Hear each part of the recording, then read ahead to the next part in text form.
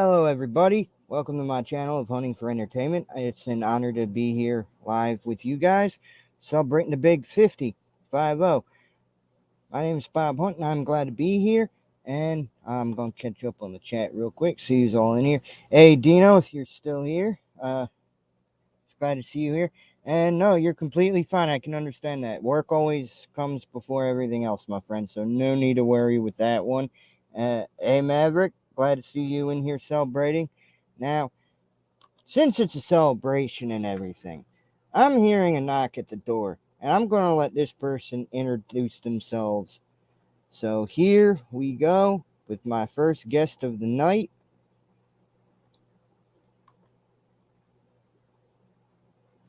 Bro, I swear, this phone's gonna be thrown across the wall.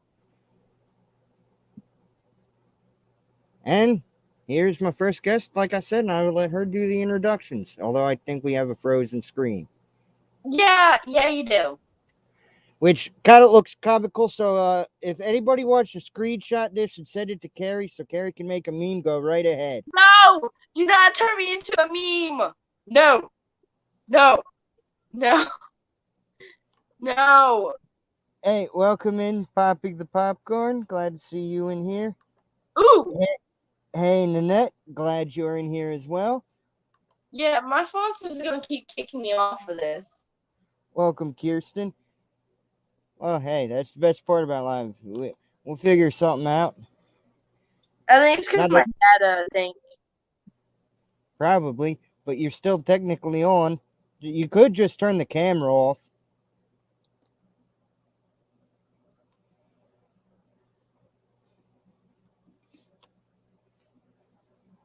Thank you very much, Nanette.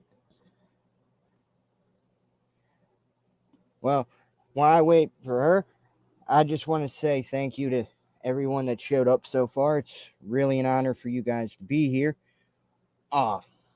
If anybody would like to join, or if you're able to, if you have Instagram, and I'm on Instagram, Hunting for Entertainment, I would be more than welcome to have a few guests come in. So if you would like to do that. Hey, Larry, welcome in. Glad to see you here. Let me just pop my guest back in. Now let's see if that. You can always turn the camera off and see if that works. Bob! Yeah? My phone's gonna keep kicking me off of this. Well, because you probably keep getting texts, to be honest. No! It was just randomly kicking me off. Oh, if you're talking about when I removed you, it's just because it was lagging and it'd be easier for you to situate yourself. It's just gonna keep doing it. It's gonna kick me off no matter what. Well, you don't know yet. Let's see about with the camera off, because that usually works for me. All right, Nanette, give me 1 second. I will send you the link. So bear with me. So, Army, let me ask you a question while I got you here, and we're going to just shoot the, so they say, shoot the, yeah, you could say that. What would you say is one of your favorite memories of being a part of the live streams so far? So far, I have to do one of my favorite moments was probably doing the one of the Slash Sundays with you and Marcus. Okay, that's good. I'm glad. I thought you would have said maybe Hatchet 3 or something, but that one because like it was. I think it was maybe something about that, but like that was like the most moment where I'm not just on your live and doing your streams with you. It's on someone else's as well. So I'm not just. It's not just me and you do them, but I got them to do it with Marcus as well. So I got like upgrade to another person to do live streams with. That is true. Welcome, Carrie, and welcome, Extron. Glad that you're both here. Carrie. I hope somebody had screenshotted that earlier so we could get that for you. Because I know you would definitely have a field day with that one, Carrie. No, turning me into a meme. Okay, turn me into a meme. I would like to see it, though. Yeah, I would, though. Oh, Usually... 'cause I don't know what I Okay, have. that's yes, that is definitely a good memory. We got Carrie saying harmony. Carrie! They're my best friends. Oh, okay, Carrie, that's it. Me and you got to fight now. Ain't only taking my best friend. Now we got to fight.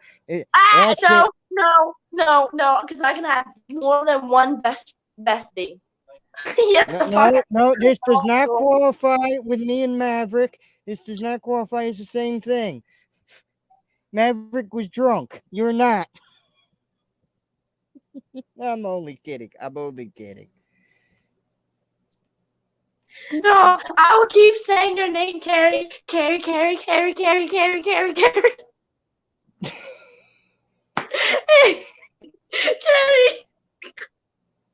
Thank you, Extron.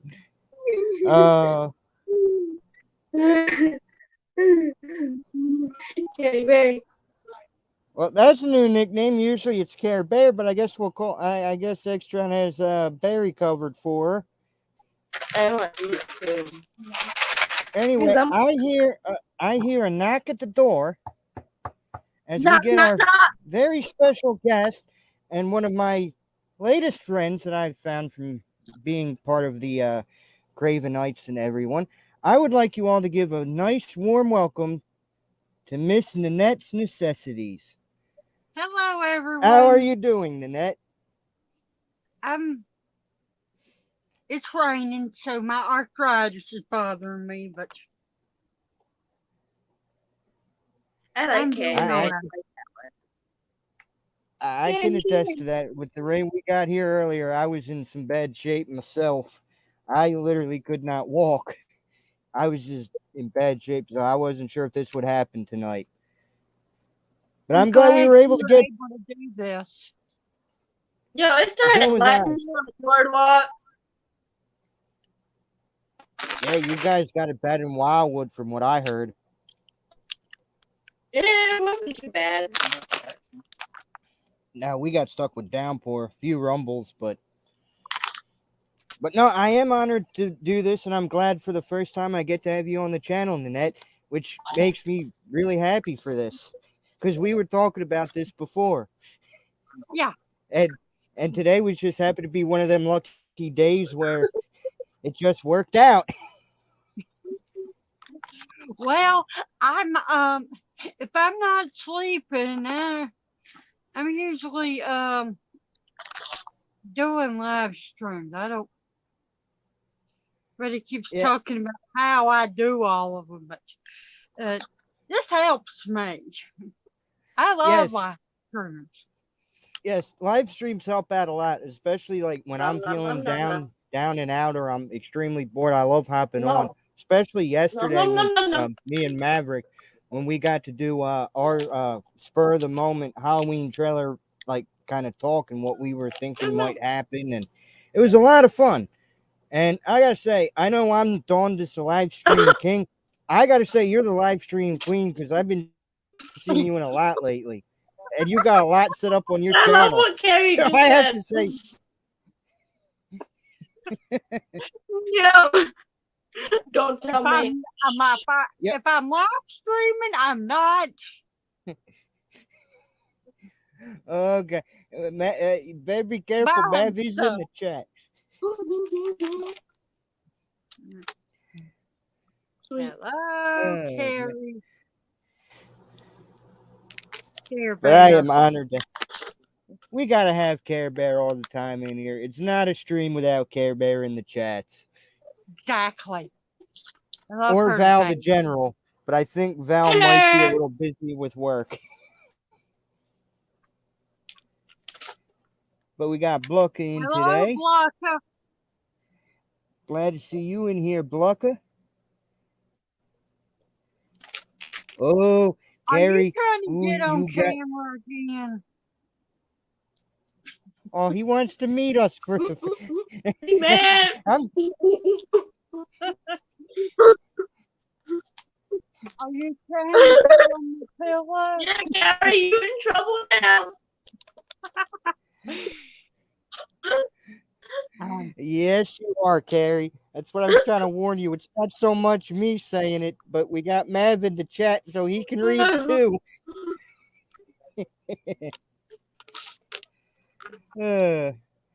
So Hello, let me Mav. ask you something, Nanette. Okay. From your time in live streaming and that, out of the things me, Marcus, or anything I've been a part of, what would you say was one thing that stood out to you from the time that we kind of met via the streams and that? I'm not exactly sure what the question is. Are you asking me what stood out as far as with me doing live streams, or are you asking me what stood out that you've done on your streaming? That I've done, whether it's like on my own channel or with Marcus or Craven or Maverick or even the one I did with Knight. Well, I noticed that you're very passionate about whatever it is you're talking about when you're doing a live stream. And I try to be. Sometimes it's hard because it's the same topics over and over, and I try not to repeat myself so much on that. But I definitely have to say, for me, when we first met in Night, I wasn't on the stream itself. I was in the chats. But for me, meeting you, I'll never forget because you wanted to donate some money to Knight's stream that he was doing, and you didn't have any money. And me and a few other people in the community kind of donated some money saying it was from you. yeah, I remember that. I gotta say, that was probably one of my favorite memories of how we met because that was just cool. Yeah, I knew that I found something special when y'all all did that, and it's like I told Nike this the other day. It doesn't feel like it's just an ordinary community. It feels like we're family and we're friends, and we've known each other for years, and we've only known each other for a little bit of time. But I really feel like I've found something great in this community, and a lot of people don't like me, and they dismiss what I have to say and everything. And but y'all never have. Y'all listen to me. Y'all encourage me, and it's great. It means more to me than y'all will ever realize. Definitely. I mean, I gotta say, this community as a whole, whether it's from Craven's fans, Knights, Killjoy Jakes, Fates, whichever, this whole community has so many amazing people in it, from Carrie, Val, Amber, to Uninet, to Marcus. It's just amazing how we all met at different times, but we kind of connected via like one community. And now we all can kind of connect, because before I was doing anything with YouTube, I was having a hard time because a lot of people would knock me because I love horror, wrestling, and nobody around here really likes those stuff. So it's very hard to get along with people other than Harmony with that in the state of Jersey.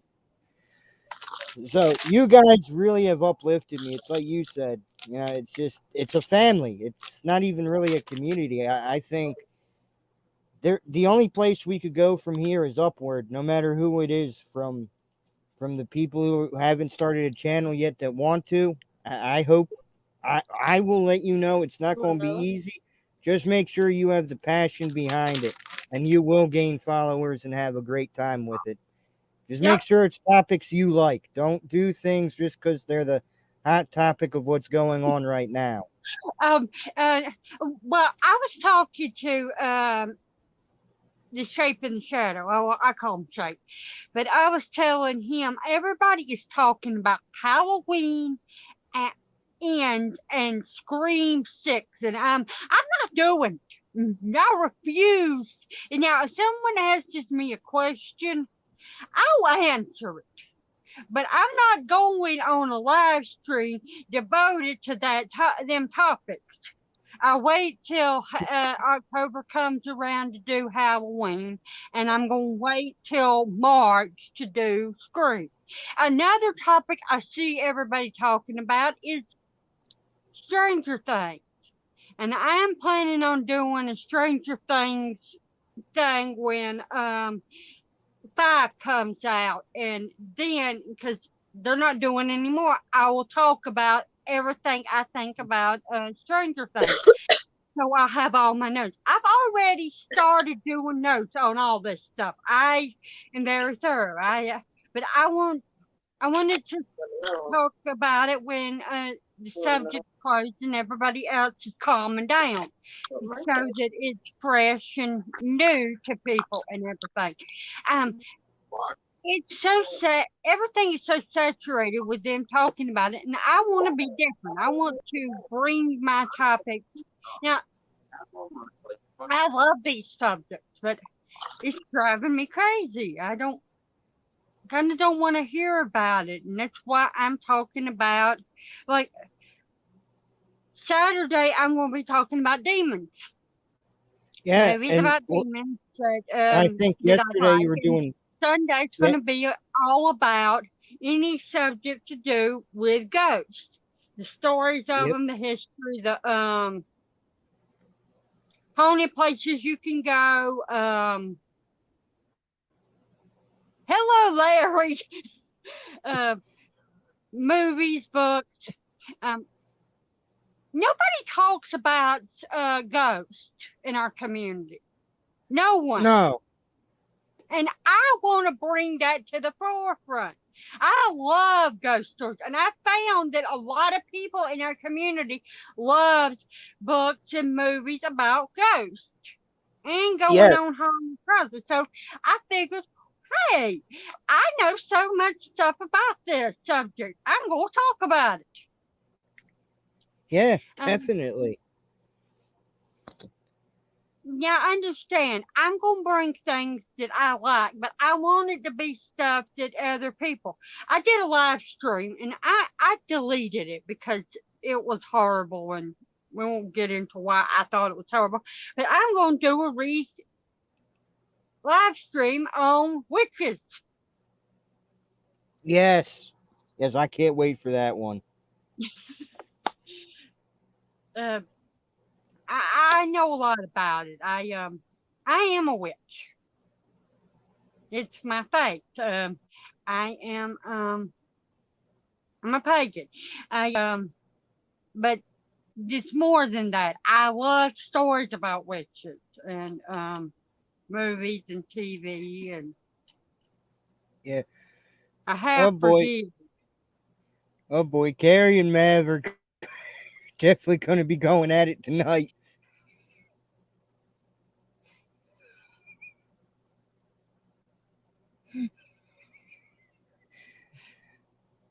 Oh boy.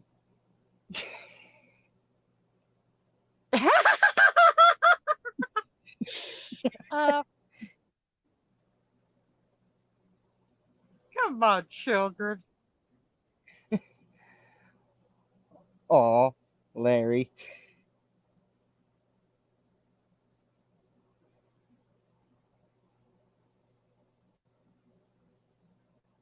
Thank you, Larry. That means a lot to me. I try to be. I like to make my motto is make at least one person every day smile.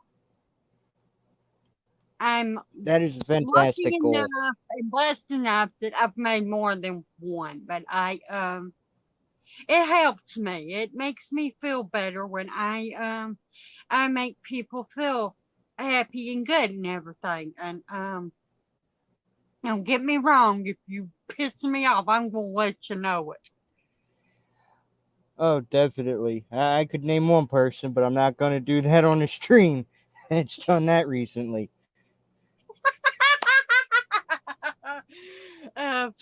But yeah, I try to be as nice as I can possibly be. But if you cross the line, you're gonna know it. And of course, a few people I didn't tell that I didn't like them, but I'm sure they know I don't now. I'm pretty sure you're talking Yeah, about the same person. Um, starts with an H. yeah, yeah. Well, I Mm-hmm. guess I guess I was right. Yeah, I didn't tell them I didn't like them. I just started blocking them. Yeah, I after didn't certain know how to comments tell towards them. two people I enjoy from the community, yeah, that kind of really set me off. Yeah, definitely. I I don't like it when people are always bad mouthing and criticizing and complaining all the time. And that person does it, and then they started bad mouthing two people that I know or have the best of intentions. And it they what really pissed me off is they went on live stream and talked about their problems.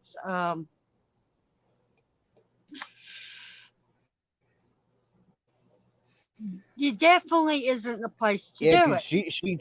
yeah, yeah, because she threw me under the bus, and I was having a rough day that day, and I thought she was talking about someone different, because I know about like four to five different Ambers, and me and one in South Carolina had a fallout, and she threatened to go tell everybody I know about our fight, and I thought like that was the Amber she was talking about, not connecting dots at that point, because I was talking to someone trying to get their opinion on it, so that was in my mind of that Amber, and then kind of afterward, when I when I was hearing things from other people, it's like, oh man, that was not the same Amber I was thinking about. So I had to go try to make things right with the one Amber, and it just made things even more complicated. And then as soon as I heard about the drama with her and our general and one person who has shown me nothing but Exactly. support, I can't do this. You're just bringing drama to bring drama, and it's unnecessary. Yeah. I told Knight and Craven about all this, and they were very upset. They're like, "You can't leave the community. You know, you are family. We all love you. You cannot leave us." Uh, Yeah, you're so supportive, but I've even been told that if I ever wanted to be a mod, I could be on some of the channels and everything. That's too much dang it's too that's too much much work. power for me. Yeah, exactly. I feel That's the too much same power and way. work. It, it's too much work. You have to promote everyone. You have to go to all the live streams and support them and everything. And I love the community, but I can't come to all the live streams, especially now that everybody's talking about Scream and Halloween, and it's driving me crazy. They don't. Knight does have streams where he don't talk about it all the time, and so does Craven. But so many of those streams right now is talking about that stuff and everything, and I can't deal with it. It's driving me Yeah, crazy same hearing here. all about that stuff, and The only one I really enjoyed recently was the one I did with actually this week on both of them, because Craven was more the whole Halloween franchise. We did dive into ends a little bit, but we were more talking about like our favorite moments from the entire franchise. So that was cool. And then even with Nights, even though it was Scream 6 and that was more about what we're hoping for, but with ends, we were talking about more about what we expect with the trailer the next day, which that was even funnier because after we got done, the trailer was leaked and Universal had to put it out quick. So we got it that, and I didn't end when we did, we could have did a live reaction.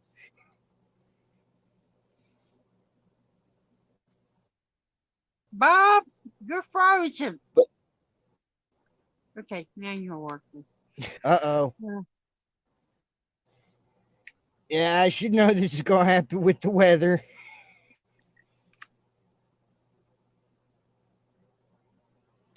But I'd rather be frozen than unfrozen. It shows that I'm still gonna be here. Hello. But all right, Yeah. now let me ask you your opinion on this. Are you excited for Hocus Pocus 2? Yeah, I am. I'm a big Batman fan. No, yeah, Batman. Um, and I love that the original, and it's gonna be a lot of fun. I think. From the trailer I've seen it, it's definitely something I want to see. Even before I seen. Yeah. Hello, Craven slash Steven. Hey, glad to see you in here. Thank you so much for that, Craven. Without you, I wouldn't be where I'm at. So definitely owe it all to you for getting me closer to 50, and now I'm at it, and I owe it all to you, man. Thank you so much. Yeah, I'm surprised. Everybody I've talked to says the same thing. I have 51 people subbing to me already, and I've not been doing it very long, but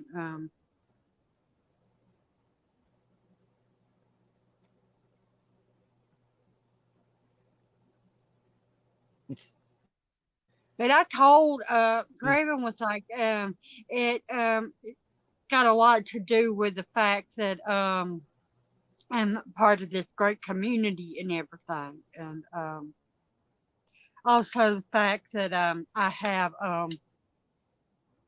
great personality.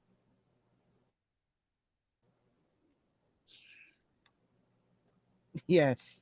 Yes, you do. Okay. Bear with me here. I got some technical difficulties. Yeah, I can This thing see looks as if that. I can't even see the chat.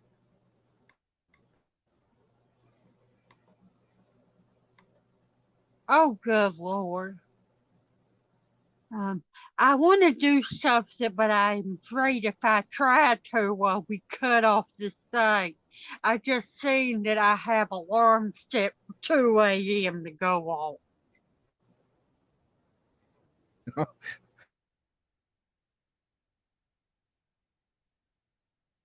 Why I have alarm set for 2 a.m., I do not know. I must have done it when I was half asleep.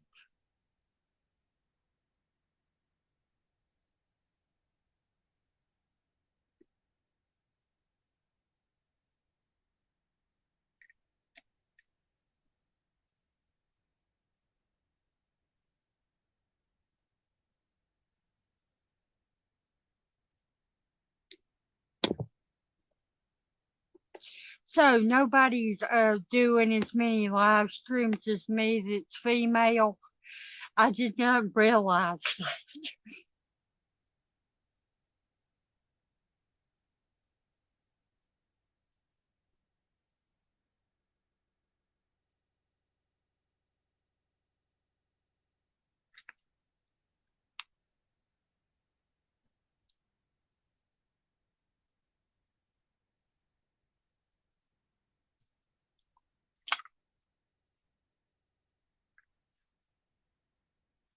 Um,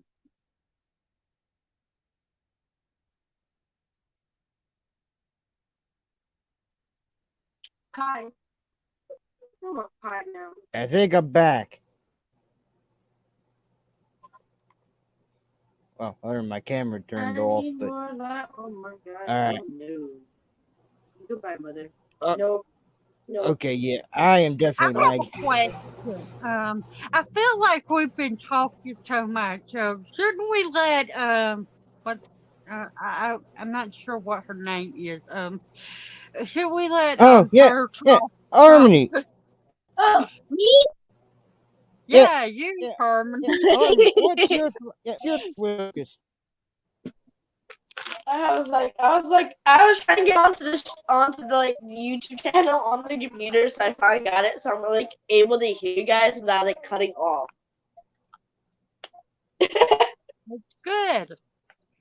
So I was messaging from my fiance's YouTube channel, so that's why I had to let you guys know so it was me that was in the chat. Yeah.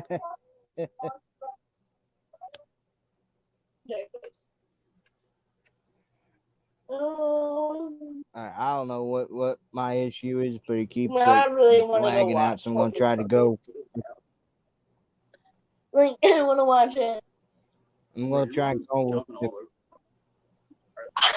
Leave me alone. Help. but yeah. I So got Harmony, someone what is your bullying me. thoughts with Hocus Pocus 2? Help. I can just ask you to leave, so I won't. I'm not that heartless. Or am I? Bob, am I somewhat heartless? Uh, well, I'm not gonna answer that on a live stream. But in all honesty, though, let's get back to the subject at hand. What's your thoughts and hopes with Hocus Pocus 2?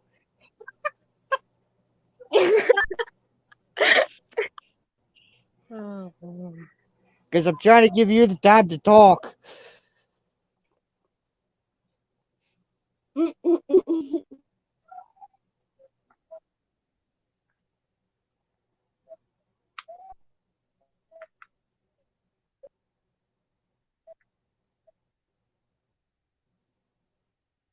I have no way of logging into Xfinity to be able to make it go faster.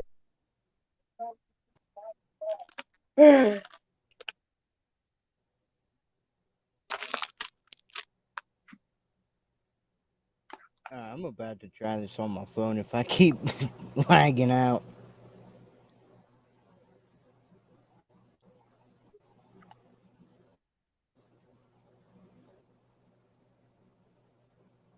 Glad to see everybody in the chat talking.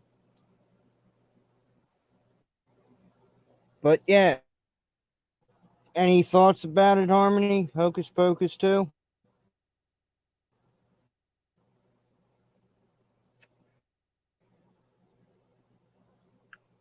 Guess she went muted. Well, okay then. Well, let's see. Anything that's coming up within the next couple weeks you're looking forward to watching the net? Yeah. I, I forget what? well, I have two movies that I wanted to see, and one of them's already come out, and I went to see it with my aunt. And the other one won't be out till October, and that's Halloween ends. But yeah, I'm waiting till they come out where I can watch them on digital and everything. Oh, wait a minute. There is something that came out yesterday that I'm excited to see. I haven't watched it yet, but it's on Hulu, and that's American Horror Story. Um, Ooh, yes. but yeah, I went on to my Instagram and asked anybody if they wanted to do a watch party after I watched it, but nobody answered anything about the hello, necessary distraction. Okay, yeah, I'm gonna try this with. I'm just lagging horribly. I don't know what's wrong. This is what Marcus was having with the.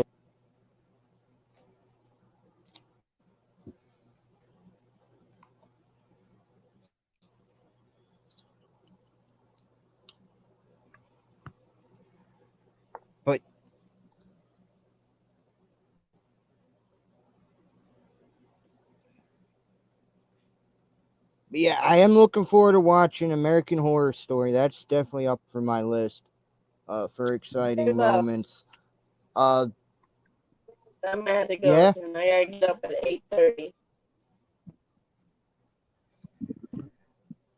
Okay. Well, if you need to go, you can go now. That's all right. I fully understand that because it is after midnight on the East Coast.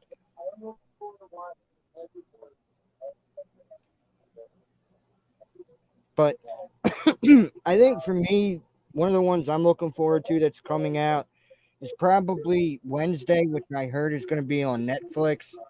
Not sure if that's going to be a movie or show, but I'm looking forward to that one. And of course, Halloween ends.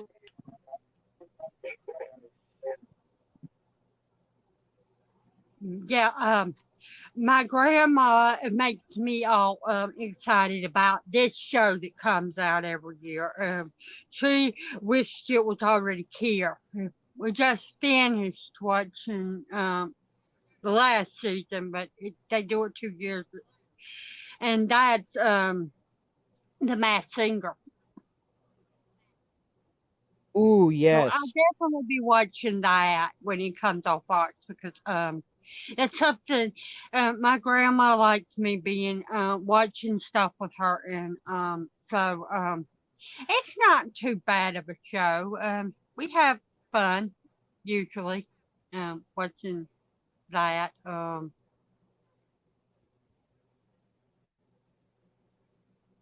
Yeah, A lot of that is people a good don't show. like I it. know my grandma likes that.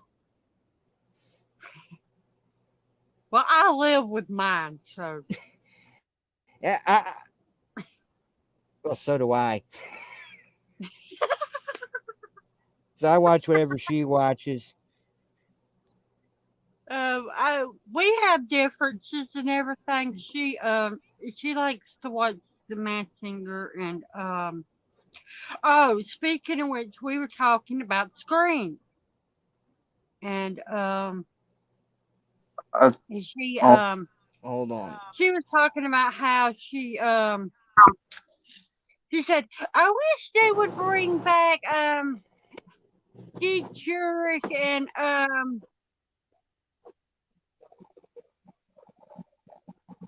Matthew Lillard because it's supposed to be a new movie. It's not supposed to be and if they brought them back, it would be a great movie.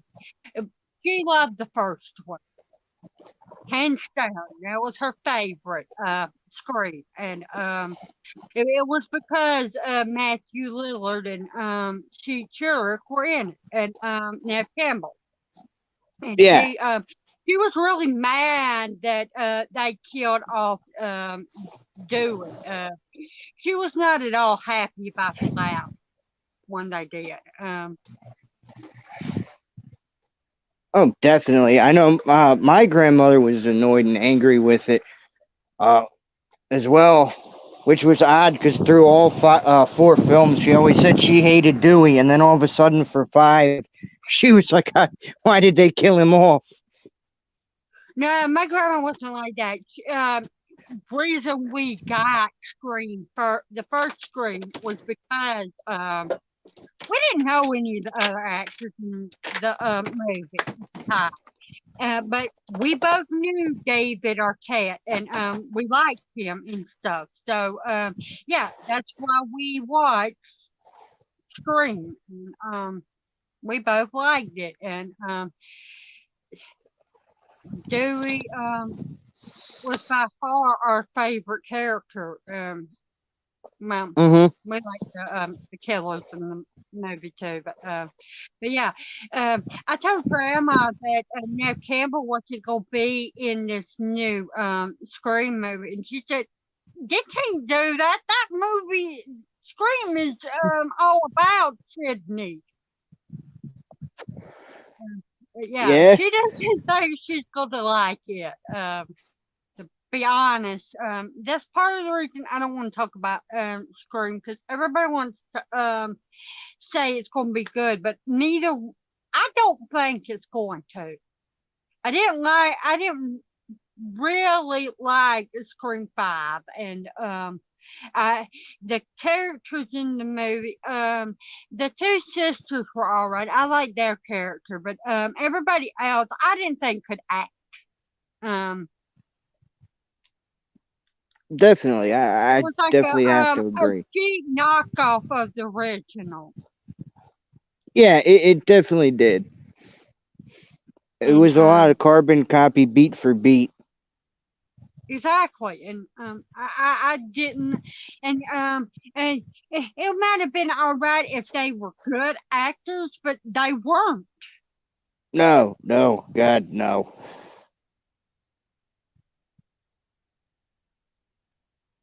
Well, we got And Bluckus said everybody Wednesday. seems to like put five in high regard, and I can't. I do not really like it. I can watch it. I've watched it 3 times already because Grandma wanted to watch it and everything. But yeah, it's nowhere near as good as the original. It's not Wes Craven. And Very true. it was a tribute to him, and I'm afraid that the next one's going to be even worse because it's them leaning on themselves. And I'm afraid that they may even do the trump of trying to copy Scream 2. Yeah, it definitely seems like they might go that route, and that has me a little worried. Yeah. But anyway, we got Blucker here saying the Wednesday show sounds like it's just going to be another generic high school drama featuring Adam's family characters from the plot synopsis. It does, but also it's Tim Burton. Tim Burton can make almost anything seem different. Oh, I did not know this. I haven't heard about this. I don't know what they have. I guess they've sent me notifications through Netflix and everything, but I haven't really been looking at my emails.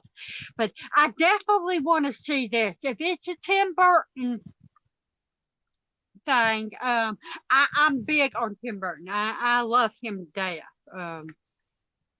Oh, so do I. I know he wanted to get Mr. Johnny Depp in for playing Gomez, but due to certain circumstances with the trial, that didn't really pan out. And all that damn trial was a damn smart ass no account hussy trying to ruin someone that didn't do anything wrong.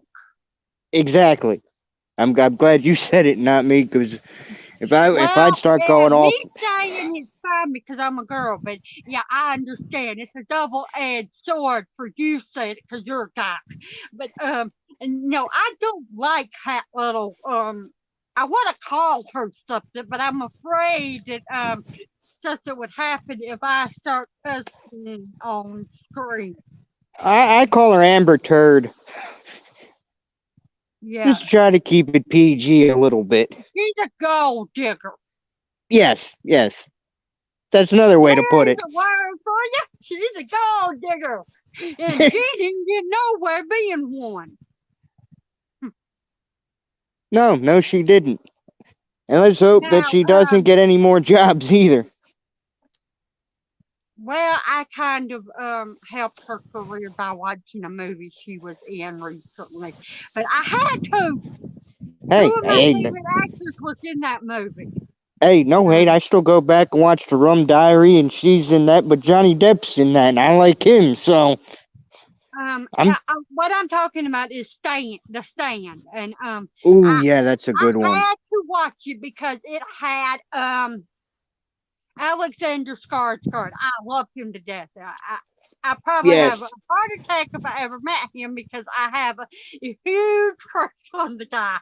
Um, I've loved him ever since True Blood, and I still need to watch the Northman. I know a lot of people are saying it's not that good, but it's got him in it. I will enjoy it. I know I will. Um, Everybody hated Tarzan, but I enjoyed it because he was in it. And It also had Whoopi Goldberg in. I'm talking about the set. I definitely love her in it, and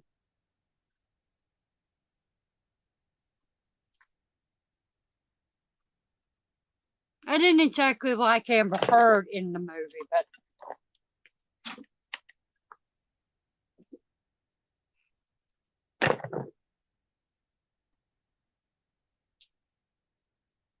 Bob, are you frozen?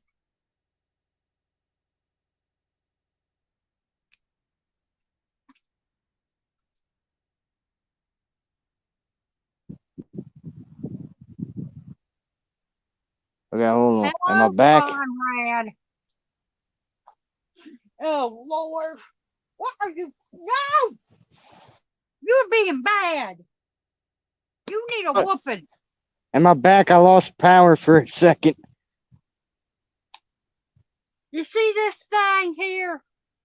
This is my Yeah, I think. telephone, and Ooh. it's stuff for me to take off my makeup. Then on Mr. Troublemaker, my doggy, he took and he bit off the lid and Oh, he was making stuff leak out, oh my God. trying to eat it, the bottle. Oh my God. Oh, that is so. But yeah, sorry about that. Lost connection for a second. I don't know if the power went out or if the Wi-Fi's acting up. I don't know what. It might be the storm. I'm gonna have to put stuff. Okay, here you go, Duckio.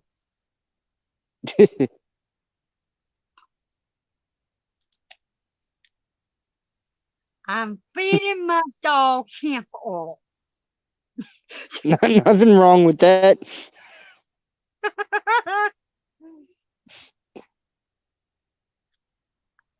He loves hemp oil. Maybe it'll Yeah. help him sleep. Yeah. Oh, I checked out one of those books. I can't remember what the title was, but it was that one that had like it was following one person, but every story was different. That one was about like Phantom of the Opera. Oh, you I like got him? that. Oh my God, I love them. I'm I getting the definitely whole have to set. read them books then. I still haven't read them. But I told Heather that I was going to on Instagram. I said I'm gonna do I'm gonna do a thing on YouTube video saying all the books I'm planning on reading, and maybe I will get it done and start reading these books. Um, and so I'm going to start putting out videos of books I really plan on reading. Maybe I'll, instead of go for when I'm going to read it and then do a review on it. Yeah, Oh, she was all for that. She said that's a good idea. oh, definitely. Yeah, one of my friends made a suggestion with me being entertainment one day. Grab like a book and kind of like just try reading a chapter and seeing how people react. Like, I don't meh. know if I should do that on my. Every time I try to read a book out loud, my Jack goes crazy and tries to kiss me all over. Yeah. Me, I might have a hard time because I'd start stumbling on the words and that because people be commenting, I'd just be laughing. Yeah. I don't think I'd even get through a chapter, even if it's something I love like Lord of the Rings or Harry Potter or that. I'd have a hard time with doing it as a live stream. Yeah, I'm better about reading now. Ooh, what's a better movie, Unfriended or Don't Hang Up? I can't say anything about that because I've only seen Don't Hang Up. And I've only seen Unfriended, So so that I can't answer that one right now. Next time I'll answer that. I'll watch Don't Hang Up. But I have heard good things on Don't Hang Up.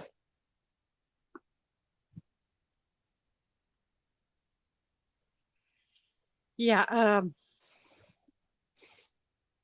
it's a pretty good movie. Yeah, I thought Unfriended was pretty good too. It's one you kind of have to bear with the story. It's more modern and a little confusing to follow through, but I thought it was a good movie. Oh, I know what the storyline is. It's supposed to be about yeah, someone blocking some on These, oh,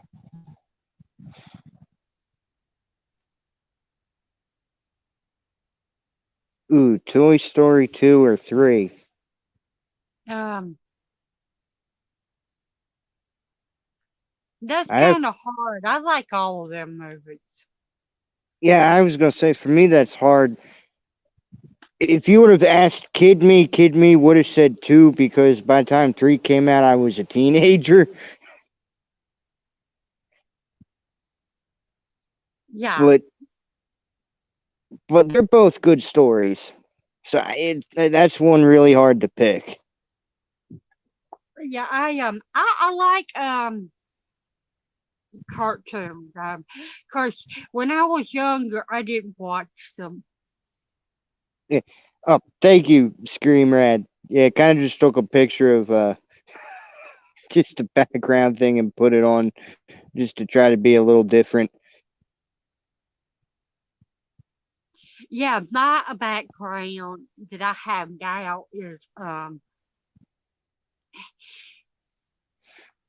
I popping the have popcorn made for me.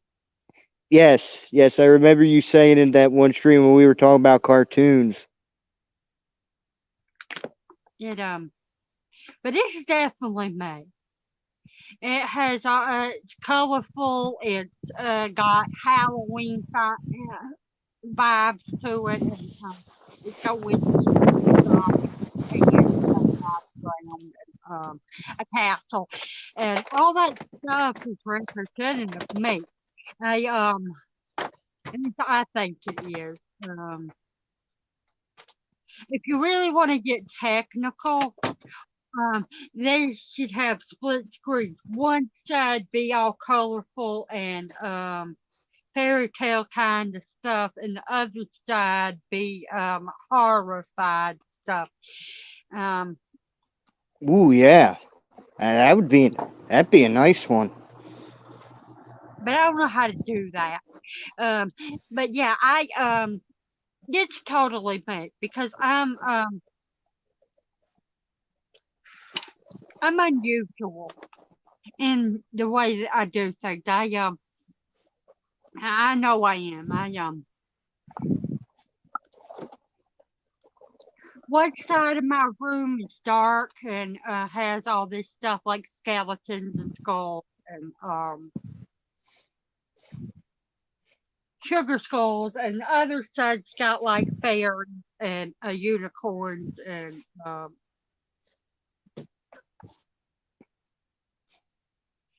two things that are polar opposite of each other, and Halloween and Christmas. They may be close together, but they're polar opposites. One is um,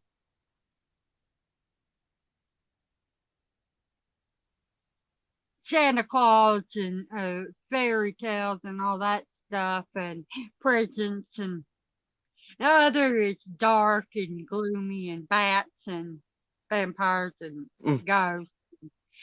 And that's me.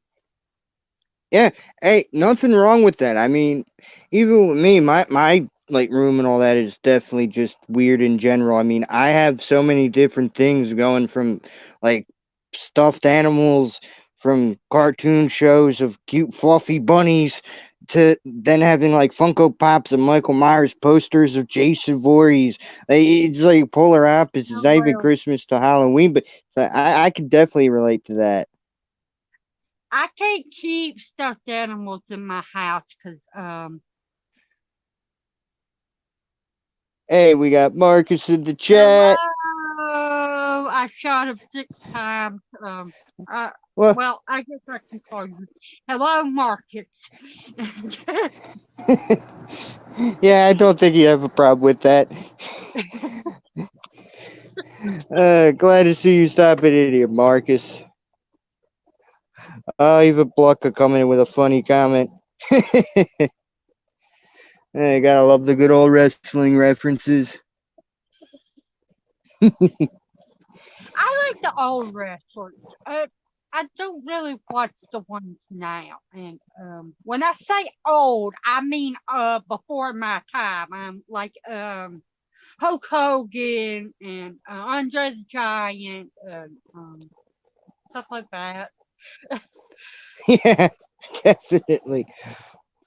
Oh, Scream Red with the. Oh, that's a tough one for I me because Bo. prefer Stone Cold Steve Austin over The Rock. I like The Rock a little bit, but he thinks he's so much better than everybody else, and I don't like that. So Yeah, he's I a was. hot head. Yeah, I was gonna say I'm definitely more of a fan of Austin in that sense. Now, if we're talking movie wise, it would have to go to The Rock only because yes, he does have the better films out because he's been in far more. I only like him in as the Scorpion King. Ah, Sorry. okay. And I will watch the Fast and Furious movies, but that's for Van Diesel. Yeah, I was gonna say for me that's Michelle Rodriguez and Vin Diesel. But of course, I do like Paul Walker. But he's not in all of them movies. And No. I like Tyrese Gibson. Uh, but yeah,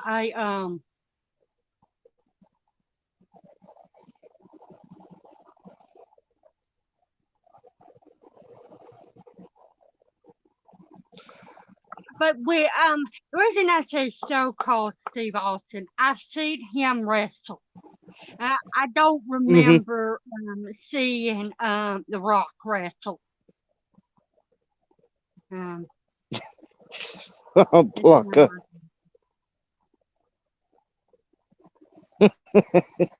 Blanca. Only you, Blanca. Speaking of Tyrese, there's a movie. Well, there's a series of movies, and they're Netflix, and I love them. Everybody thinks I'm weird for liking these because they're children, and but they're live action. But I like anything to do with oh crap, I can't remember. I see his face. I was just talking Oh, about him a few hours ago. He's done a bunch of movies with John Carpenter. He's Goldie Hawn's old man. Oh crap! oh my God! I can't think of his name, but I know who you're talking about. But he did a couple movies for Netflix, and he played Santa Claus, and I love him in everything I've ever seen him in. So Yes,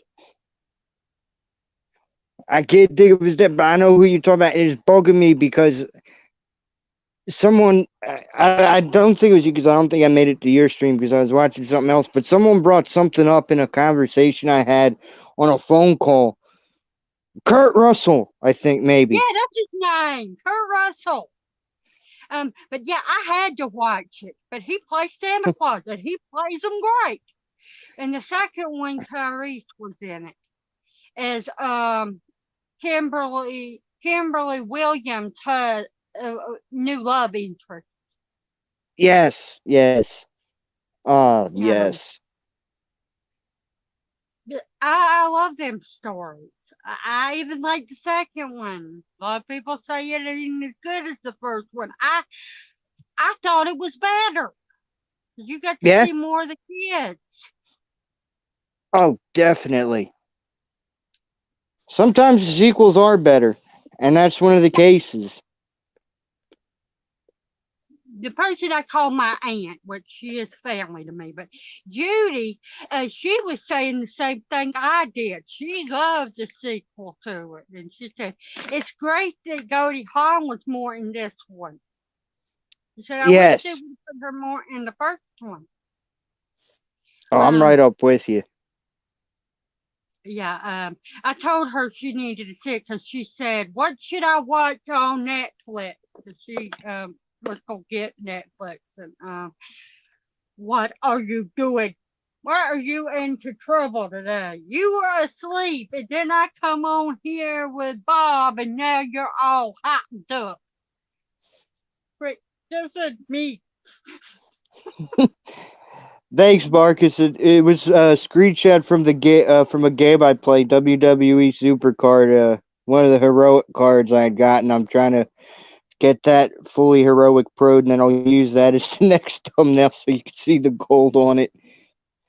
Also, Marcus, if you're available on that, I sent you a link to your Instagram if you want to join.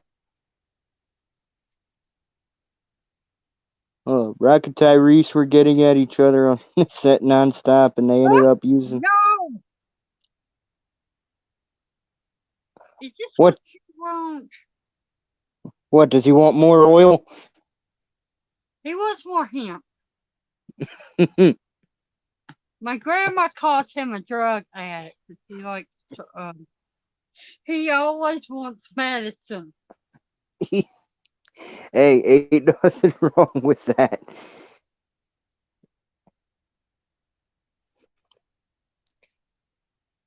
I've known animals that have done far worse than that. I can't say what I've seen a cat do because I'd get cut off the stream, but I've seen some weird things. What are you doing? Quit licking.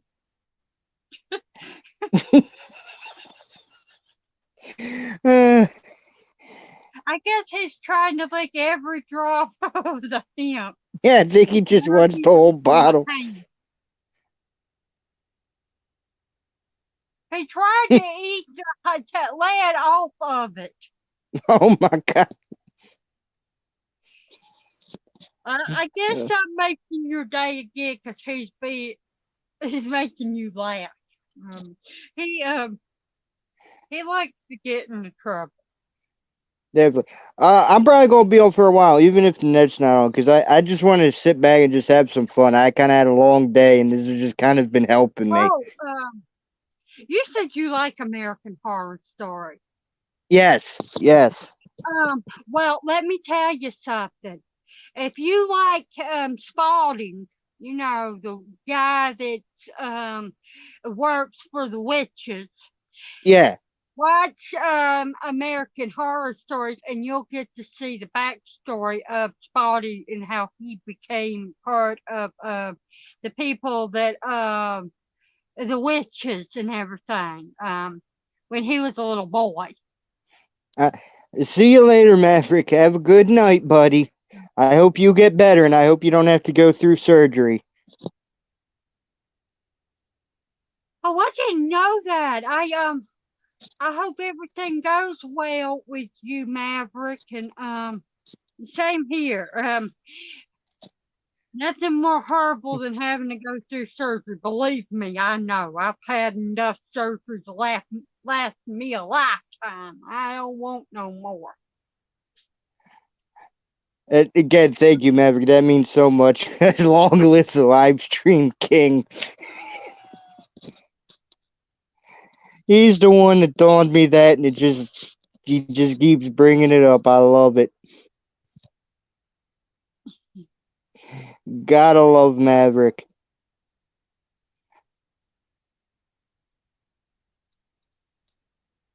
Ooh, Scream Red with a good wrestling question. I don't know if you'd be able to answer this because there are some newer matches in that from back from before the day. But what's your favorite match stipulation? I'll have to go with the Elimination Chamber. I love the concept. I could give you that with 6 people entering, 2 start off, and then I forget the length between the number, and then who's ever picked has to end until all 6 participants have been in the match and last one standing wins. Uh, Definitely, I'll give you that. But for me, I'd have to say the good old steel cage match. That's what I was thinking. Well, I haven't seen what he's talking about, but I still probably go with the steel cages is my favorite, even if I had 'cause they get pretty crazy in them steel Yeah, cages. it'd either be that or Hell in a Cell. It's really hard for me to pick between the two of them because both can get very crazy. Yeah. Cool stuff. All right, that sounds good, man. Just when you are backstage, just send a private chat so I do know because I had to use my phone because I'm having so many problems with the computer. Uh, Behind the mask, there is more than just flesh. Beneath the mask, there's. Hey, that is very true, my friend. Ooh, Larry Warner with a very interesting answer to that. His would be tables, ladders, and chairs. Now, are you talking about the original concept where it was technically a ladder match, but they allowed tables and chairs? Or are you talking more the well, it wouldn't be modern for you because you would have stopped watching before they updated the rules. Never mind. I answered my own question, realizing when you would have stopped because we had that talk. But Yeah. going back to what we were talking about earlier, no, I love the idea of you doing anything with books and that because there's not many people in the community that I know that do reviews on books and that, and I think that's going to be very interesting. Yeah. I don't have very many history of reading books. There's Peter Pan, and I don't mean Peter Pan like the movie. I mean all the books, all the Peter Pan stuff. I've read Yeah, them. I've read The Lord of the Rings, and the only one it was no, it was all of them because it was a book about this big. And I had it all together. The Chronicles of Narnia. Um, and I've read a series called Anita Blake Vampire Hunter. ooh, Big into yes. that. So much so that I even my original Gmail address was Anita Blake. That's how much I liked Yeah, the storyline of that. And th- I've read a lot of Stephen King and Ray Bradbury, ooh, nice. a few what is it, H.P. Lovecraft, and I can't remember his name, but he's the Sh- writer of American Gods and Good Omens. oh, Neil I know. something. Yes, I know who you're talking about. I just can't think of the name, but yes, he's another Neil good one. Gaiman. That's his name, Gaiman. Yes, But and I've read Chucky Stackhouse novels and Charlene Harris's mystery novel, and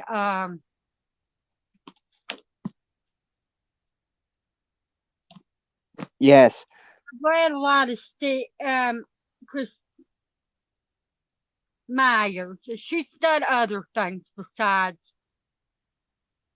Twilight.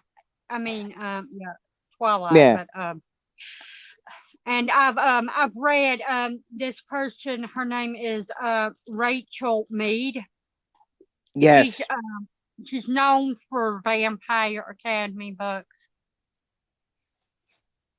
but That that is about the only things I've read, and I'm not sure how many people would be interested in hearing my reviews on other stuff, but I'm gonna give it a try. I'm gonna start with doing reviews of my books that I like and going. Oh, I forgot. I've read Winnie the Pooh. Yes, that's a good one too. No, a lot of people say they're for children, but I love Winnie the Pooh. Anything to do with him. I even have a dang onesie that's Eeyore. Yes.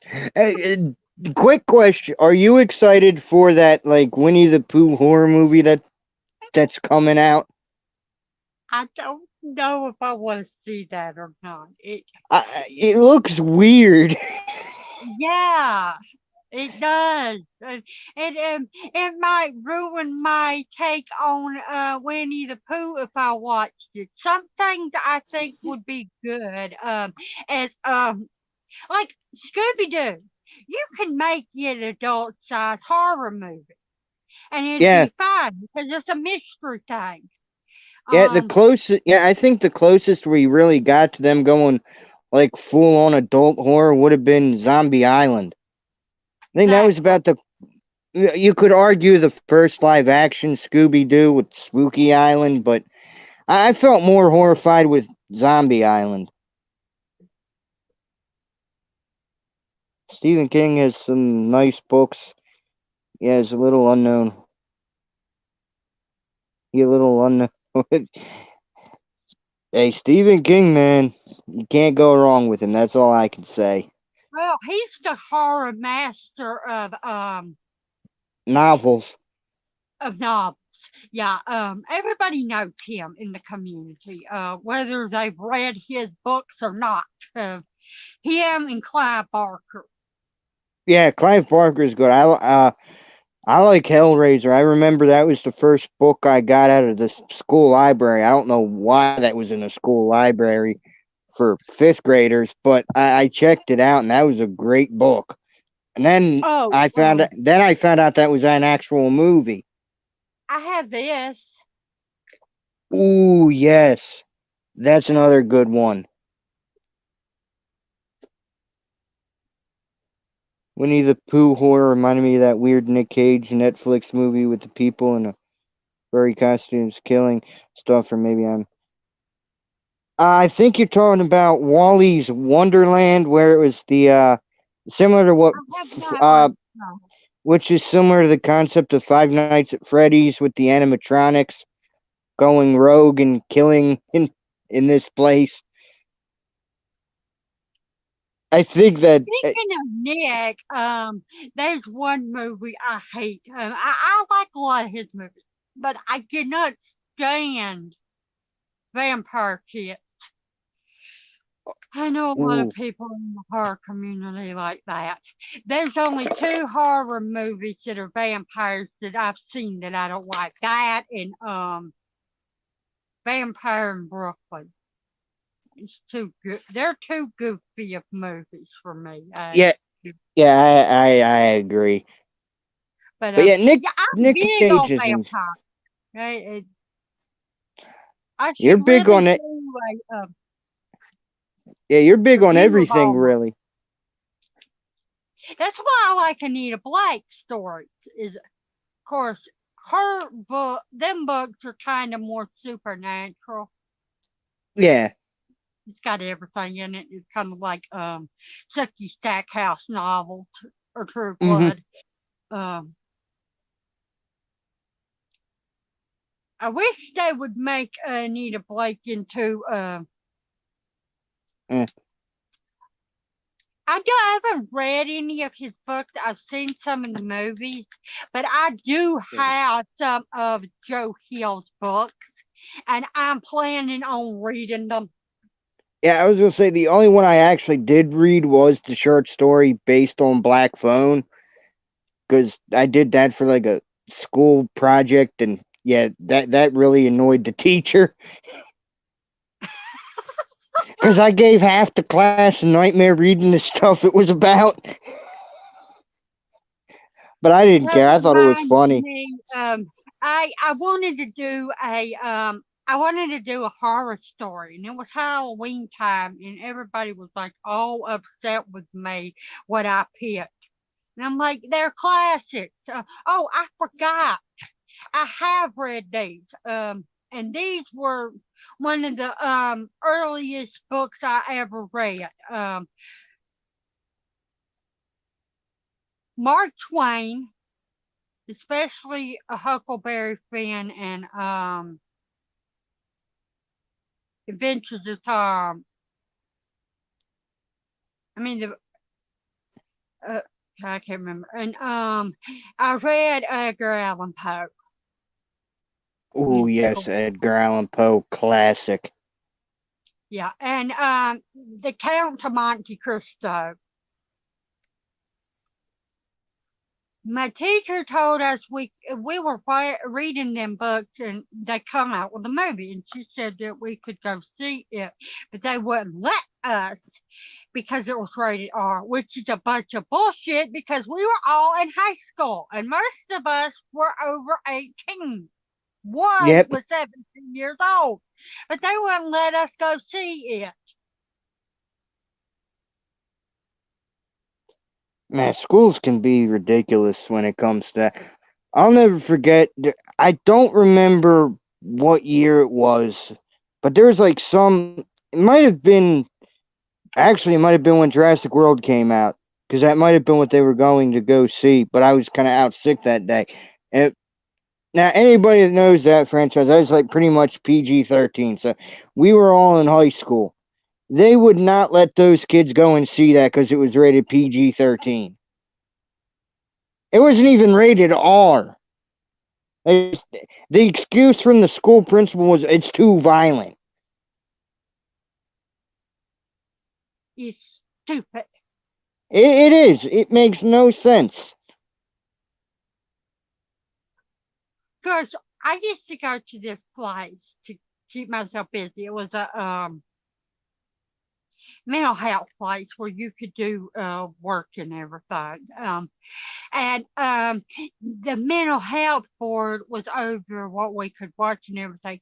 They wouldn't let us go see rated R films because they were too violent. And some of the movies that are PG-13, they wouldn't let us see either. But we're grown ass adults. All of us had to be at least 18 or older to go to that place. Yeah.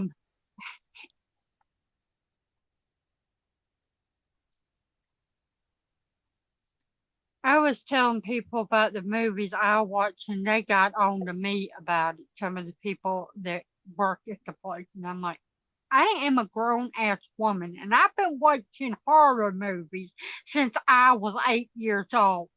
I can handle it. Yeah, it took me a year after being 7, but I could handle it at the age of 8. Of course, it doesn't help when your first film. I couldn't handle it then. It took me till I was about 12 to not be too scared of it. But I'm saying I can handle it now. Yeah, and I was going to say, for me, because I'll quickly explain this since this was the story time. When I was like 7, I went to a friend's house for a sleepover. Well, his aunt let us pick anything out from Blockbuster that we wanted to rent. Well, he went and picked out Sleepaway Camp. I'll tell you, that ending, man, at the age of 7, man, gave me nightmares for a literal year. And then came... Creepy. It is. It's not as creepy now, not being a kid, and I understand what it is now. But at that age, I didn't understand anything of that. And I was like, what the heck? Oh, you want to hear a tidbit of information? Ooh, sure. Kind of fucked up. A movie hit is PG-13 that I don't think should be because of how violent it is. But, oh well. Nobody believes me when I say this, but look it up. It will say it's PG. And that is Jaws. You think that should be PG? Should little kids be able to watch that movie? No, but that is the time frame before PG-13. Because Gremlins, when that came out, kind of helped push that boundary for PG-13. Because even Gremlins was PG. I thought that should have been PG-13 with some of the content in there. Let's see. Blucka says, when I was in school, they showed us American History X Jeffrey Dahmer documentary. Yeah, it just shows you that times have really changed. Oh, I think I Well, they froze again. let us do that in school and everything, which is kind of screwed up. I watched a documentary on Jeffrey Dahmer, on Mm-hmm. Ted Bundy, all the serial killers, but they won't let us go see a movie that was rated R. And them things are as bad, if not worse, if you Oh, ask me, definitely. Oh, definitely. You'll get than no. going to see the Count of Monte Cristo. Um,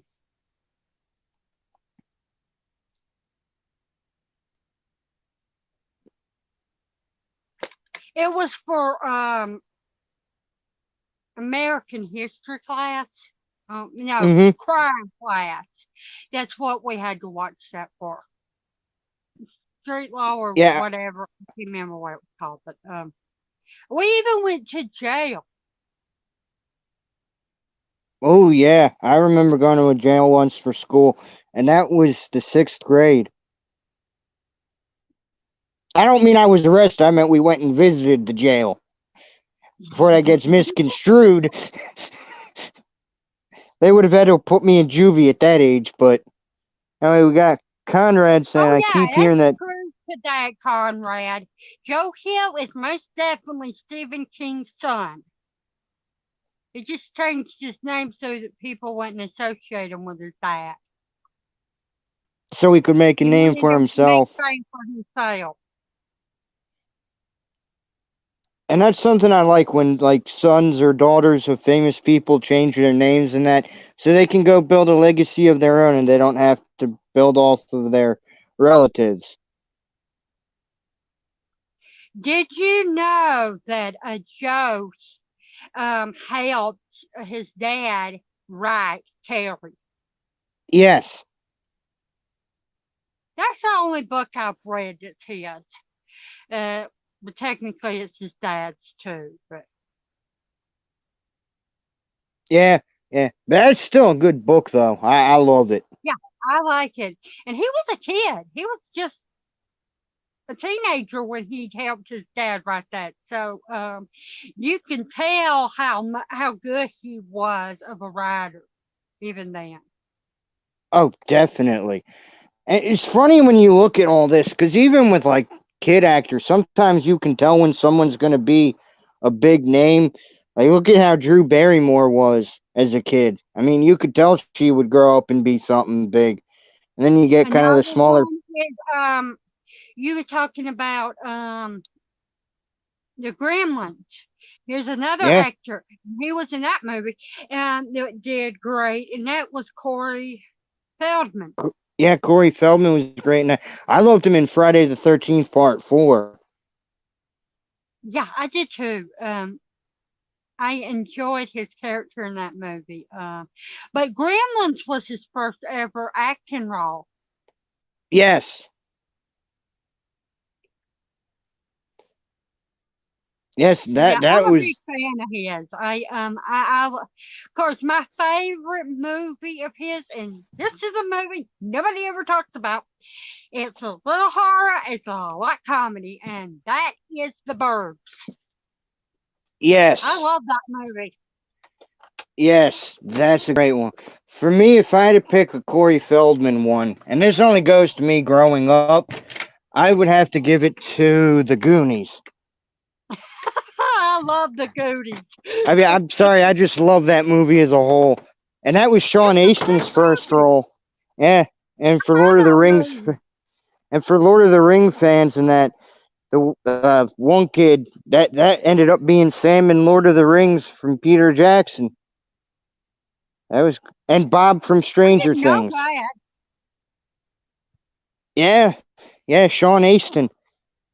That was also I think it was the TV show of the Adams Family, the original. That was his son as well. It's a bit of interesting tidbit there. Well, I learned something new on your live stream. Yeah. Hey, you always learn something new every day, right? Yeah, I try to. Uh,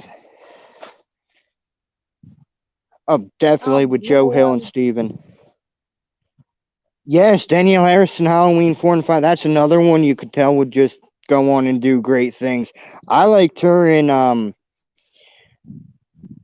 I don't remember the other person that was alongside Bruce Willis in this because it's been a while, but I like The Last Boy Scout with Bruce Willis in that, and she played his daughter in that.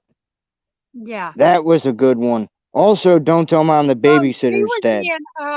in Free Willy Oh my God, yes, I completely forgot about Free Willy.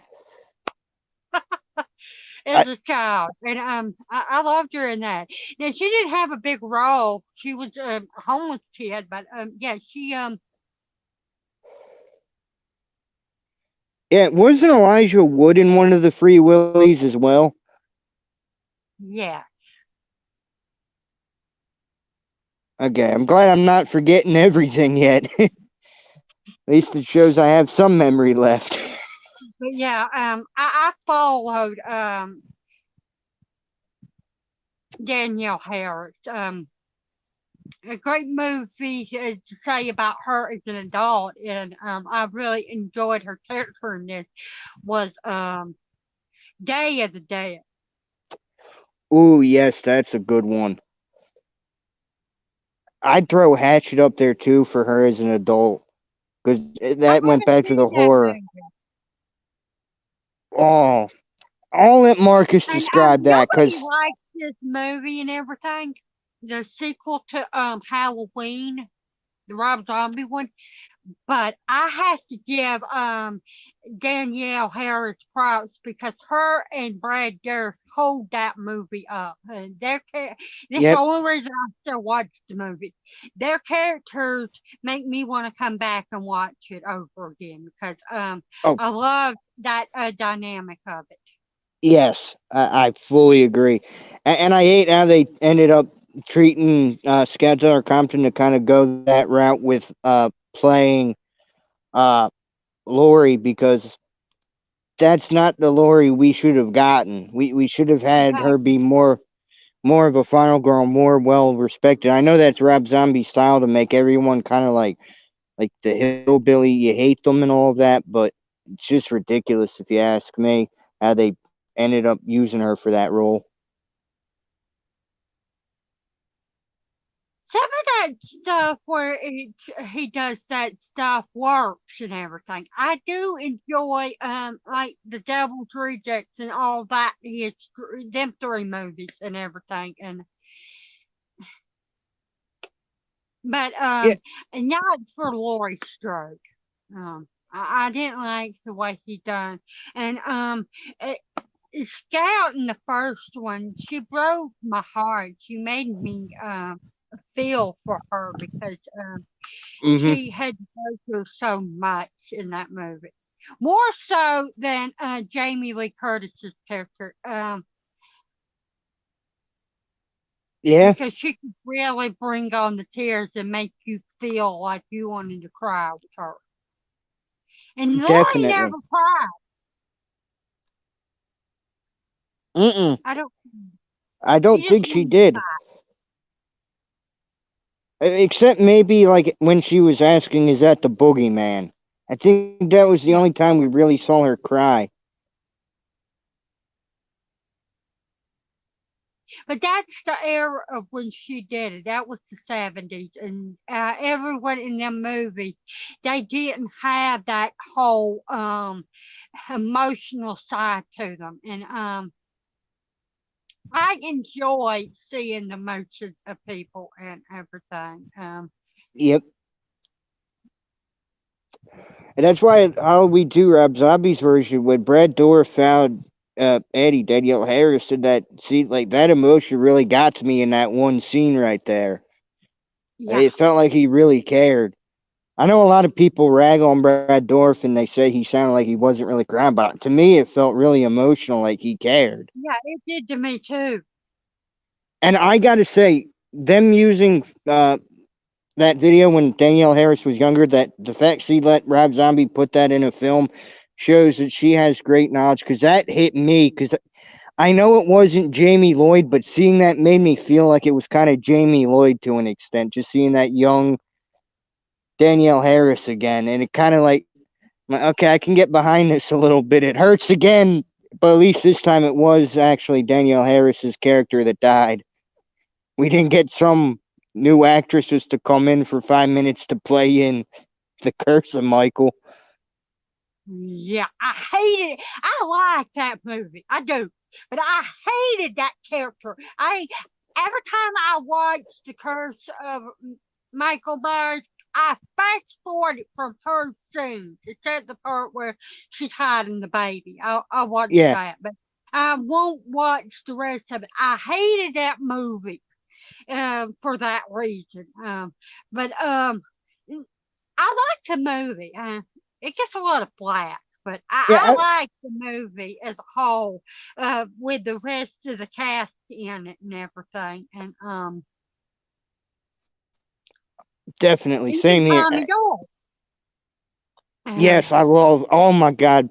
I know it wasn't technically Paul Rudd's first film because whatever film that came out later the year, he filmed first. But Halloween came out first, so that's why it had introducing. So that was kind of second. But seeing him evolve into what he became today is just something amazing. Like you wouldn't think he'd be as big as he was from Halloween at first. We just get to hear, and man, he's a big star. Yeah. Um,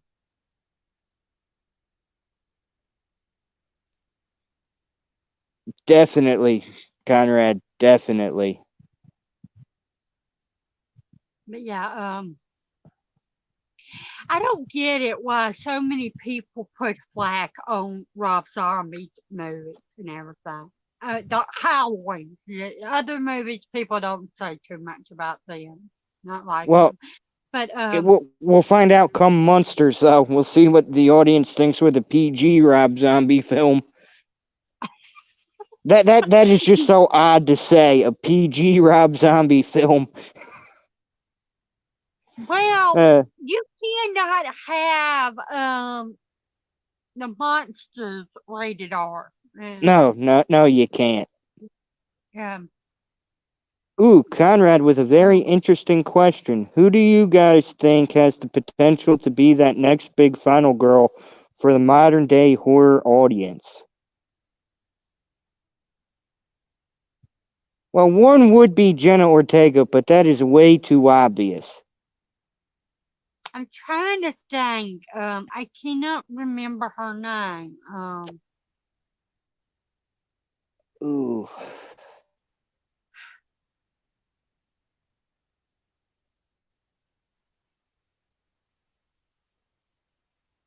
I know she's not a big Hollywood star.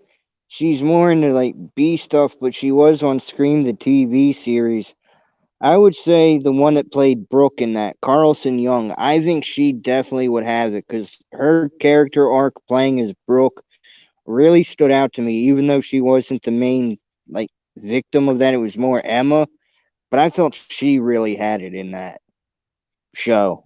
I think so. I can't remember her real name, but for anyone out there that's seen Stranger Things, y'all know who I'm talking about. I think that a new up and come, she could play either way, a horror villain or a final girl, and that is the one that plays Max on there. Sadie I Sink. Yeah, but yeah, I think she could be a good final girl. Definitely. Or 11, Millie Bobby Brown. Oh yeah, that'd be a good one too. Let's see. Blucka says Jenna Ortega has the chance to be a good final girl for the next generation. I don't feel like any other actress has shown enough talent to lead a franchise yet. That's Yeah, true, she's but the only one that's in that movie and the last Scream movie that I thought did any good in it. That was a newer cast member. The rest of the cast they didn't do too well. They were horrible in it. But yeah, she did very well in that movie. yeah, definitely. Another one I could throw in there from Stranger Things is the one who plays Nancy. I know she's not really up and coming in the sense because she's older, but I could see her doing some stuff too. Yeah, she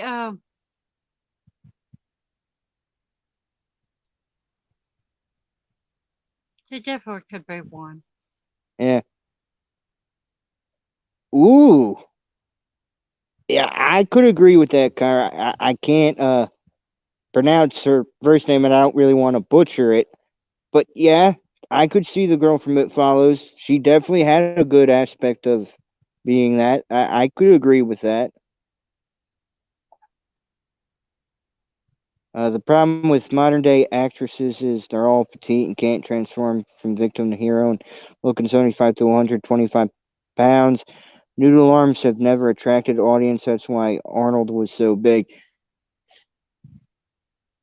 I don't know. Jamie Lee Curtis really wasn't that fit for Halloween, and look at where her career came from. Yeah. So I don't know if we could really compare men with women in that, because with horror, with women, they're not really meant to be. If you try to put in someone like a Arnold in that, you would expect like somebody big and buff to survive.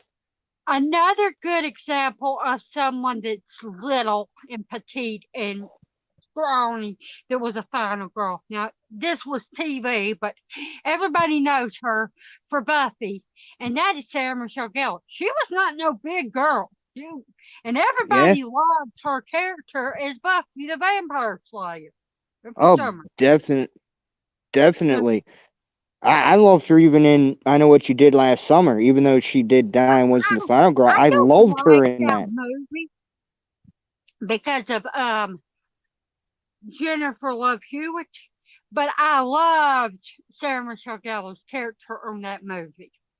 Um, Yeah, they should have I'm. had somebody else to play her. Yeah, yeah. I think that's her name. Natalia Dyer, I think, is her name. Oh, who doesn't love some Sarah Michelle Gellar? I even liked her as Daphne in the Scooby Doo movies. Yeah, definitely. And she was supposed to be this damsel in distress. And what I loved about it is the storyline of Daphne always was the one that got kidnapped. And in this modern day, with her in it, they made her the hero. She saved herself. Yeah, see, that's what I like because it was like a callback to Zombie Island in those four films, really, because she really wasn't that damsel in distress anymore. She kind of had her own thing going. But you can't put her as Daphne and make her damsel in distress after she was Buffy. People Yeah, wouldn't no. like it. No, no, you could not. That would just be horrible. That would be the worst decision ever. And another thing with That, that movie, you could not go wrong with Matthew Lillard. He's been the mainstay oh, pretty much of. he is Shaggy. He still is, and I don't. I know that the new Scoob movie had didn't put him in there, but he's always going to be Shaggy because after that they used him even in the TV shows as Shaggy. But yeah, he is Shaggy. That was his best performance, hands down. I think. Because I've seen Matthew in a lot of things, and I love his character. There is so many great things that he's done with his career. Oh, definitely. Um, uh, One of the first movies he ever did, nobody ever heard, and most people haven't heard of, is Hackers. Oh, I like Hackers, that. yes, And he even quotes from the Bible in that movie. yes, When I was a yes. child, I did childish things, but now that I'm a man, I put childhood away.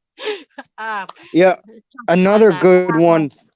Another good one with him in it, and it didn't really make it much in the box office, but it was a Wayne's movie. It was Senseless, and he kind of played that roommate in there, had blue hair and everything, and he was like a punk, and it was just funny seeing him in that. But let's see. Booker says, what I meant is that most of the greatest female characters started as petite victims, and the next film came back. They look like they hit the weight room after that event and had a different attitude on life.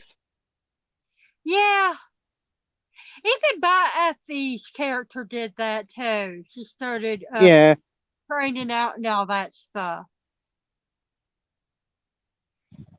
look at Aliens, Terminator 2.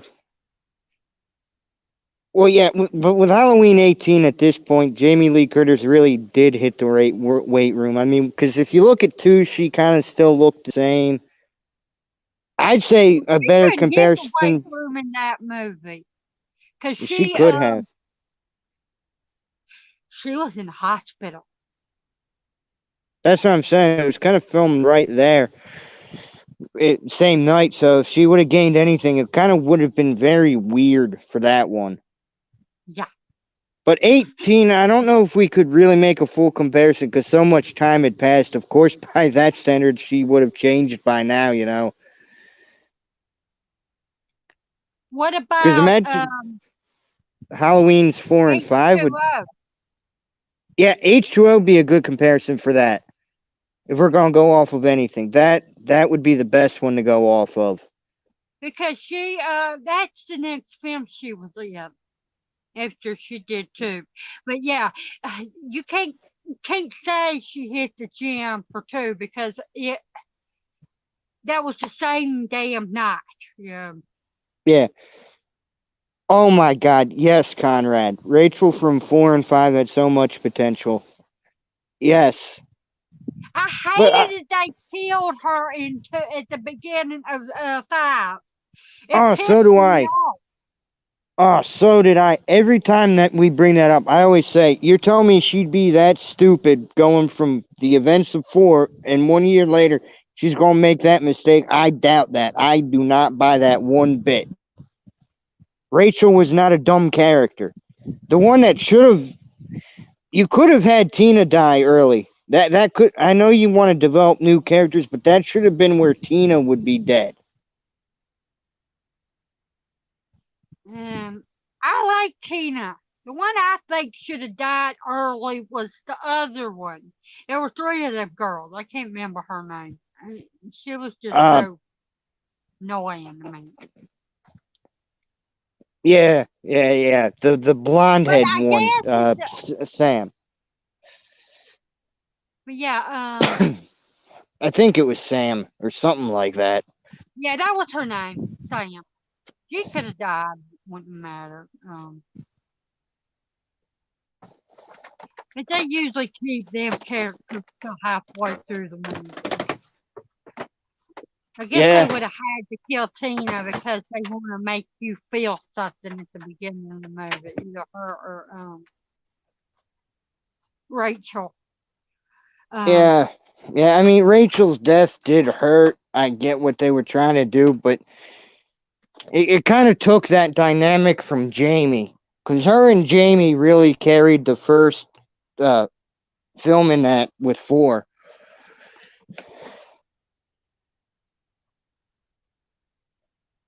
yeah, But then again, I mean, hey, it's too late to change it now, right? yeah.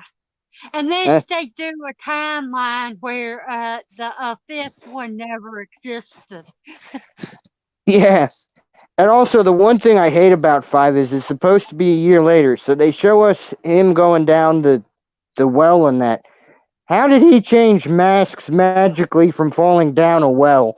There's another thing that always bugged me. I know the masks are usually somewhat different, but it's like that made no sense in that context.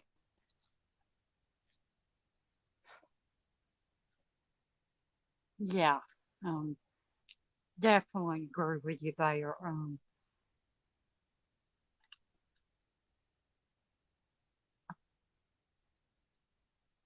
But hey, at the end of the day, Halloween is still going strong in a way. Yeah, Unfortunately, everybody under the sun is talking about ends.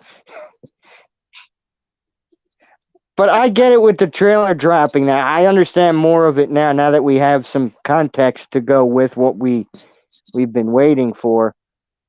I just hope we get a good movie. That's all I'm hoping for with this. We get a good conclusion to this trilogy. And I hope we get to see some exciting character development more from Allison.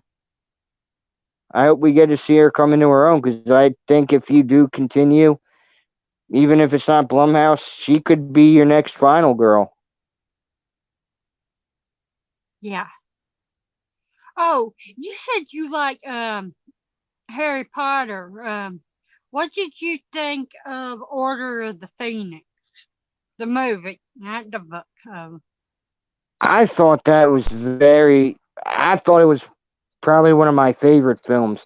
They had brought in, I mean, we know Gary Oldman had came in for 3, but seeing him there with that and having Helena Bonham Carter come in to play Bellatrix Lestrange, oh my god, that made, to me, that was the best actor choice for that character. Because I'm not gonna lie, when my mother would read me the book, I always kind of envisioned her in that role for no reason, well before the film came out.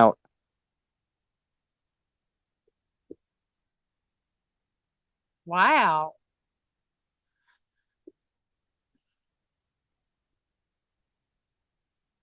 She did a really good job of it.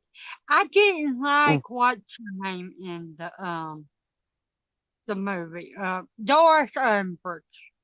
Oh my god. You don't remember. Her actress, oh my. Hey, I'll say this. At least she made me hate the character like it was supposed to, Exactly. but You did man, a was great she, job of that. but God, was she annoying. She's supposed to be. I You know. did it well. Now, talking about that, what were your, did you enjoy Alan Rickman as Snape? I hated his character. I Okay, really did. good. But at the end of it, they made me feel for him when he died in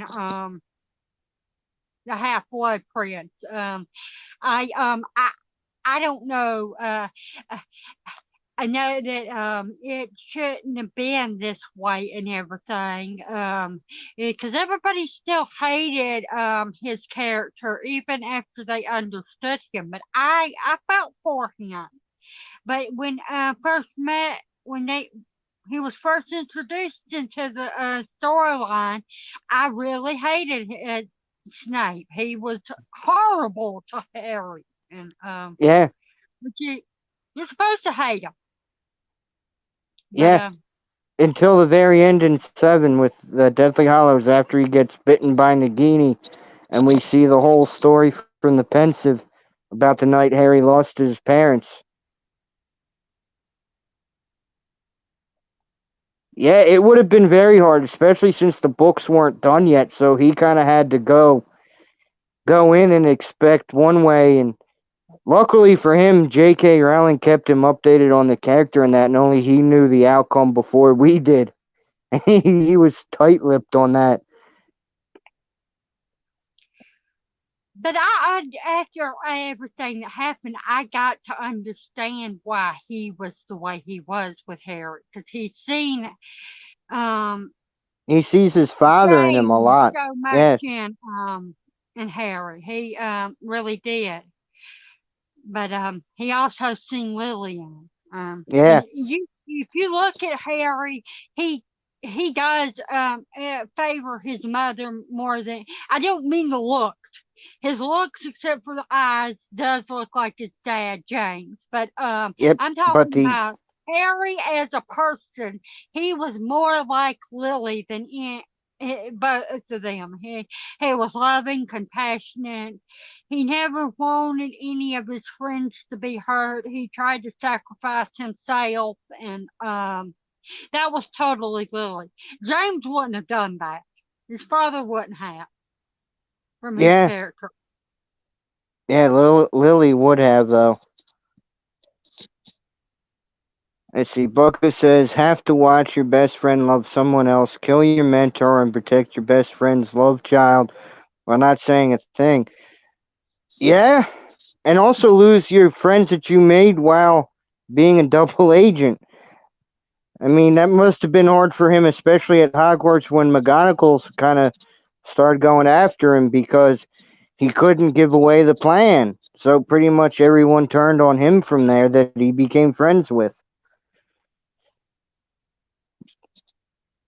He's just like, Yeah, I think he's one of the most well developed characters in most of cinema. yeah, Not just, it's just something that you don't see much. Like, I know the story's about Harry, but you kind of, for once, you kind of forget about Harry while you're seeing all that happen. yeah. You know, this is going to sound kind of left turn and everything, but what's his name was just talking about the boy that came to die. Oh yeah, Lord Voldemort. Hollywood has to make it a happy ending, so Harry had to come back to life. But I thought it would have been better if Harry had actually died and his sacrifice had been made. Of course, if he had died, they may not have won. But Well, not just that, he was technically a Horcrux, and he was holding the Resurrection Stone. yeah, So, kind of just plot armor when you think about it. And also, there's a one massive plot armor that comes in from 3. Why did nobody go take a time turner and kill Voldemort when he was a kid and didn't know he was magic? no, well, we wouldn't have had so many of the storyline if that happened, and it Oh, may I have not know. been impactful. Oh, I know. I just gotta make that joke because someone did like how it should have ended, and like Snape's like turning, and he's like 999 million turns later.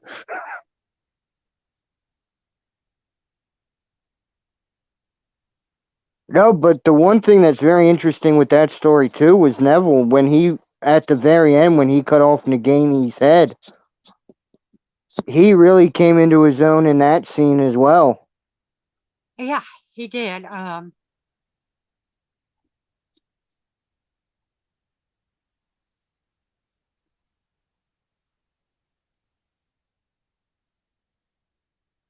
I think they were trying to show that the Johnny Depp villain Grindelwald from the prequels who was protecting Voldemort because of prophecy. Eh, in the prequels, it was more about how Grindelwald was the evil villain at that point in time. That was even before Voldemort really came into power.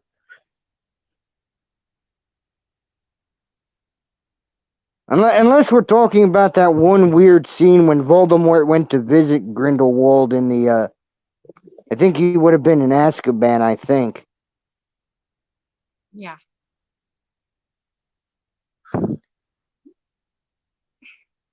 Well, my baby finally is asleep. Aw. I talk about him and he moves. He hears you And I talking don't think about him. he's gonna be getting into any more trouble now, trying to open bottles. I don't really follow much of that prequel. That's why I don't like the prequels. Usually used to rewrite mistakes in the. Actually, this one wasn't. This was actually kind of pre-planned with one of the small books that came out, uh, and even is mentioned in the movies and books itself. With what was it? Fantastic Beasts and Where to Find Them, which was written by Newt something. I can't remember his last name. Newt Scamander, I think. I'm here. I'm moving a little bit. Come on, calm down. You're good. I'm trying to think about the I think that's who it was that wrote the Fantastic Beasts book, was Newt Scamander. So it was kind of mentioned beforehand. It wouldn't really classify it as a rewrite to fix mistakes. Are you I'll gonna? go see The Orphan when it comes to streaming services. But Yeah, I was I gonna ain't say. going to see it. Yeah, too many movies coming out. I'm not gonna afford. I'm not gonna pay an outrageous amount in the next several months just to watch movies. It's better to wait for streaming. Yeah, well, I can't afford it. I mean, it costed my Aunt Judy $52 to get us drinks and popcorn and the tickets to see Jurassic World. And guess what? She got senior citizen discount. Yeah, let's see. Blucka says, I hated how they killed crazy-eyed teacher off screen in one of the final films. You're talking about Mad Eye Moody, which technically wasn't a teacher.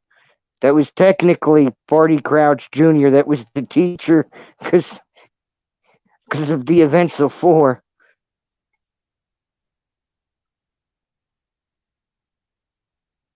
Yeah, Yeah, but I knew who you meant. He was the ex-or.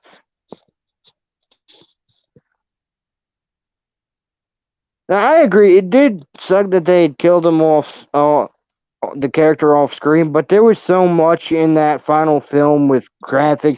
I think they kind of had to make certain people die off screen. I mean, there was just so much in those 2 parts that were just so crazy. I think even then, I mean, you're trying to go against Twilight, so you want to try to put in as much action as you can, and sometimes things just get lost in the shuffle.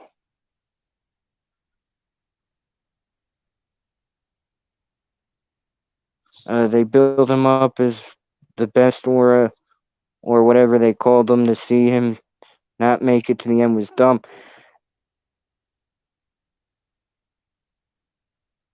I could agree, but then that would also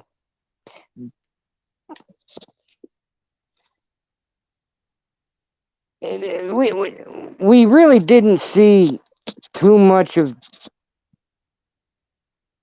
the crazy deaths. I mean, there were more in the books that could have been in the movie, in my opinion, that would have been very interesting. yeah, definitely. So, so for me, I can't really complain because I know the books and that. And let's face it, books and movies are always going to be different, unfortunately. Yeah, I agree. There was a lot more, but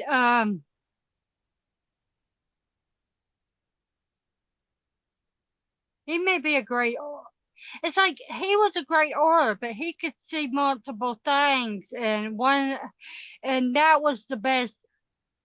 Him sacrificing himself to die was the best way for everyone else to win, and that's why he did it.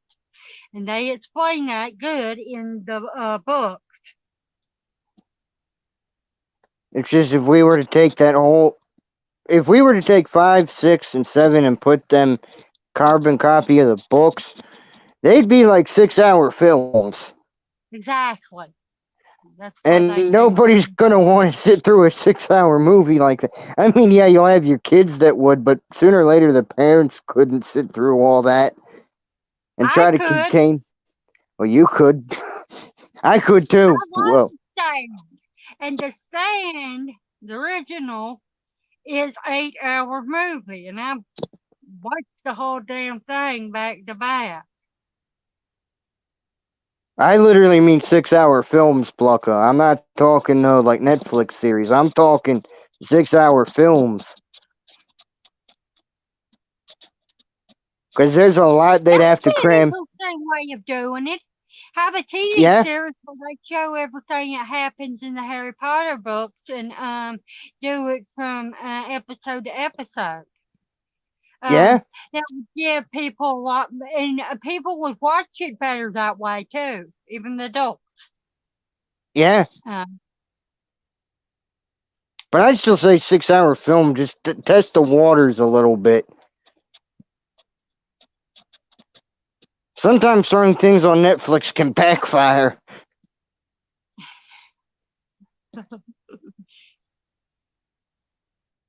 you don't I hope they. necessarily have to be Netflix. It could be Hulu, or it could be Pluto. I mean Peacock TV, or it could be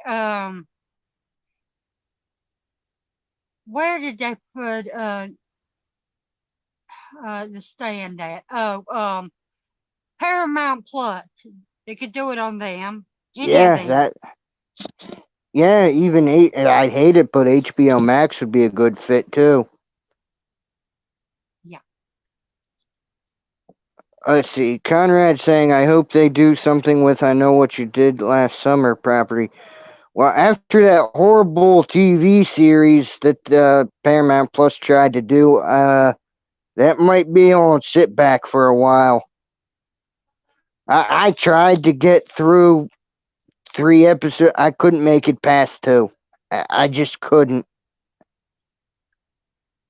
To me, it was a pointless show.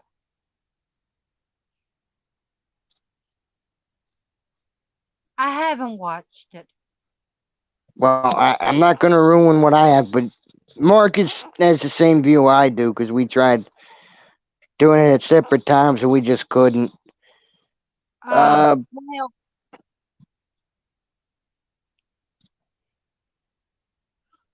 Hulu is Disney's child company, so you don't want anything going there. Hey, Disney bought. why can't Harry Potter go to Disney Plus? I mean, unless something with Peacock. I mean, because I know they got there on there right now for free. There might be a contractual thing with Universal and NBC, but I think it might be better in the hands of. Well, no, because isn't that Universal that has the Potter World? I'm not sure. Probably. If I go off for a few minutes, will you let me back in? Oh yeah, yeah. Okay.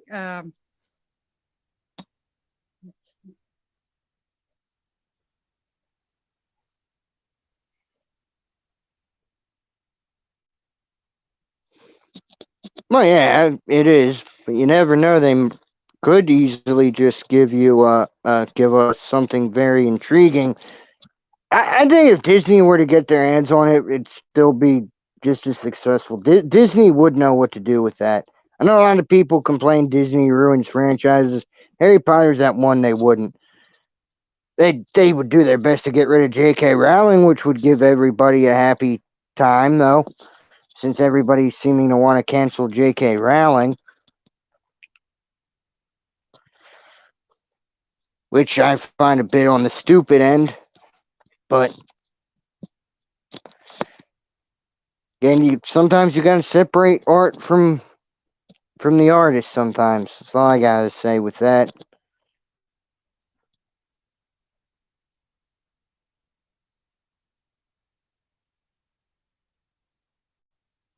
But I do see the point there.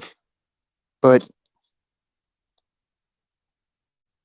I mean, Hulu has some good things going for it. It really does. I think there are some good things on there, especially King of the Hill, which they need to definitely make a new series on that.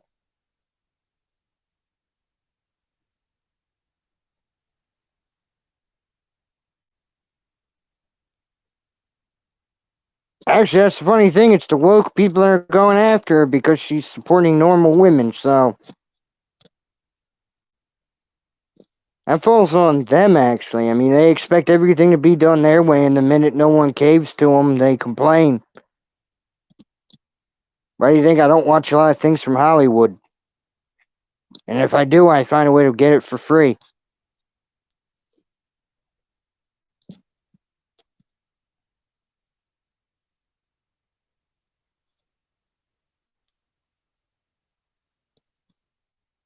Hey, you better go and listen to some of the people that actually talk outside of that agenda, because there are people that talk about how it's the agenda that wants her canceled.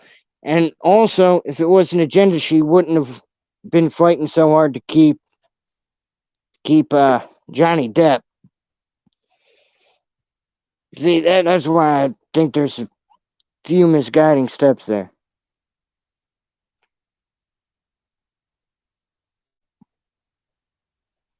Well, if anybody's calling that backlash, they're idiots, because even I thought that well before she said anything. So, that's just people not paying attention to the book, really. Because that's how I always took him, was in the book, him being that way. Well, I looked it up, and NBC owns the Wizarding World of Harry Potter now, in all of Okay, its stuff. But it was a Warner Brother film. well, yeah, I knew it was Warner Brother, but the reason I was asking if it was the park itself was at Universal would kind of show that Disney probably wouldn't be able to get a hold of it anyway. Yeah, so if they did a streaming service where they did it, it would be on Peacock. Like I said. Peacock, yeah, Peacock And or Netflix. I know that all the Harry Potter movies are on Peacock. Yes, they are. I might end up doing a watch party on them soon, just for the heck of it. I'll be there. I love Harry Potter. Heck, you might be on the panel. Because I do want to break away from just horror, because this is meant for all entertainment, and that classifies as entertainment. I'd come on it. Heck, I have a lot of things I'd love to talk about Harry Potter and everything. And I never thought I would be able to talk to anyone about them, but it looks like everybody in the audience is liking to talk about Harry Potter while we talk about this. And you and me have been talking about it for a little while and everything. But yeah, I'm a big fan of the Wizarding World of Harry Potter, and Same here. I'm really their favorite character. Although I am heavily disappointed in Warner Brothers for instantly jumping the gun and getting rid of Johnny Depp. I am disappointed with that. Yeah, I was a little mad about that too. They say that they wanted to have a new actor because they needed Grindelwald to look different. But Johnny is known for changing his looks up. Yeah, Sleepy Hollow, for instance. Yeah. Edward Scissorhands. The Mad Hatter from Alice in Wonderland.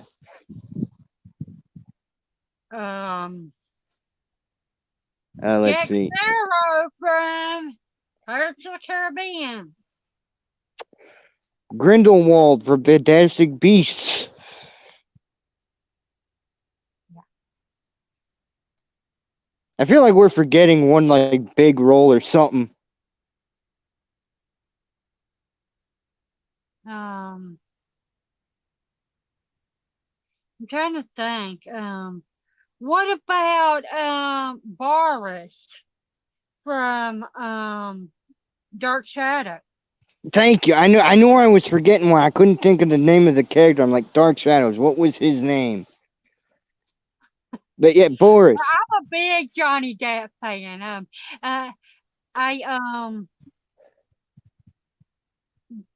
But we're just talking about the movies that he was in that were fantasy-based movies. Because he's been in movies that were based on true story, and he was in movies that had real act people that had to play serious roles and everything, but he pretty much stayed the same in them. Short hair. I thought of the other one I was forgetting too. Sweeney Todd. Oh yeah, that was another one he changed up his look for. And I don't usually listen to musical type stuff, but that was a good one. I do. I can't believe I forgot about that. But yeah, I love I like musicals. I'm a big fan of them. Um, Yeah. To be honest, they probably already have.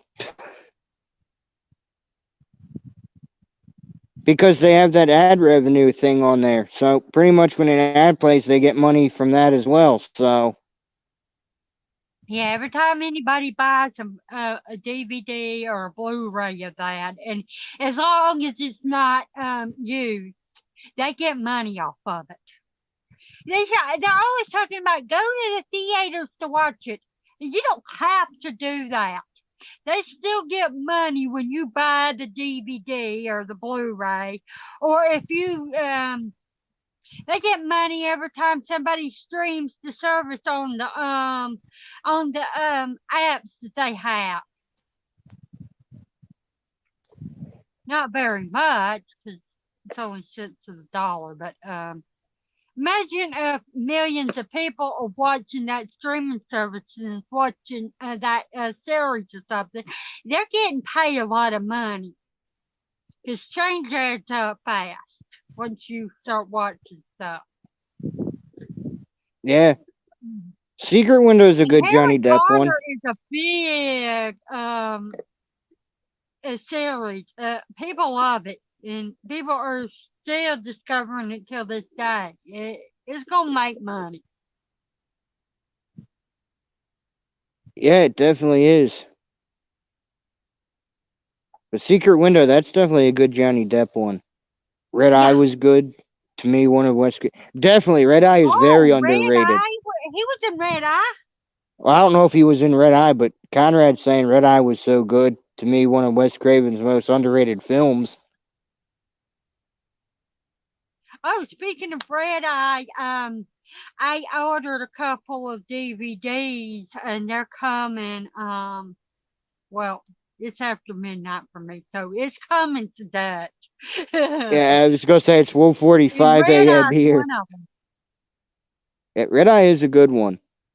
I haven't seen it, but I asked Stephen, Craven something scary. What are some movies that you think I should watch that are Wes Craven?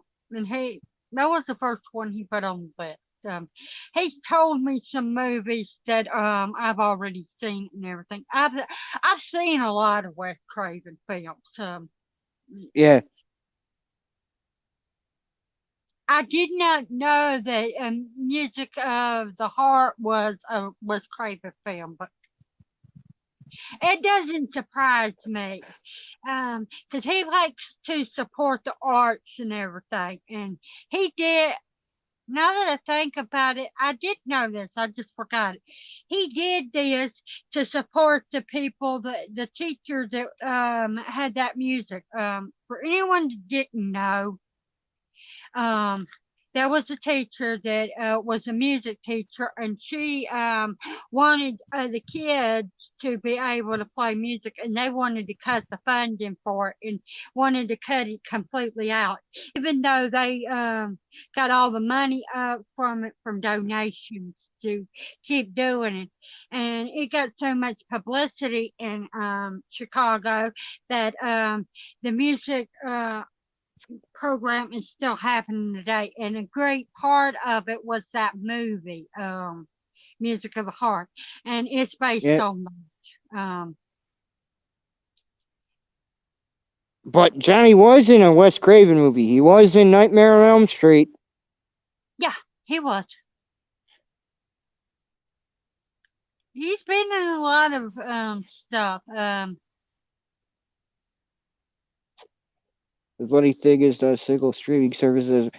Well, yeah, because especially Netflix, they have a lot of their own TV series stuff that they have to build. So it's technically not that they're going to be gaining revenue, but also if they wouldn't have been pushing an agenda, Netflix wouldn't have gone downhill.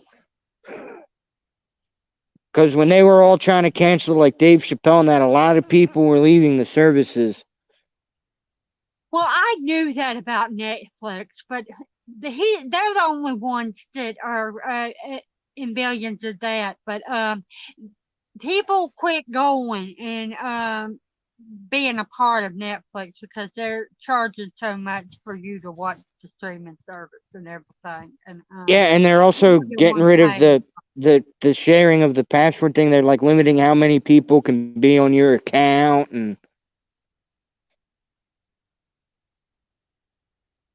but Peacock and Disney Plus and well, Hulu might be in debt, but Disney Plus isn't going to go anywhere. They're going to keep getting their revenue Exactly. because that's Disney. So no matter what happens with that, that's serving service to themselves might be in debt, but you got to look at who owns it. The Exactly. debt's not And the they have problem. billions of dollars coming in every day with the theme parks, the movies, the streaming services. They have their hands in everything. Disney does. They own Marvel now, so and everybody watches Marvel. It's the Well, biggest franchise out there right now. It's the Marvel movies and everything. That's what people go to the blockbusters to see. yeah, Um, and I think the one that's going to take the biggest hit on revenue is going to end up being Amazon Prime with the new Lord of the Rings, because that's not even following the source material. They're breaking off and putting their own weird twist and changing characters up, and it's making the original I don't fans mad. know if they're gonna go if they're gonna have be in trouble because they've got Well, no, I meant with the making of the show. yeah the streaming service may get a hit, but Amazon has got their hands in everything too. Yeah, yeah, Amazon as a whole won't, but I think that series is going to massively tank, and they're not going to be too thrilled.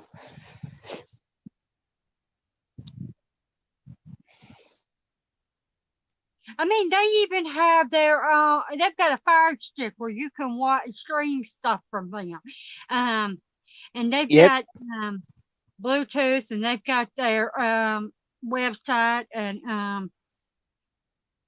you can even pay all your utilities from Amazon. Yep. That's how big they are.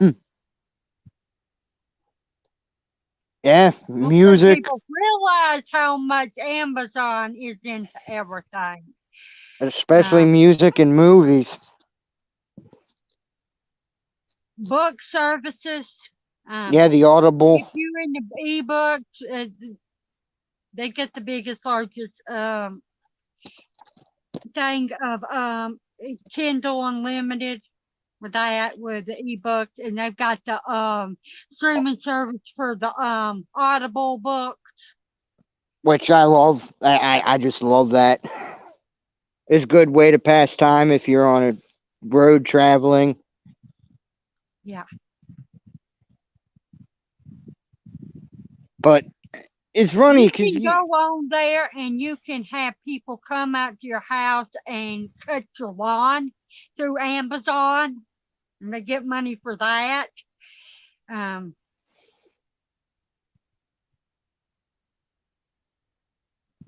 let's see, there. it apparently costs Marvel an average of $1 billion to push out a film in this current phase. They can afford it. Yeah, Disney can afford anything, even if it cost them $1 trillion. I guarantee you, they'd still afford it. You have to understand something, and people don't realize this, but Walt Disney had a vault the size of a whole bank and Yeah. he filled it up with money. This is Walt Disney before he died, and it's at the disposal of all the people that are work for Disney now, and you know there's more money in it now than there was then. Yeah. And all That that was money that he would have millions of stored, dollars. and all that money he would have stored would have gone up in price due to inflation. So it'd be more than what it was when he stored it. Exactly. And it's in the fault at Disney. Yeah. Uh, they justify the losses with the merchandising. It's not so much justifying the losses, it's how it's always been. I mean, if you stop to actually think about it, because if we go back to old movies nowadays, especially VHS tapes, they're pretty much all used. So that company no longer makes money in that sense off those anymore. All the money of modern stuff outside DVDs and Blu-rays are coming from merchandising, whether it's clothing, toys. See, everybody forgets that all these companies make money off of everything. Anything with that logo on it, they're making bank. Does that mean that if I go and buy something that's not that has to do with Harry Potter, what's her name gets something from it? I don't know if she'll get anything from Gateway Girl. merchandise. I don't know if she would. I know Warner Brothers definitely would. I know if a book or movie is sold, she gets, I think it's 10% or 5% or whatever percentage it is of that item, though. She ain't getting it when I do it, 'cause I buy everything, all them books used. Yeah, so do I.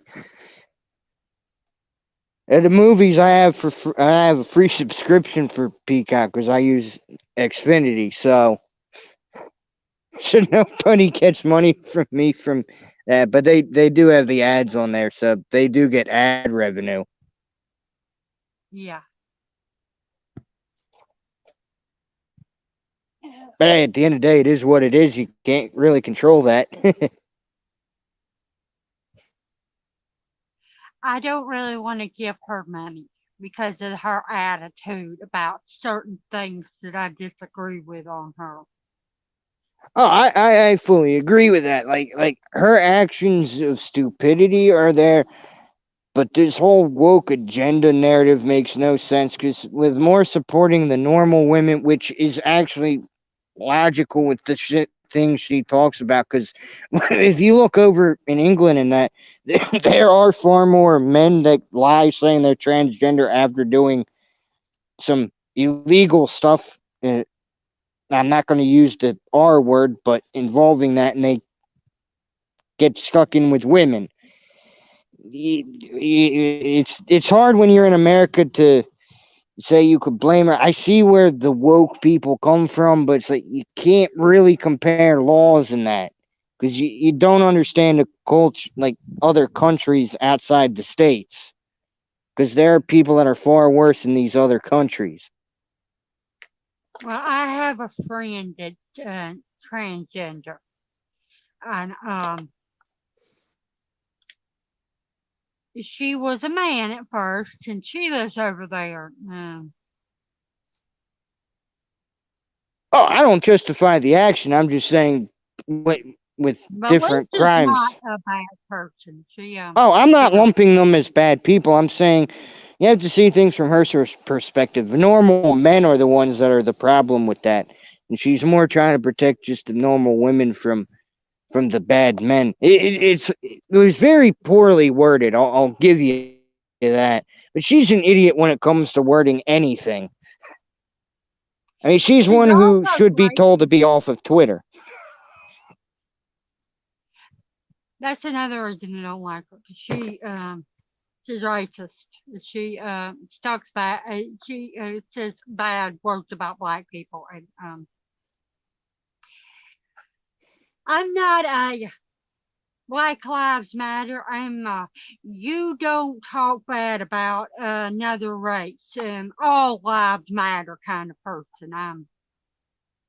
Don't get me wrong. I do think that there's some people in this world that are bad and everything, and but that's in every color: black, white, yellow, green, blue, whatever you have. Yeah, Uh, there's always going to be bad people, no matter the race, age, gender. exactly. And you shouldn't put one person's actions and put everybody down for wanting to do something on the actions of a few people. Yeah, that's what I mean. Like, I'm not saying I agree with her comments. I see things from where she's coming from. If it's normal men, it was just very poorly worded. Now, the other stuff, I can't confirm. I haven't heard anything on that. I don't go deep diving into things. She doesn't get money from me anyway, so it doesn't really affect me. But even if she didn't say bad things, nobody gets money from me. So I can't afford to buy a new book every time I wanted to get something. Now, every once in a while, I find a good deal on Amazon for books, and they won't be used. But usually, my books are used. Yeah, same here. I always get them used, and certain ones I do get new when they're cheap. Sometimes newer ones are a little cheaper. Yeah. Very seldom, but once in a while you do get lucky.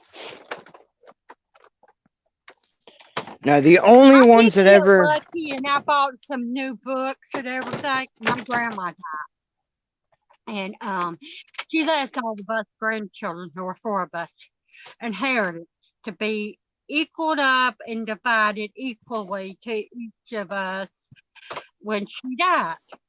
Yeah. So I took $3,000 and I bought books with them. Ooh, nice. Hey, that ain't bad. That is a solid deal. But I didn't just go buy new books. I went and bought used ones too, so that I would, because some of the books that I got, you can't find new. Yeah. They're out of print. Oh, yeah. I know a They few of were, them books.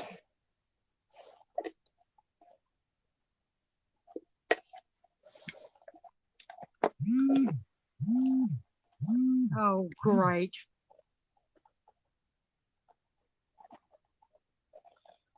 Let's see. Michael Myers kills people brutally, so everyone in the film must be a savage killer. Yeah, yeah.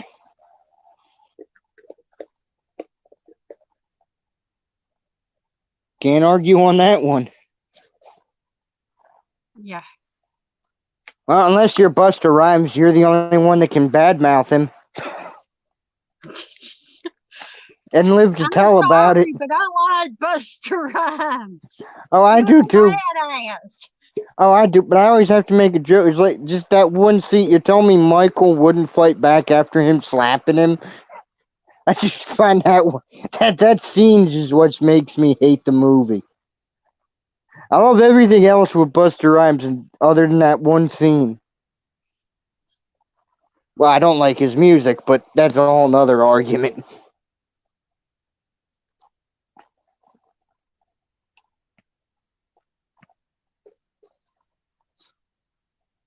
Yeah, I don't think I've heard any of his music.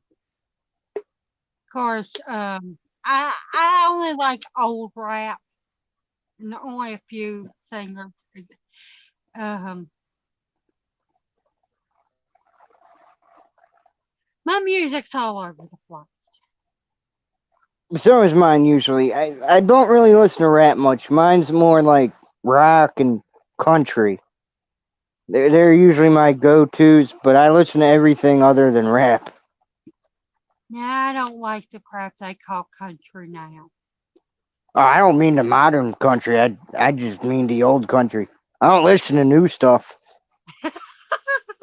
When I say country, I literally mean country. I don't mean this whatever today's country sounds like. I only go on YouTube, type in country, and I'm finding songs from back in the day.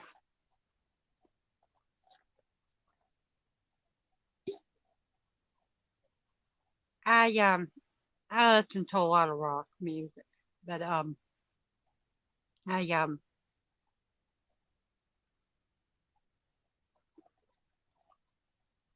that's about the only things that I like nowadays and everything.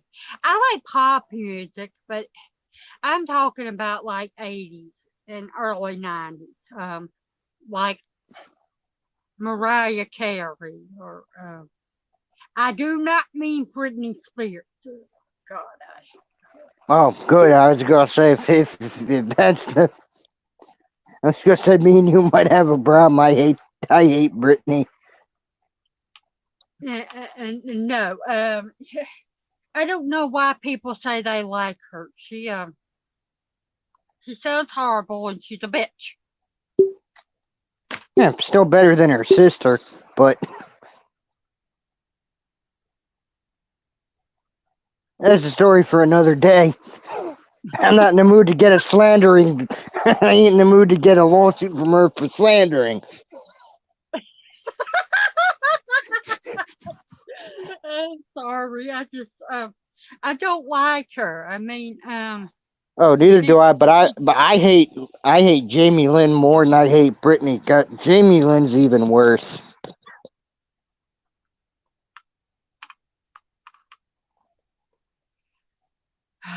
well, every time I turn on the damn television and I go to 4, they're always talking about her, and that's why I'm tired of hearing about Britney. I'd Yeah, probably be tired if I heard about Jamie too, but just be glad you don't follow some of the people I do on YouTube because it's just as bad. So we're in the same boat with that, hearing the same about two people. Let's see. Conrad said some of the people in the Saw films that get put in traps are horrible people. They're on the same level as Jigsaw. I've never seen them movies, but I've listened to people theorize. They didn't do spoilers or anything, but they talked about some of the characters in the stories to get people to watch the movies. And yeah, they sound like horrible people. Yeah, they usually are. Now, you can make a case of Jigsaw being a horrible person, but I go a little deeper into that when you stop and realize kind of that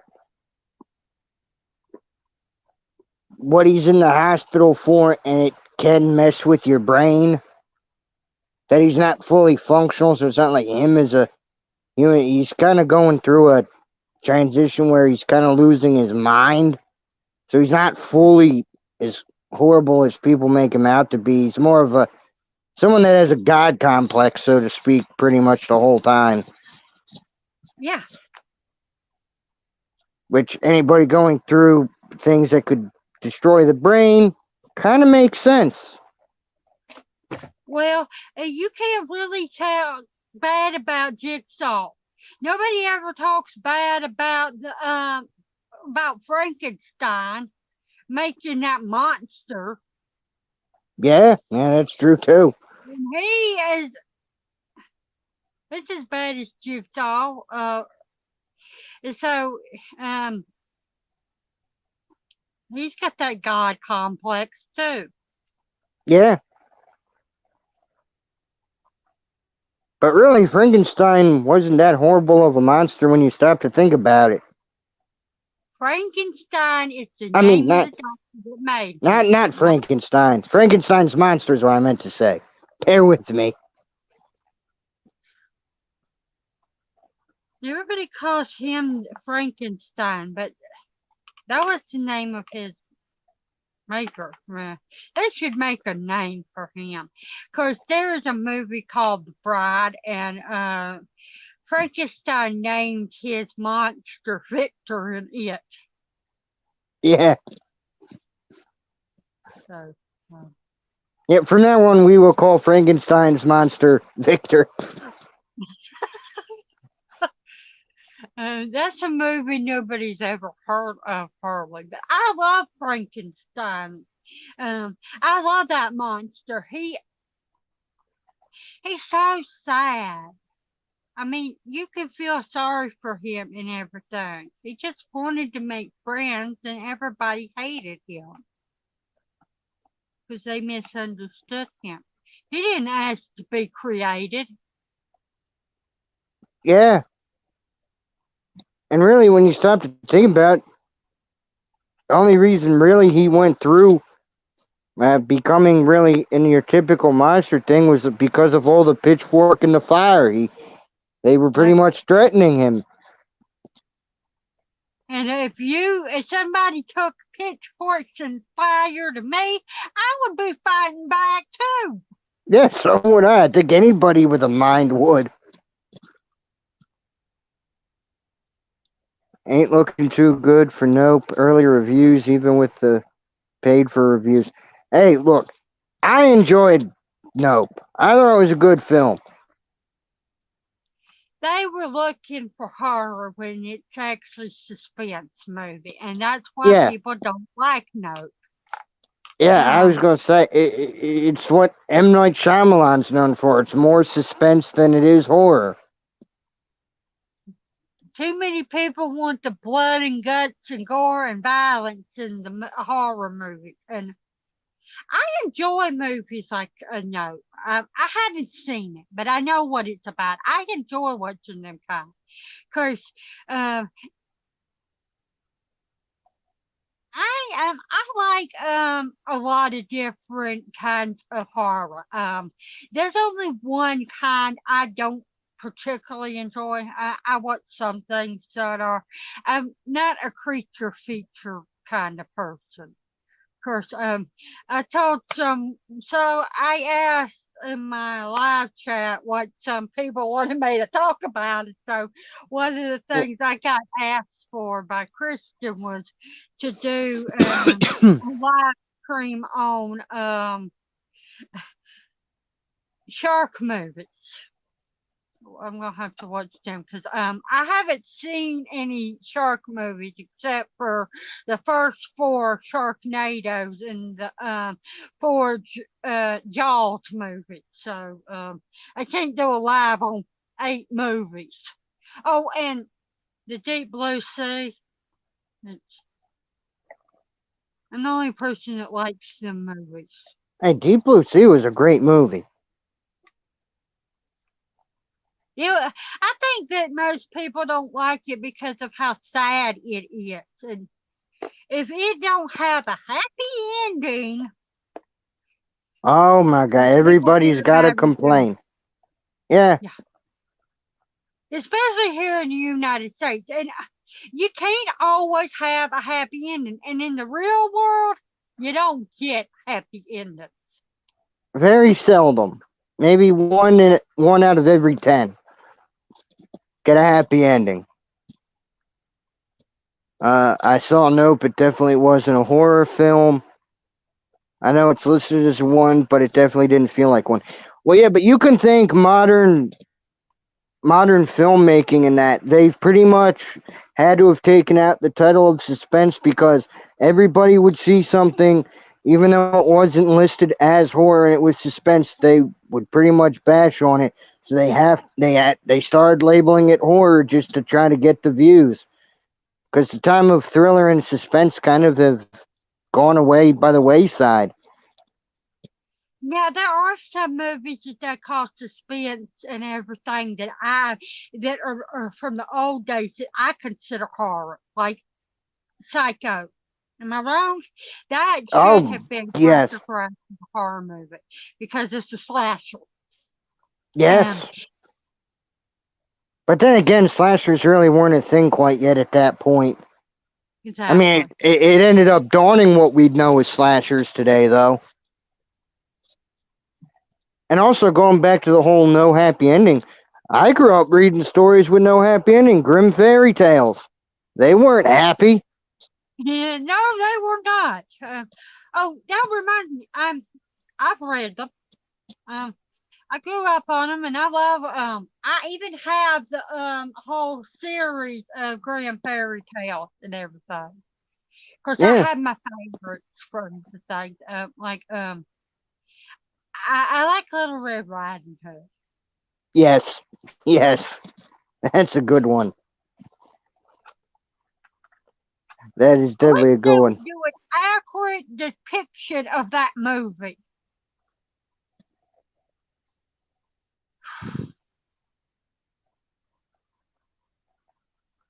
Yeah. Yeah.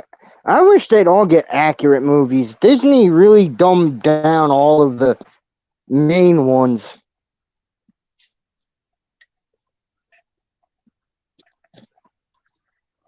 We got Conrad saying sometimes you can't have a happy ending in a movie. Completely true. You can't. One of my favorite movies, they call it a B movie because it was horrible because it wasn't a happy ending, and that's the terrible.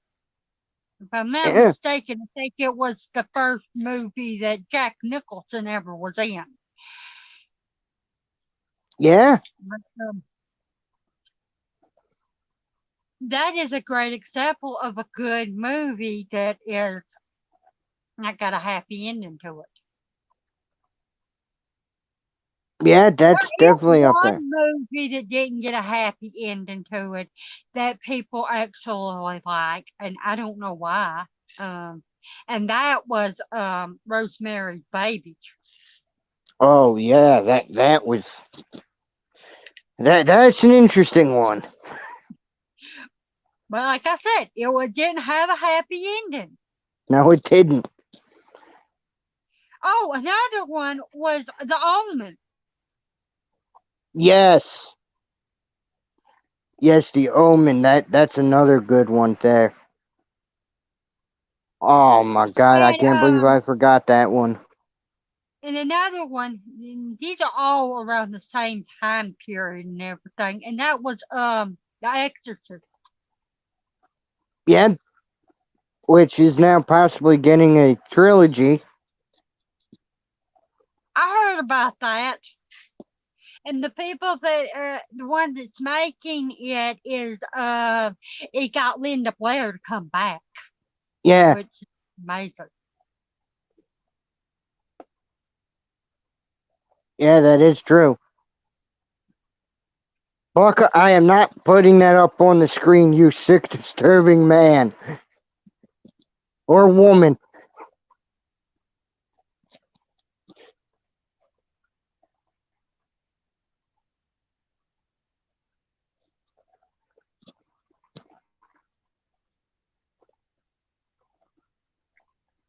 Good Lord. I had to see what he said or she said, but I'm pretty sure it's a guy. I am too, but I do know a few females IRL that would make jokes like that, so. That ain't the reason I said that. What woman would name themselves Lucka? I could name one off the top of my head that was on earlier.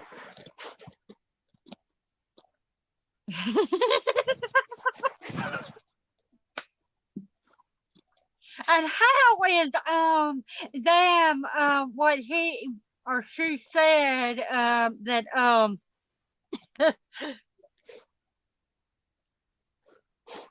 got happy ending to it. It depends on what kind you're watching. But we won't get into that. I don't know why I brought that up. Me, I prefer stories that don't really end happy if they're supposed to be horror movies. Because that's what makes it horrifying. And horror is supposed to make you feel uneasy. It's not meant to Exactly. make you feel good. And I understand slashers are the exception to that rule. That's okay, but your basic horror should not end on a good note. That's what's so great about the Universal monster movies because they didn't leave it happy. They focused on the monster. Yes.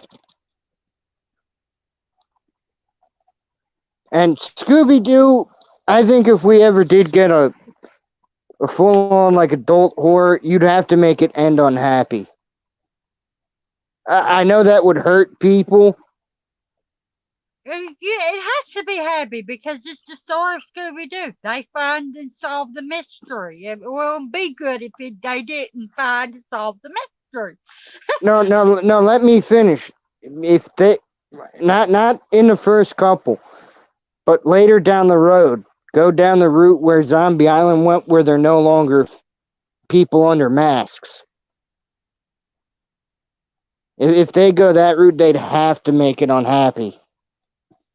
Because it wouldn't be a kid's movie. I have no idea, Blanca. I have not seen Tom Cruise's Mummy movie, and I didn't like Dracula Untold. To be honest, I didn't care I'm for it. not going to watch the Tom Cruise one. I ain't a big fan of his. I've got a few that I like he's been in, but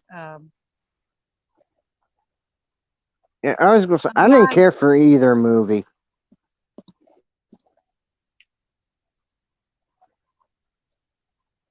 Because I thought both movies were bad.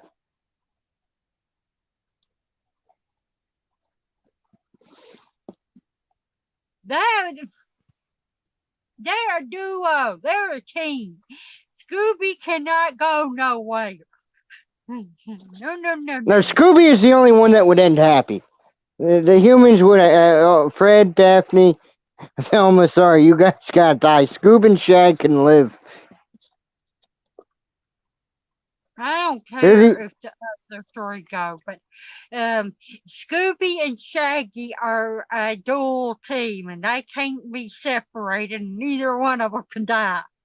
well. Let's Um, face it, they're the only ones smart enough to run away from trouble.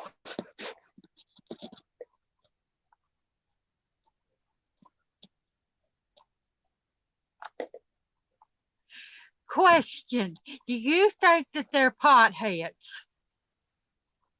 Yes, Yeah, I do too.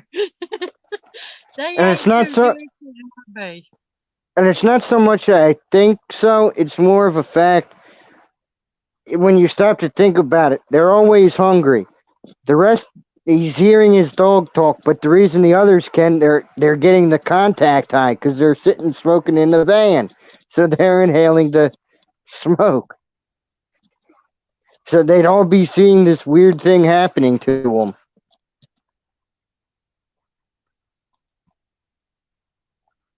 And people might have poorly received them, but I still think the Universal monster movies were the best ones.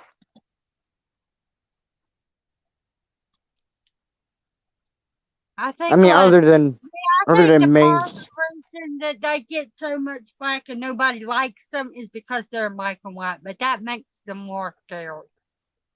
yeah. Also, I think some of those silent films, black and white too, were scary. Sounds Yeah, weird to I say. got a few in my head. Phantom of the Opera, Yep, Lost World, yep. That's another good one. um, King Kong. That's pretty much the only ones I've seen. Oh I'd say, no, and the Legend of Sleepy Hollow. Maybe it's a Legend of what? yeah, yeah, because that's the one I was going to bring up. Is I thought that one was too, But because it yeah, would have just been. I forget about that one. Um, but yeah, I like them. Them are the ones I've seen that I like all of them. I'm surprised you've seen Lost World. Most people have never heard of it, but I got started into the silent films because of that, because it's supposed to be it's stop motion, and I love stop motion. Yes, so do I. That's what got me into it, was the stop motion. Definitely Blanca. Definitely. Uh, like, can you imagine Dracula, Jekyll and Hyde, the Mummy, and Frankenstein having their own Avengers? That was the purpose of Dracula Untold and the Mummy. It was, but they did it so horrible in both of them, in my opinion. Yeah. That's the issue. It comes down to writing it. Yeah, it wasn't entertaining. It was too much violence and not enough storyline on Dracula, and not done in the way that it should have been done. Exactly. Like, if you were to have Michael Myers versus Jason Voorhees, you would have to write a surrounding cast that could be able to talk and tell a story, because neither of your main villains talk. You know why Freddy versus Jason is a much better concept? Because at least Freddy talks. He can kind of carry it without having to have too much of a story with the other people that they're going to be killing. So Now that's why. Dracula, he does a little talking, but he don't do much. But here's the thing about it. He You have to find somebody that can carry their self without having to do too much dialogue and can convey everything that's going on around him with just the way he moves and his eyes and everything else. That's what's good about Dracula. Yep. Well, even what's his name? Now he did a lot more talking in these movies, but I like him. But even Christopher Lee understood that she had to show off his looks and everything. Yep. It. Yeah, I would say he's up there as probably one of my favorite Draculas from when I was watching him growing up. But then again, I'm a huge Christopher Lee fan, so it might just be biasism with that. But I I always thought, Me too. he did a great job with it. Let's see. I like the original too. Bela Lugosi. He Yes. definitely. Okay, he's the creepiest of all the Draculas. But Okay. the reason Yes. I like Christopher Lee's character is you get to see the man behind the madness, Yes. the anger of everything. He brought that so well, and Let's see. I can understand that. I'm just saying it sounds funny thinking some of the biggest monsters in the world became the world's saviors out of nowhere.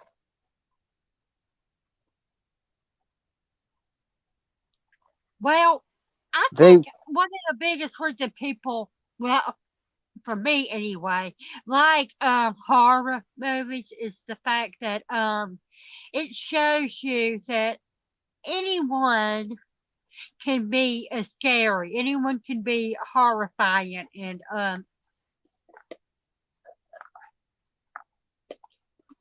it takes you out of your comfort zone and brings you into reality. And it shows you that we all have things that are horrible about us, and we'll never be as horrible as these creatures in the movies. Exactly. Most of us, anyway. Um, if you eh, to be honest, if you're a real horror fan, you're not gonna go out here and do that stuff in real life to anyone.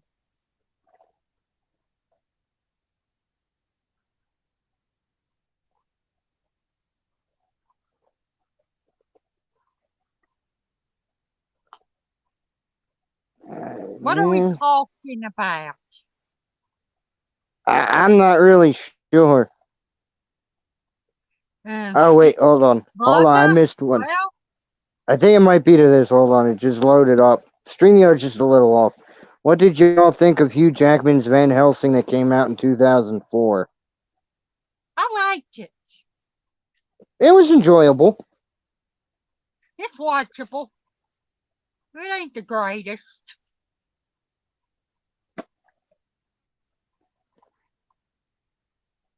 Okay, now let's see. Yeah, Blucka was saying Van Helsing, that is. But let's see. After that, he said, I just mean that is why the MonsterVerse never worked out. You gotta try to make these monsters relatable and redeem themselves from the stories we grew up with them. Well, Tom Cruise's Mummy movie and Dracula Untold did not do that.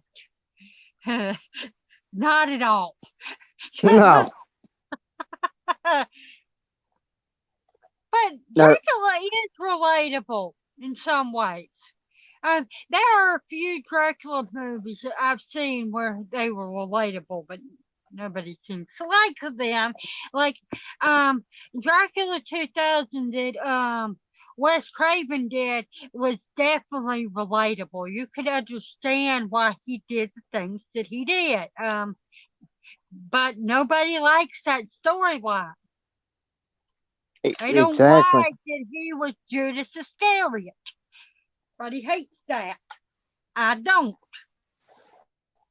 Exactly. And Frankenstein's monster is also very relatable Yeah, because it's a lot like the toxic people of today. They will come after you for no reason, treat you like a monster without getting to know who you are first. They will try to burn you, attack you, try to cancel you just because you say something they may not like and not want to hear why you feel the way you do. there's a guy. His name, his YouTube channel is Wanna Play. His name's James. Okay? Um, and he was talking about because he don't want to talk about Halloween, and everybody is having nothing to do with him That's in the ridiculous. horror community. Oh, that's just ridiculous. Just because he won't talk about it. So what? He doesn't want to talk about Halloween ends. And I Jesus, was telling him, I'm like, yeah, if you don't go with everything everybody else is doing, they shun you. I don't care if you don't like what I'm talking about. Don't watch me. I can yeah, find other people who like what I'm talking about. I'm not going to compromise how I feel about wanting to talk about something just because somebody doesn't like it. mm-hmm, definitely. It's just crazy, and I know not everyone's bashing on him and that, so I don't think I'm lumping everyone in there. But a lot of people, if you do one thing they don't like, they will come at you, attack you, burn you at the stake. So Frankenstein's monster in general is one of the most relatable ones of modern time. Yeah. But this always been relatable because if you don't follow the cookie cutter routine of what everybody else is doing, they will shun you. And it's Yes, been that way since the dawn of time. Well, maybe not, but I think it probably has.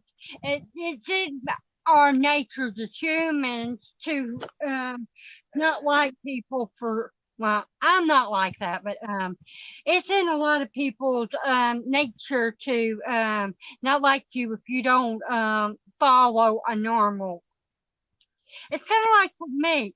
Um, I I have a lot of issues. I have a lot of problems, and I've always I don't know how to sometimes express what I'm thinking, and people don't want to have anything to do with me because of that.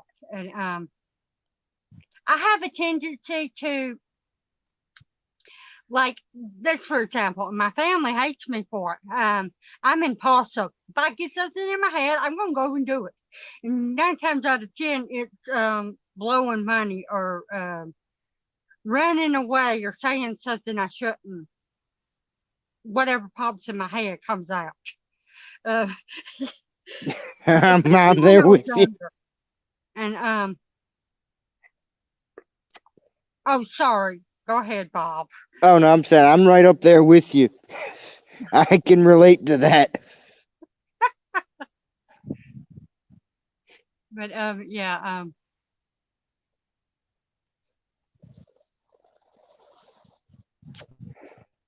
All right, well, Bluck is saying so. You waste a movie trying to redeem those characters before you can think about getting a MonsterVerse together.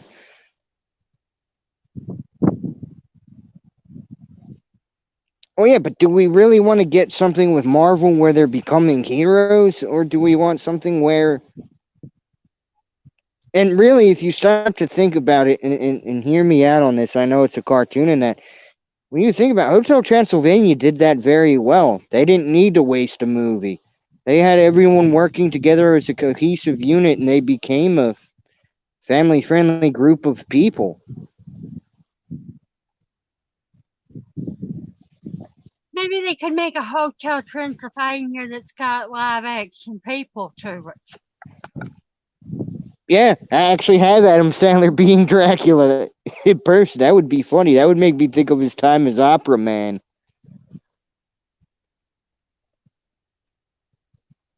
Let's see. Conrad is asking, what are some of your favorite horror movie theories? His is the theory that the clown mask that Michael was wearing in 78, which would have technically been 65, was really a silver shamrock mask. Yeah, it was a 65. Because Unless he meant when the movie came out, but that's probably what he meant. Um, but yeah, it was 65 when Michael put that mask on. The storyline of the movie. Um, yeah. yeah, I like that theory. I mean, I don't like the Halloween 3 because of certain things, but it was a good movie, and for them to make it the Shamrock Mask. But here's my theory, and I haven't heard anyone say this. I think that Michael was always somewhat evil, but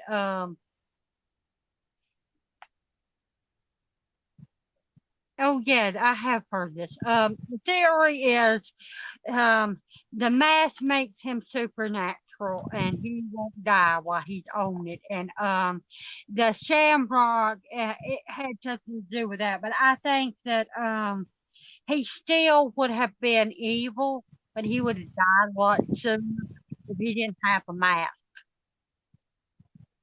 Yeah, and plus we've seen him kill without a mask, so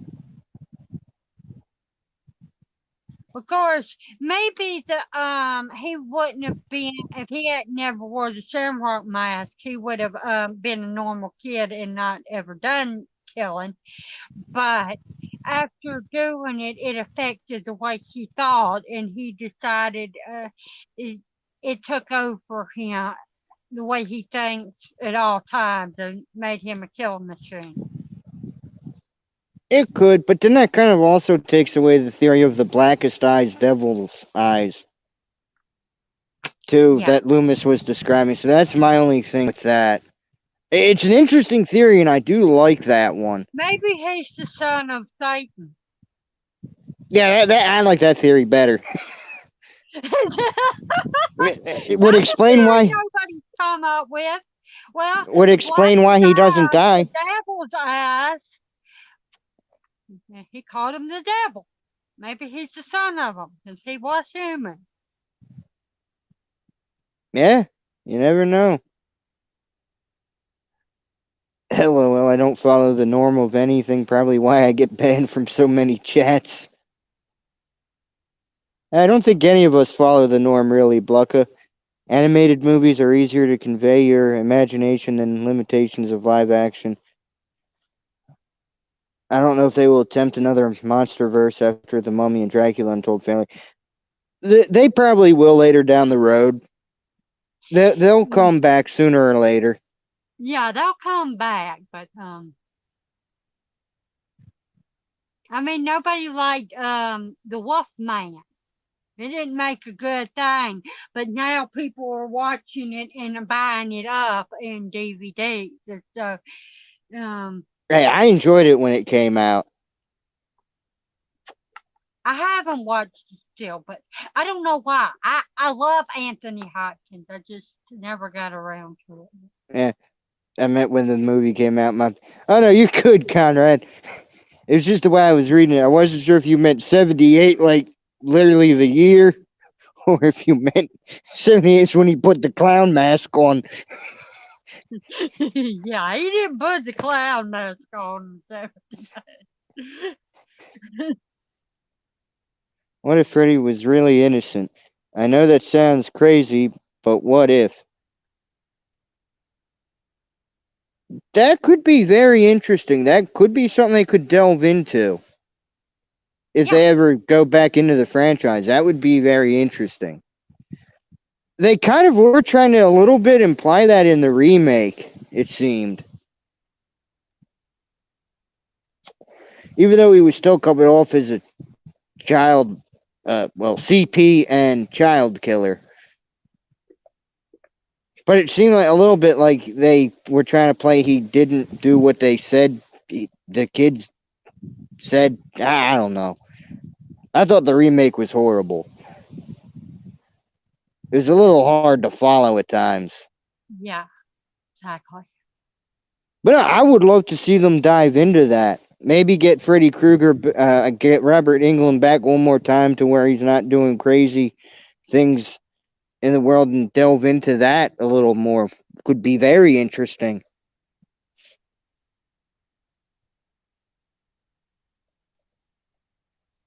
I don't know your thoughts on that. Take on Freddy Krueger and everything, but in the storyline with Freddy Krueger in the original, he definitely was what they said he was. But Yeah. Yeah, I have to agree. In Wes Craven's version, yeah, he was what they were saying. But it would be an interesting take because people have mauled others because they thought they did something that wasn't true, and why not do it into some of our favorite horror movies and take a storyline from that. Definitely. I mean, that's up there, and it's something new and refreshing. Yeah, it definitely would be something no one's ever done before. Um, they don't do that. The closest they've ever come to doing something like that was Frankenstein. Yeah, Um,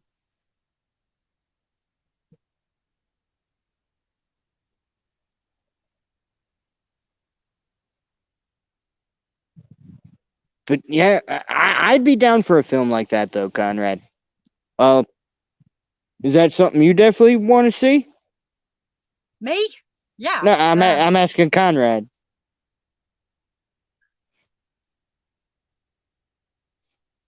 because I'd be down for it, and it would give us that one last chance to have Robert Englund back before it is too late.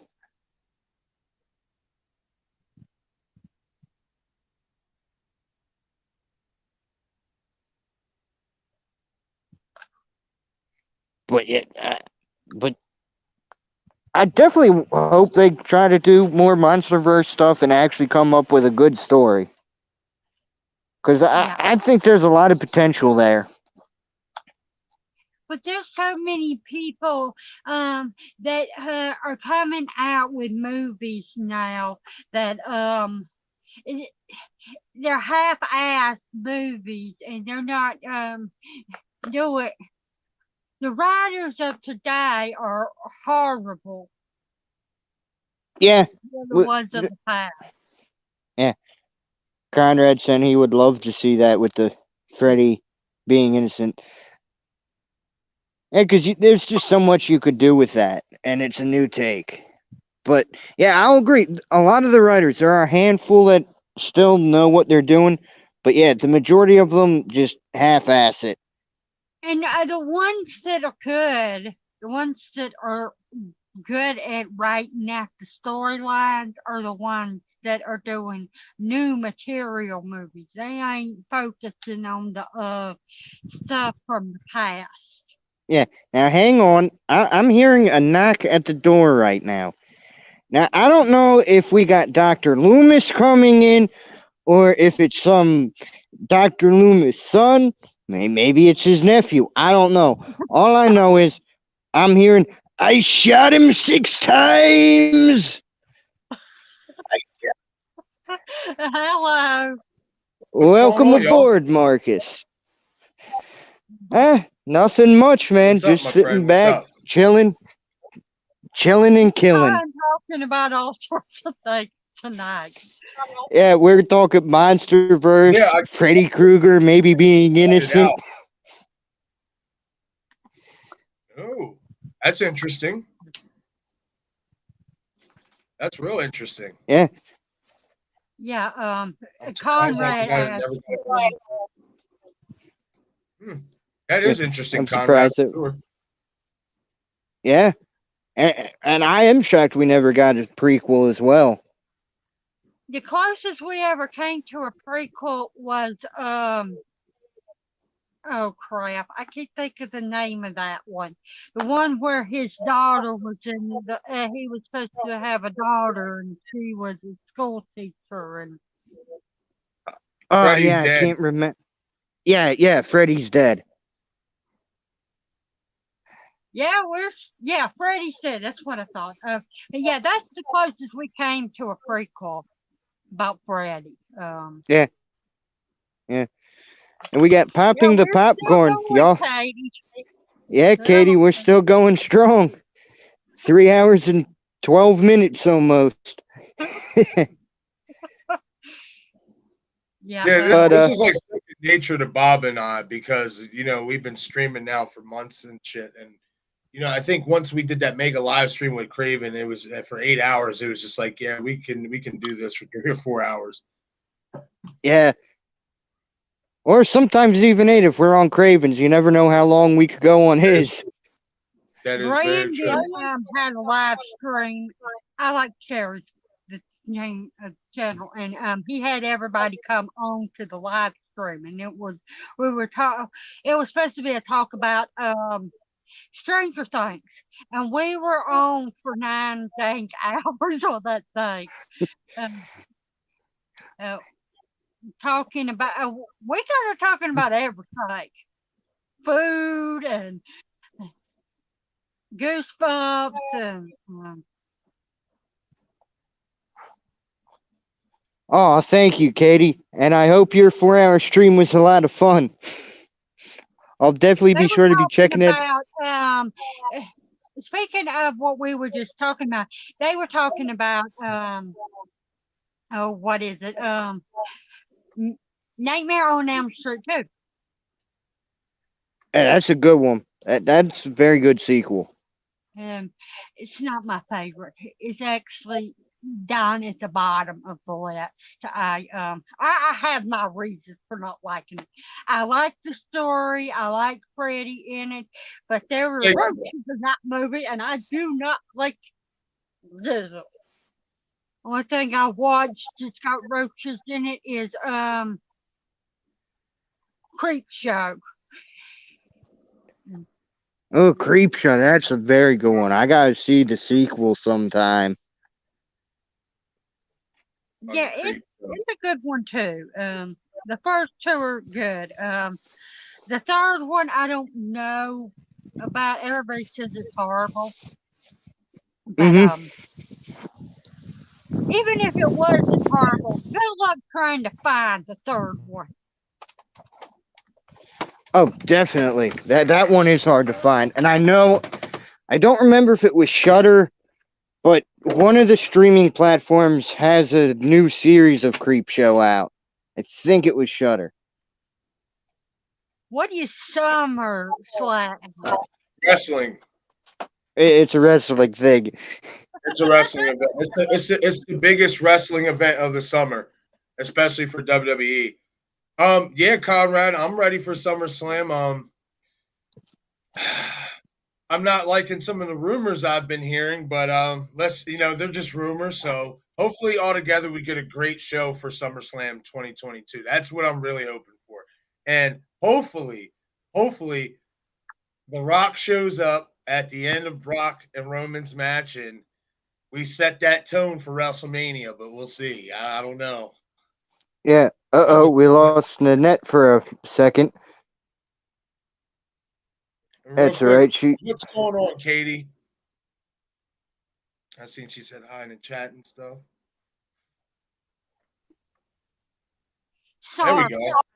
No, it happens. I go through this crap all the time. Bob Yeah. knows. Yeah, believe me and Marcus go through this on a regular basis. For real. If it's not him, it's me. And if it's not him, it's me. Right? I remember when I got kicked out of my stream when we had Craven on, and it was so funny because I came back in and Craven was like, "Did it really just kick him out of his own stream?" And he was like, "Yeah," and he was like, "That's just great." All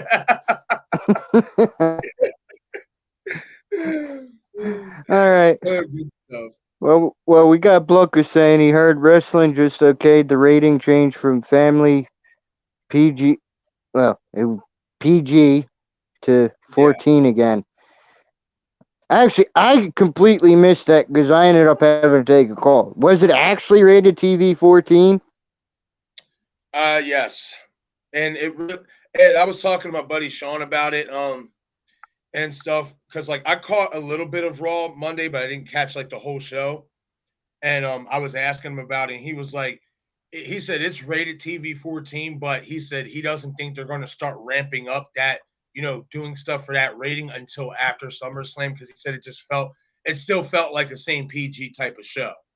So he said he thinks after SummerSlam is when we're really going to start really getting some of that TV 14 content put on live TV. Yeah, that is true. We got Katie saying not much, chilling. Oh yeah, there's nothing wrong with chilling like a villain. And just chilling, killing. Sometimes right. if you're on a phone, StreamYard kicks you out. Yeah, me and Marcus have learned that a few times when I was getting phone calls. Yeah. During that one thunderstorm. I have nothing but a phone, so I was getting messages. Let's see. Buck is asking, will they give us Attitude Era 2.0? Possibly, but I want to see them shake it up from just being the Attitude Era. Right. I want them to actually give us intriguing storylines.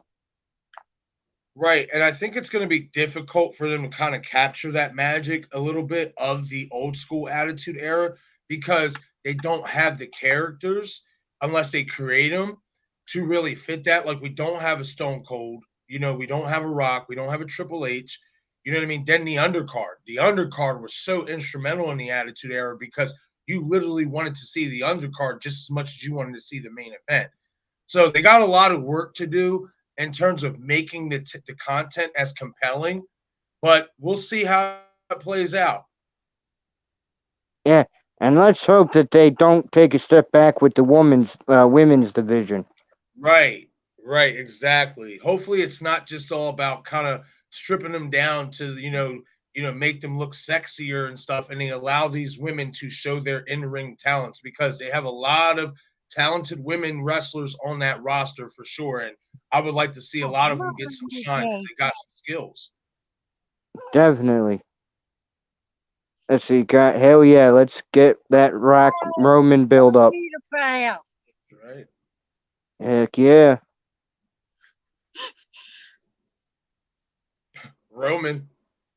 Roman, Bailey, Sasha, Brock. Well, you can argue Brock, but I think what he's doing right now is pretty good. Oh, absolutely. The only thing about Roman and Brock is that we know Roman's trying to get to Hollywood and Brock's part-time too. So, one thing I will say though, is I do think bringing up Ron Breaker, Steiner, I think that in that type of environment, TV 14, I think he would be gold. Do y'all Definitely. know like John Cena? What about John Cena in that? He is a wrestler and he is doing action now. Oh Yeah, yeah. I Well, know he, Oh, he's yeah. he's been acting for a while. He started back acting. What? The Marine came out in what 2006. 2006, Yeah, something like that. I yeah, didn't realize 2005 or that. 6. Yeah, he did the Marine, and then he did 12 Rounds, and those movies were considered like really good. Like they didn't like a lot of critics didn't like his acting. So he stayed in wrestling for a while, and then a few years ago he started getting back into acting. And in my opinion, I think that served him well to go back to full-time wrestling instead of focus on acting, because I think that along the way he became a better actor in wrestling, which now has allowed him to become an even better actor in Hollywood. Like now John Cena, the actor, money. Like I love his acting chops now compared to the Yeah, first my couple grandma's movies. a big fan of Yeah. him. She sees him in stuff that she'll watch him. She said, he's so funny. But he is funny. He's hilarious. And what I loved is that movie, what was it, Blockers, where he plays the dad, trying to cock block his daughter from losing her virginity. Like, I Yeah, love that movie because you really got to see how funny he is. And especially as wrestling fans, a lot of fans were getting stale with him because they said, oh, he's too goody two shoe. He's not entertaining enough. And in my opinion, that movie showed just how funny and entertaining he actually is when you give him the platform to be that character. yeah, Sorry, definitely. my baby is wanting me to pet him. All right, let's see. We got Blanco saying, well, the company is currently being ran by Stephanie and Triple H as they work out the resignation of Vince from all the allegations he said were true. There's actually no word that he's so far resigning yet. That's the thing. Right. And the thing is, too, I will is in all agree. I will agree. Stephanie is running it, and Triple H is back on NXT as far as we know. But the Boy, Vince let's really resigning. think about it like this. You know what I mean? And I had to even think about it like this. Like, and it's something Jim Cornette said. Like, what's really going to come out of this? What thing illegal did he do? Another thing, and Chris Jericho said this as well. What illegal act did he do? You know what I mean? Like, what? Like, are they like? Is there anything they can, unless they go digging, like we talked about before, Bob? Like in terms of this situation alone, he paid somebody off for he paid somebody off for hush money for having affairs. That's not illegal. So like I just don't know what's really going to come out of this yet. Yeah, I mean, they're going to have to dig deep into things outside of it. Yeah, I believe so too. I didn't tell you to kick me. I told you to say hello. Oh no, in my opinion, Bluckett, their production is top fucking notch. Like their production, it's really, really good. It's just over the past few years, the content has grown stale because when the fans want a certain wrestler pushed, Vince don't fucking push him, until it's too late. You know what I mean? And then it's like that wrestler that was so over and so hot at that time isn't over at this point in time, even though they might still be getting cheers. You want to strike while the iron's hot. And that's something that WWE has missed on the last few years, in my opinion, with some certain wrestlers. And let's just hope, now that Stephanie and Triple H are kind of, taking the reins, let's hope that some of these younger talent do get the push that, they deserve. And get not only that, they get the seasoning. It's something that CM Punk said when he left. How do you expect any of these wrestlers that aren't really good to get better if you don't put them into the position to get better? You know what I mean? So let's hope that a lot of this young talent they have, they start putting them in a position to get better so that they can get that seasoning underneath them. You're going bye-bye. No. Yeah. I don't need a hug. I'd imagine what the fear is that Linda divorces him and takes half the company, even if a prenup is in place, treating Trump's, I'm pretty sure, in court. Well, see, the thing is, she already knows about it. If she wanted to take action, she could have already have done it. She would have did that years ago. Linda ain't No, doing that. he's already flaunted his affairs in Playboy. Yeah, like she knows all about his affairs, and it's funny you brought that this is up because Jim Cornette was telling a story to I forget his name, but he runs Inside the Ropes, and Jim was telling him about about the affairs before, and he said basically Linda's living in Florida and Vince is living in Connecticut, like they're not even technically together. Linda does her thing and Vince does his thing. Yeah. Oh yeah, he does. I just feel like they're rushing him. I hope that they don't do a cash in at SummerSlam, and I hope the reason why I don't want them to do a cash in at SummerSlam is because I don't want him to lose. You know what I mean? I don't want him to lose that briefcase so soon, I should say. You know what I mean? Like he just got it. Let him keep it for a little bit and strike when the timing's right. I don't think SummerSlam is the right time, like the rumors I'm hearing, but this is Vince's guy, so let's see. Yeah, and who knows? He might want to take that beforehand. Right. Oh, nice. I didn't know that. Just what they show in the news, and they make it seem like WWE's afraid. Well, yeah, because it can tarnish a lot of things with the working companies that they have in place with the stockholders, merchandise, the sponsors. That's what they're afraid of. It's nothing with Linda. The thing Linda has more to fear really being a politician than anything. If we want to be technical. Yeah, but in my opinion, I think her time like trying to really get into deep politics is it's over. Like she had that chance a few years ago and it didn't work. She didn't win. And the same thing with Vince. Even if he doesn't resign, he's not going to be doing this much longer. He's almost 80 fucking years old. Like, and let's really be honest. Vince doesn't look in the best health. He may work out every day, but Vince doesn't look good. He looks weathered. He does. Yeah. Like, he really does. He looks like, slowly but surely, he's falling apart. You know what I mean? Like, and, we talked about it, Bob. This is his last, like, hurrah, like, type. This is his farewell tour. This is why you're seeing him on TV more often. This is why you guys seen him show up with Triple H and Stephanie at the last UFC event. He knows that this is it. He's about to be done. So he's trying to get his appearances as much as possible, make his presence felt, and then he's going to ride off into the sunset. Oh, definitely. And this is another thing to note with all these, allegations and stuff, or, the scandal that's out there about him. Why all of a sudden now they decided to change the content to TV 14? Why? Because they know they're about to lose some of those sponsors, some of those PG sponsors, for kids and stuff like that. That's about to go out the window. So they're prepping themselves for the inevitable.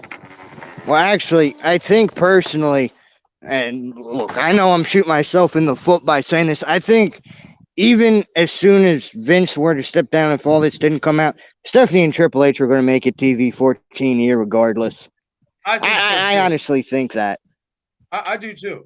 I just think now with the timing, especially, I think that's why they made the move now to just get it out the way, given what's going on with Vince. But definitely, I agree. At some point, we were going to get back to TV 14. Yeah. I'm excited. Like, I know a lot of traditional wrestling fans, especially like from the 70s and the 80s and the early 90s, were used to a family-friendly product, which is why some of them didn't connect with the Attitude Era, because they felt that, that type of content was going to disrupt their children. And listen, I watched the Attitude Era and the Ruthless Aggression Era, and yeah, is the screws all the way tight? No, but I'm cognitive. I'm good. Like, I'm not out here trying to harm nobody. So, I just think certain, and at the end of the day, it's all about, I get it. How you want to raise your children the right way. You know what I mean? I still think that my thing is this: you're going to see this type of stuff on TV no matter what you run across, whether it's wrestling, whether it's an action movie, a regular sitcom, whatever. So, I just think, let these kids, kind of have some fun with it. You know what I mean? It's using your imagination. It's just acting. It really is. Yeah. Yeah. Yeah. Everything is more violent now. So why not make wrestling more violent too? Just please stay away from chair shots to the head. Please. That's the Yeah. only thing I ask. It's not even about the net. It's not even really about getting more violent. I mean, maybe I'm speaking just for myself, but for me, it's just more the dialogue. Being able to say certain words like shit, fuck. You know what I mean? Jackass. Jackass. Like, it's more the dialogue to me. You know what I mean? Being more sounding like an adult type contented show. You know what I mean? That's where I'm at with it. Like, I don't want to see these guys get obliterated with chair shots that could, cause CTE in the long run and shit. I don't like shit like that. Don't get me wrong. I like to see a little bit of violence, but I don't want to see somebody mangled to the point where I know over the course of time they're going to become a vegetable. But yeah, they used to do that in wrestling, and a lot of people are suffering now that were from the 80s Yep. because of it. And yep. I'm about saying Bob knows this because he wrestles and stuff. Even just not even in chair shots, the bumps you take, especially landing on your head and stuff like that, this shit's no joke. Like, that shit is for real. The physicality of wrestling is so real. Like, you know what I mean? It's like I was having a debate with this guy on a wrestling site, and he's like, "Oh, there's no way that these moves hurt and this and this and that." And I said, "Would you like me to Stone Cold Stunner you?" I'm telling you, that shit hurts. Like, it doesn't. I remember who my ex-boyfriend was telling me about. If you do the stunner the correct way, your face, your nose, or whatever, your head is dropping down on somebody's shoulder muscle. With the right amount of impact, that shit hurts. Like, I know. You have.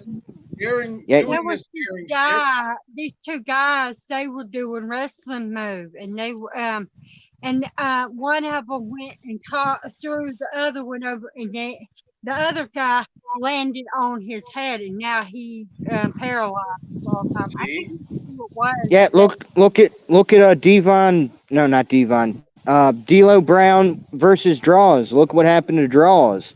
Yeah, Draws. Yep, that is so true. That's a great example to bring up, Bob, for sure. What happened to Draws? Let's say he's paralyzed now, isn't he? Yep. That might be who I'm thinking about. Because that was a power bomb, I think, from the top rope, if I'm not mistaken. I can't look at the clip right now, or it'll force me out. But it's all good. I can take a gander. It's like when I was trying to find out about Harry Potter, and I got cut off here. Yeah. Wasn't Triple H making NXT a big thing before Vince stepped in?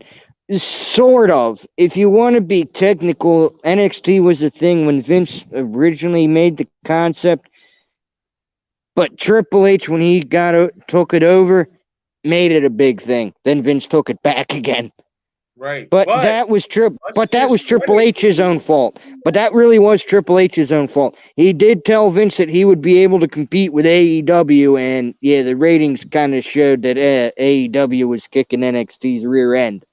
Right. So I don't blame Triple H so much for that, because when you look across the other TV and you got legendary wrestlers like Sting, and then you got Daniel Bryan going over there, CM Punk, that's kind of, hard to compete. Even Chris Jericho, even at that time when it started, Chris Jericho's over there. All these recognizable names from Japan that everybody wanted to see. You know what I mean? The Young Bucks and stuff. Like, so I don't fault Triple H. I'm just saying, in a way, it was Triple H's fault for saying he could compete, not thinking about, well, they could bring these people in without really thinking. Although he was lucky Punk was on Rampage first. He was lucky with that one. That is very, very true. Let's see. Conrad saying, I want them to build up Austin's cash in the way Edge did it. I Now, could see Conrad, that. I like that because he's kind of like that character a little bit, like he's an opportunist. So I would really be on board for that. Let's build this bad boy up. I don't want to see him lose it quickly. And plus, I want to see The Rock show up at SummerSlam so we know for a fact it's Roman versus Rock, Hollywood. It's going down. The torch will be passed, and it's going to be beautiful. And then after that's done, Roman can do what the hell he wants. Oh, man. Let's see. Blucka's saying the stunner is just a jawbreaker modified. Technically, it's a cutter modified if you want to be technical about it. Right. It kind of is, yeah. You can kind of see both of that, but that shit hurts. I know my buddy gave me a stunner one time, and he did him good, and that shit. Yeah, you got to know. Yeah, you got to know when to kind of release yourself from it so you don't make impact. That's the hard part. That is the hard part. Katie saying, I'm still here just listening. Nothing wrong with that. Conrad confirming. Thank you, Katie. That's what's up. Y'all talked about monster movies. I don't think a lot of people realize this, but they make 2, 3 Dracula movies every year. Just you never hear about them, and they're usually not all that good. But Dracula is big in Hollywood being made and everything. Like I said, some of them aren't very good, but there's over 197 the last time I looked. Dracula movies that have been made since the first one in 1931. Damn, that's crazy. Yeah. But I'm not gonna lie, my favorite one was Bram Stoker's film in 1990, I believe, with Gary Oldman. I love that movie. Yeah, that's a good one. That is a good one. And I'm not gonna lie. I didn't mind Dracula 2000 only because we had a young Gerard Butler, and I did not know that. I did not know that was Gerard Butler until years later when I watched the movie again and I seen the end credits and it said Gerard Butler and I was like, wait, what?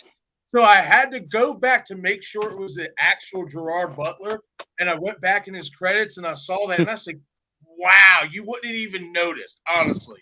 He was so young in that movie. That's why I got that movie, because he was in it. And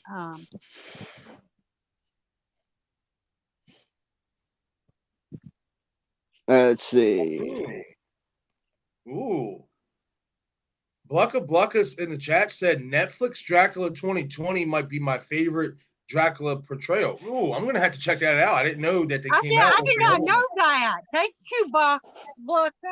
I definitely got to see that because I'm a big vampire fan. I love watching vampire movies, and I keep saying that we haven't had any really good vampire stories in a while. So you're right. Oh, there's one coming out, and I'm really excited. The Invitation. That looks so good in my opinion. That looks like it could be a really good vampire movie. And I will say this, one vampire movie I would like to see them remake that I do not think gets enough credit. Bob may be knowing where I'm going with this, but Vampire in Brooklyn. And Eddie Murphy did a fantastic job as a vampire. I'm sorry. I thought he did so good. It was so different. You can have. There's a lot of people that like that movie, but I do. I thought it was really good. I like his character in the movie and everything, but the storyline was so goofy. I get it. I get it. I guess for me, it was because I'd never seen Eddie Murphy in that light before. And I thought he fucking killed it. Like I bought him as this suave, clean cut, lady swayer type vampire. I'm not gonna lie, he killed it to me. I thought he did a really good job. Maybe I should watch it again. Give it a shot again. Maybe you might have a Yeah. different opinion on it. I thought he did great.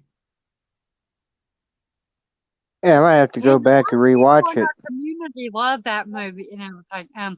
But there's one movie I'm never going to get behind, and a lot of people don't like it. The ones that've seen it, and that is Vampire Kiss with Nicolas Cage.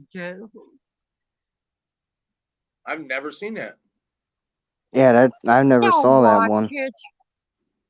Oh, that's It's gonna be horrible. that's gonna have to something be put on the list, Bob, for down the road. Yeah, I think that might be a watch party. Yeah, you know another kid, like kind of kids horror movie that I haven't watched in a while, but I liked growing up as a kid was I think it's Village of the Damned. I love that Yes. movie. Are we Village talking of about the the Damned. original Yeah, that or was a the good movie. one with that John Carpenter did? Was that John Carpenter? If I it think ain't so. black and white, it's John Carpenter. I'm looking this up now. Let me look this up.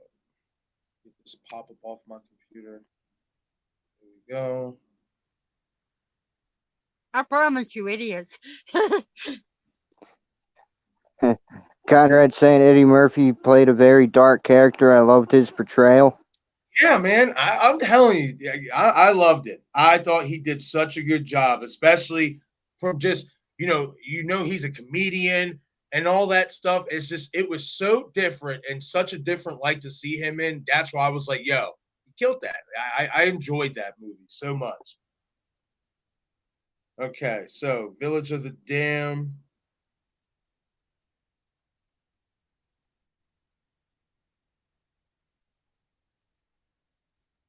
The other one, they did one in 1955. So, I recently watched the one from 1955, and they're similar to each other, but I was pretty young when I seen the first one and everything. I don't know what it is about it, but children playing the bad Yep, guy. you're right. or the You were right. previous thing John for them. Carpenter directed 1995's Village of the Damned, starring Christopher Reed, Christy Alley, and Linda Kozlowski. Yup. Yeah, that was a good one. I didn't know John did that one. Yeah, that was a very good I'm a one. big John It was. I gotta Carpenter watch that fan, again. It's so been a while. him and Wes Craven are two of the biggest directors and their production movies when they were producers that I watch. And Oh, Yeah. Mm, I'm gonna have to watch that. yeah. I might smell something on this channel. Maybe next week we'll do a thing maybe on a Wednesday. Okay, we can do that. Another movie to check out. Skarsgård is in Dracula. Okay, nice. Well, he said the Skarsgård guy was in the Dracula movie on Netflix. But I believe. Yeah. Conrad with an interesting question. You think Wes Craven brought that darkness out of Eddie Murphy for the role? I think so. Yep, absolutely. Definitely. Absolutely.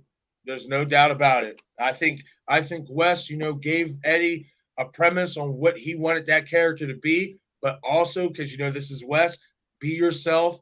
You know what I mean? Just be yourself, do what you do. You know what I mean? And that's what we got. And I love Eddie Murphy as a vampire in that movie. I thought he did so good. And I love the hair too. The hair is on point. Definitely.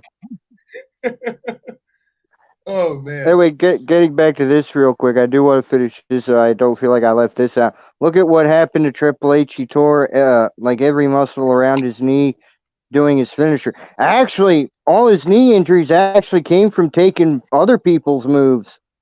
Right. That is true. I think the one he's referring to was the one on a table where he went for the pedigree and he went to pull up and his quad, and I think it gave out. Then his quad gave out. No, his quad was already out by then.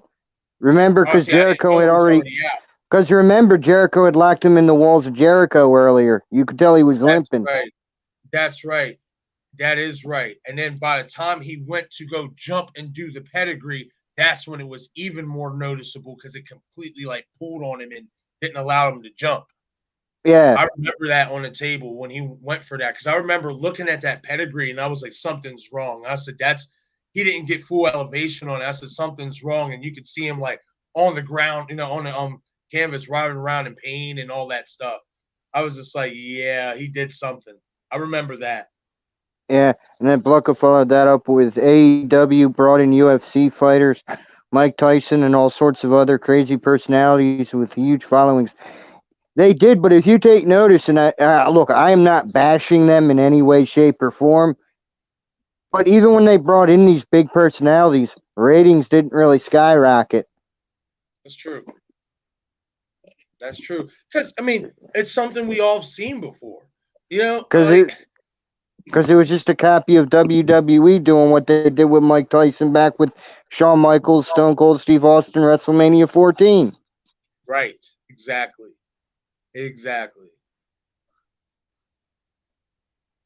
Klaus Bang is the actor I'm talking about. He is somewhat unknown, but killed it as Dracula and the Northman. Okay. Oh. Yep, I definitely need to check that out. Real quick, another movie to check out that I watched the other day, and it has I forget his real name, but it has Jasper from Twilight in it as like the main antagonist, and it's called Do Not Reply or whatever. Really good movie. Ooh. Really, really good movie. It's basically about this girl who meets this guy on the internet. They start talking. They agree to meet up at this Halloween party and stuff where he basically abducts her and stuff like that. But like it's different than what you would expect. I'm not gonna lie. Like it's really good, and he killed it. He did such a good job in this movie. And he did a good job in Twilight being that mysterious, creepy character. I was Team Jasper on Twilight. I like the movies, and I was him. So I definitely want to watch that movie. Yeah, check it out. It's a good movie. I was really impressed. I thought it did a good job. And I mentioned this to Bob last week. Another movie, and it's based on a true story and stuff, but it's called The Happy Face Killer. And David Arquette is the guy. Yeah. I gotta find. Give me a minute. I'm telling you. I gotta write all these down. Watching that movie made me want to see David Arquette in a psycho killer role even more. I hope at some point, we may never get it, but I hope at some point we do get another movie like that with him. Like, he did such a good job. Tell you. There's a movie. Such a good job. And it's called right, so the one with Jasper is do not reply. And the second one with David is The Happy Face Killer. But no, there's a movie. It's called Blue Desert. And in it, nobody's ever heard of this movie or watched it, but it's David Arquette, and he plays a serial killer in the movie. So say it again. Blue what? Blue Desert. Blue Desert. Okay, well, I'm always on board to see David Arquette as a killer, so I'm writing this down right now. You know what? Here, I got an interesting idea. We'll do the horror stuff when I shot him 6 times. We'll do the non-horror stuff over here. Okay, let's do that. We can do that, buddy. Sounds good. But okay. Give me a minute, and I had to get it. Okay, The Happy Face Killer, right? Yes. Yes. Oh Lord.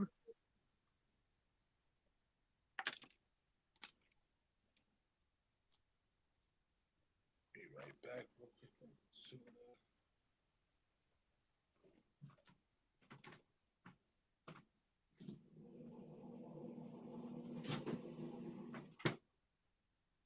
And and do not reply. That's I'm right. going. Yep.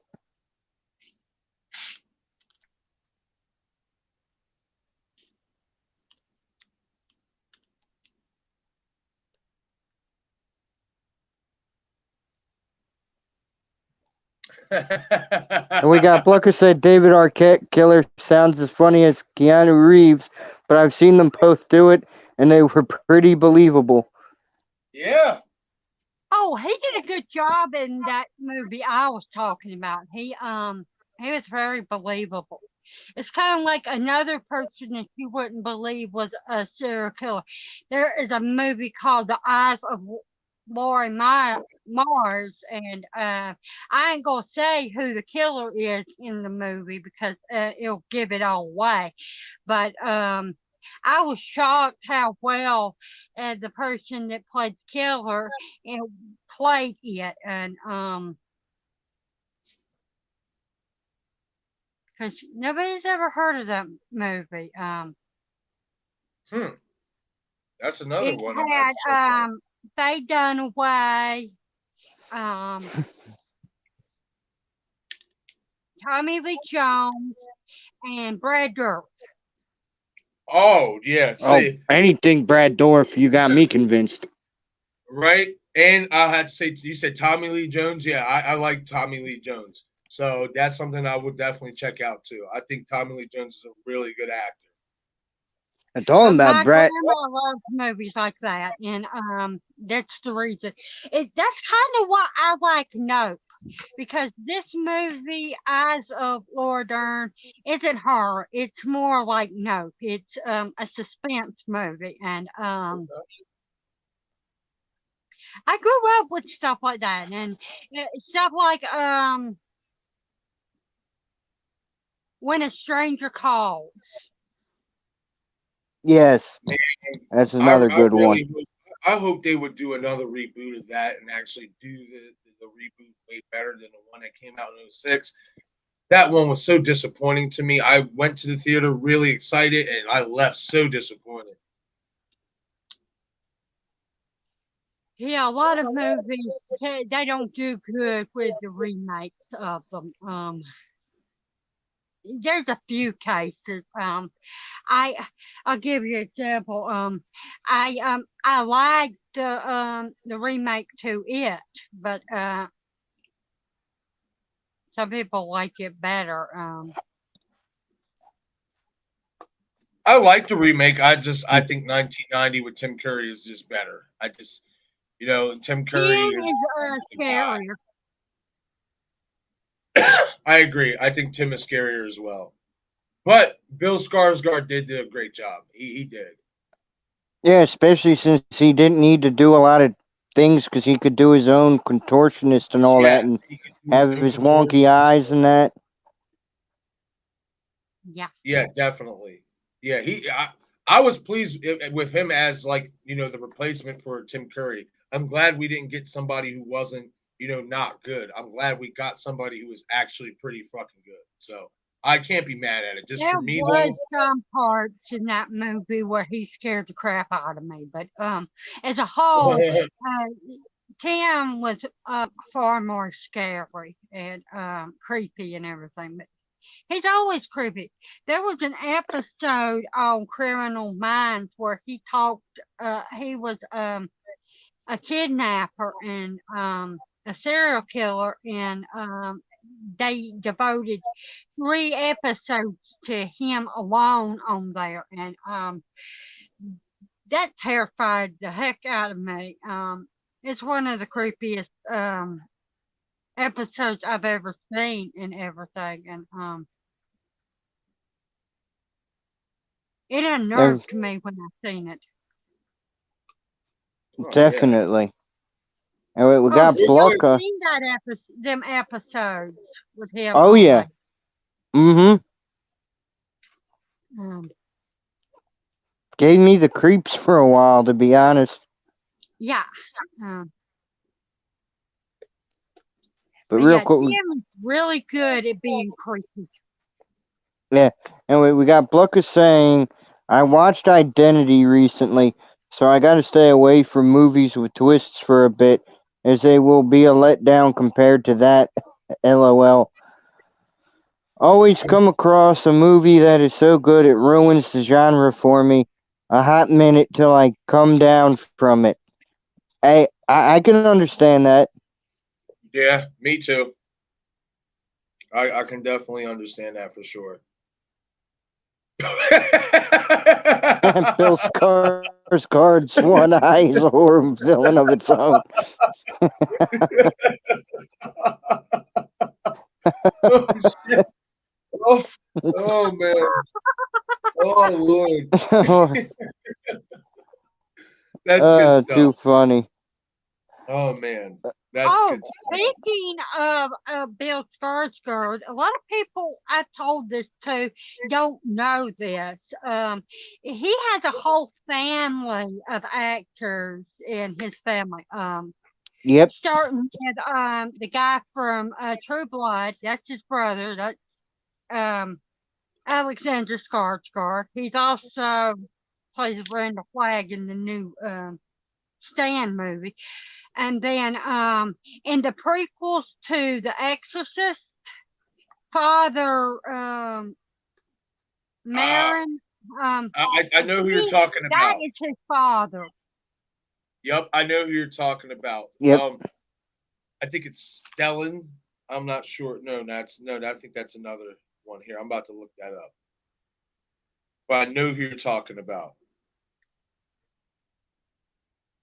And we've got Conrad asking, what do you guys think of the paranormal? Are you What are you guys asking believers? exactly? The movies, paranormal, like in the real world, or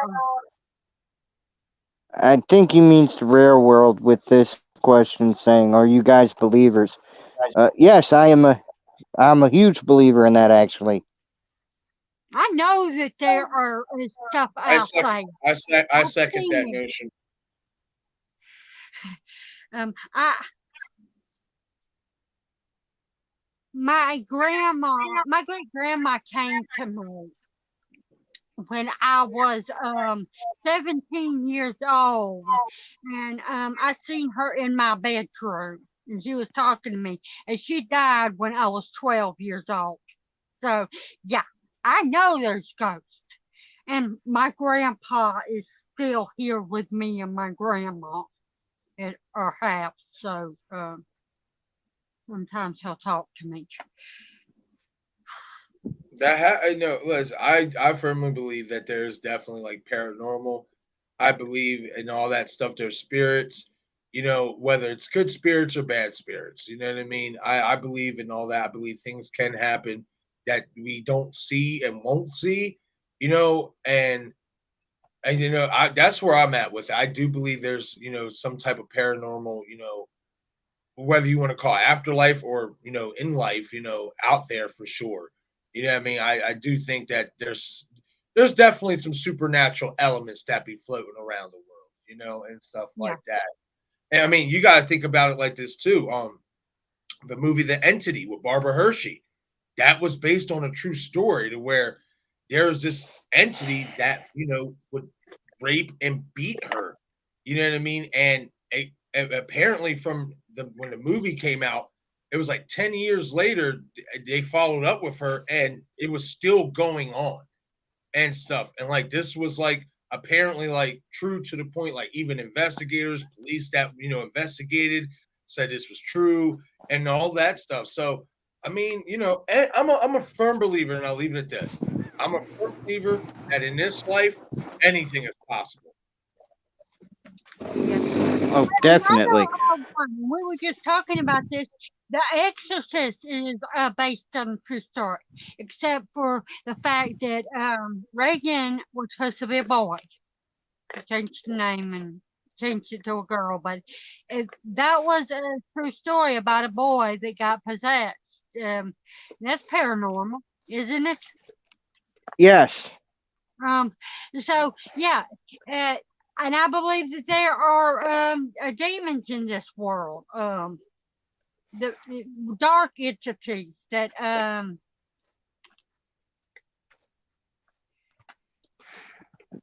that want to cause chaos and destroy and ruin humanity. Yeah. Or there are humans that try to do that too. Well, yeah, there definitely is.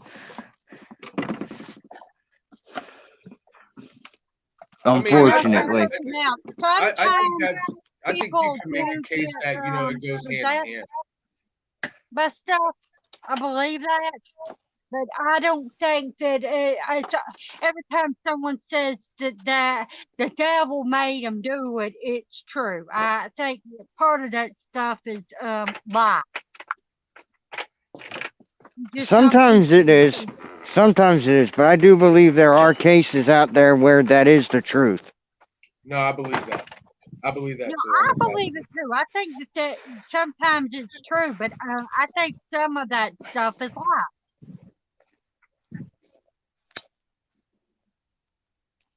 May not be, but no, I agree. I like I said, in this life, I believe anything is possible.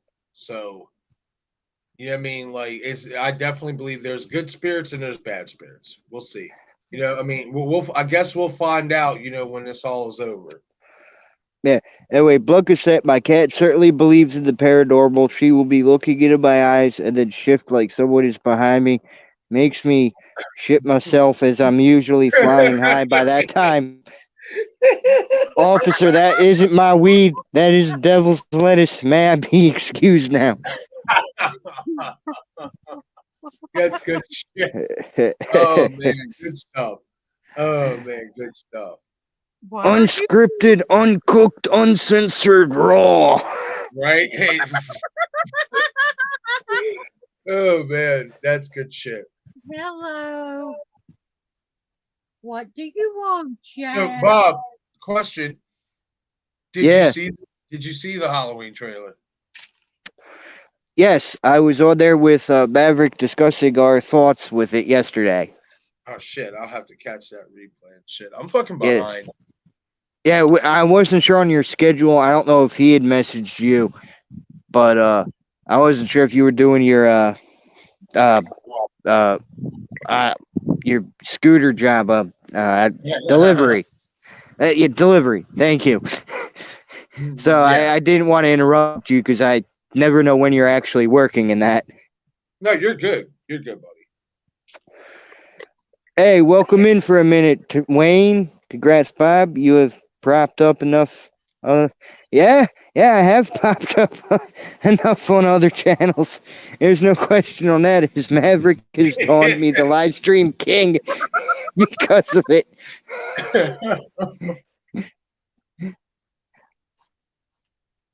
This is Green Red. Scream Red laughing my ass off, Blucka. Nah, man, like, it's all about progress. You know what I mean? It's all about progress. We talk about it all the time, Bob. You know Definitely. What I mean? It's all about progress, and we're getting there. You know what I mean? Yeah. And that's the thing, like today, I figured out the whole SEO score, man. I got that shit now. I got on my Halloween video that I posted, for my trailer breakdown. That bad boy's sitting at a 99 SEO. Like, heck yeah. Yes. Like, so I think we're definitely heading in the right direction, my friend. Oh, real quick, while I have you on, in case this doesn't go long and you can't stay too long. I did talk tonight about our idea. He'd be down. Just give him a message about doing something with the wrestling channel. I said even if we just shoot the shit and talk about stuff we remember from growing up and what made us like it in the first place. Right. But he'd be down for that. Yeah, it's funny you bring that up because after I do a couple more of my horror videos, I'm going to start working on some wrestling videos to put on there and stuff like that. And I do want to go live Sunday if we all can, and shoot the shit and talk about some wrestling and stuff. Well, I'm definitely free on Sunday. I'm not. Yeah. I'm not.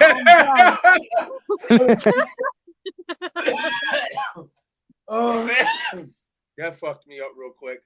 I put that up a week ago. So Blucker said, I don't know why, but I shot him 6 times. Reminds me of Chong on that 70s show as Leo when he tells the story about meeting God on a bus. I met God one time on a bus. He told me the meaning of life and gave me a pretzel. So the meaning of life, I don't remember, but it was a pretty good pretzel. Oh my god. Oh man. Oh, man. Woo. Good stuff. I gotta give that a hit. Yeah. Yeah, Oh, that man. was. I would, but I dropped my phone. You Oh, need man. a rare ring. Well, You normally need I'm a on the ring. lab. And normally, well, hey, normally I do with the laptop, but unfortunately that's kind of cocked out today. I think it might be the wind in that from the storm that we just had. So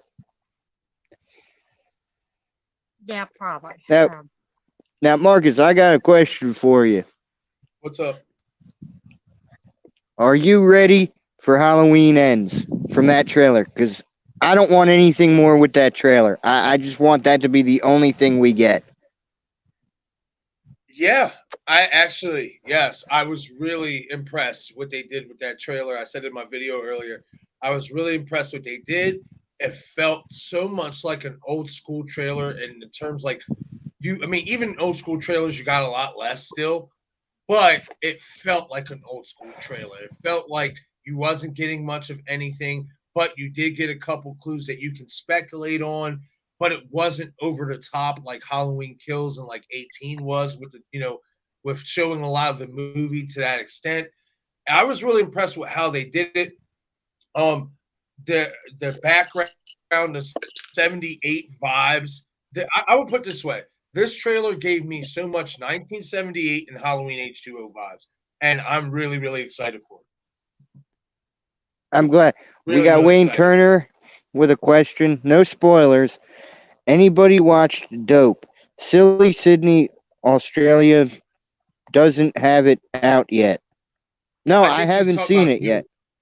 Is he I talking about haven't Oh, you? seen. oh, yeah, that would make sense. I'm sitting here thinking, Yeah. Dope, I haven't even heard of that movie. It was just like, Dope, what the Maybe hell movie? autocorrect Nope. is talking. Maybe he's talking about Nope. Yeah, that's what I was thinking after I read it. I'm like, Yeah. Dope. But yeah, I saw it. I thought it was a very great movie. Oh, you It saw doesn't Nope, fall Bob? on. Yes, thanks to someone I know that works at a theater. That's all I can say right now. I don't want to get him in trouble. No, no doubt, no doubt. You can't be giving away the sources. You know what I mean? Like, I mean, Yeah, if you got access to see the movie early, you take that and you don't give away that person. exactly. Blanca's saying, I wish movie studios would use Ryan Reynolds' advertising company to market and distribute movies. They're so fucking clever with their products. Huh? I never I seen. I agree don't know if about I've them ever being seen Ryan clever. Reynolds advertising. I have. I only know he has that cell phone thing. Well, I'll put it this way. I mean, anything Ryan Reynolds, I'd be down because he's the fucking man. I'm a big fan of Ryan Reynolds. He's really good. We got Wade saying, sorry, I mean nope, lol, my theory on who Corey Cunningham. Yeah. Okay. Yeah. Yeah. Yeah. I have not seen Nope.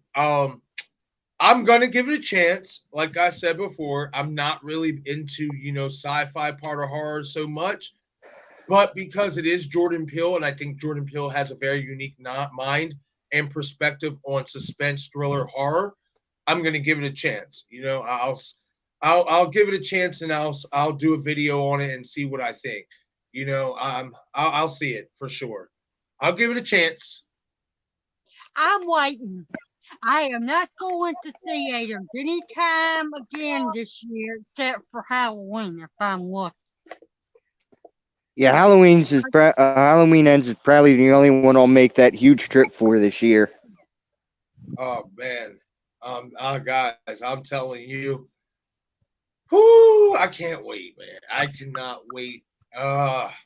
October 14th, and it's a damn shame because you know you don't want the summer really to go by so fast because you want to enjoy it because winter time is going to be coming or creeping around that time. Things are going to be getting colder, but I mean, I'm ready for this movie. I'm ready for this movie.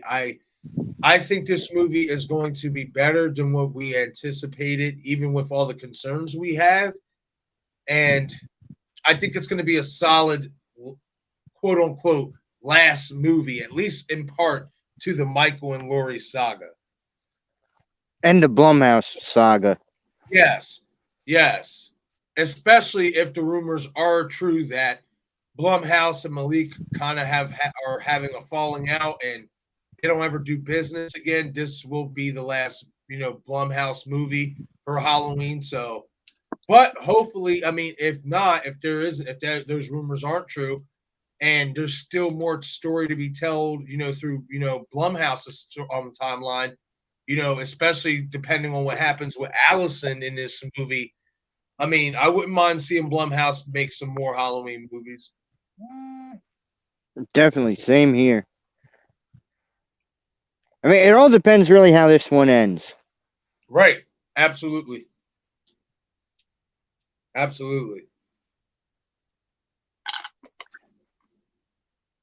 Yeah. It's going to be interesting for sure. I'm not going to lie when I get off here and stuff up because I fucking ended up taking a fucking long nap a little bit early. So I'm going to be like up or whatever. I'm going to be doing some more like videos and stuff talking about, stuff from the trailer and all that shit or whatever. I got some stream stuff I want to do and all that. So like, but I'm really excited for this movie. Like that trailer got me hype and I really am happy that they didn't show a lot.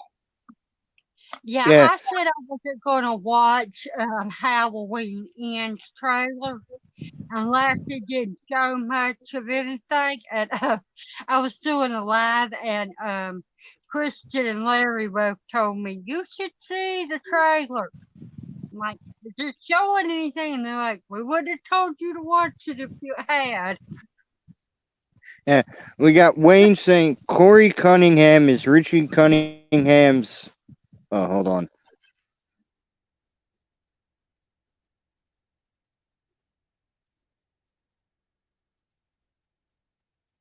Oh, we lost Bob. I think maybe a call was coming through on his line. So real quick, we'll carry it. Corey Cunningham is Richie Cunningham's brother from TV Happy Days. He went upstairs, hasn't been seen since until now. And I guess Wayne also says, really, Corey possibly Michael Myers' secret son. I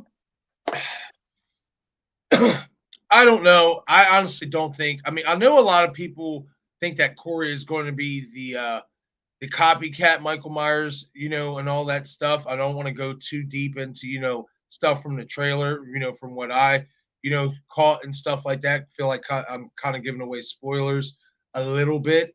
You know what I mean? So I don't want to get too spoily. I will say this: I don't think Corey is what everybody thinks. I don't.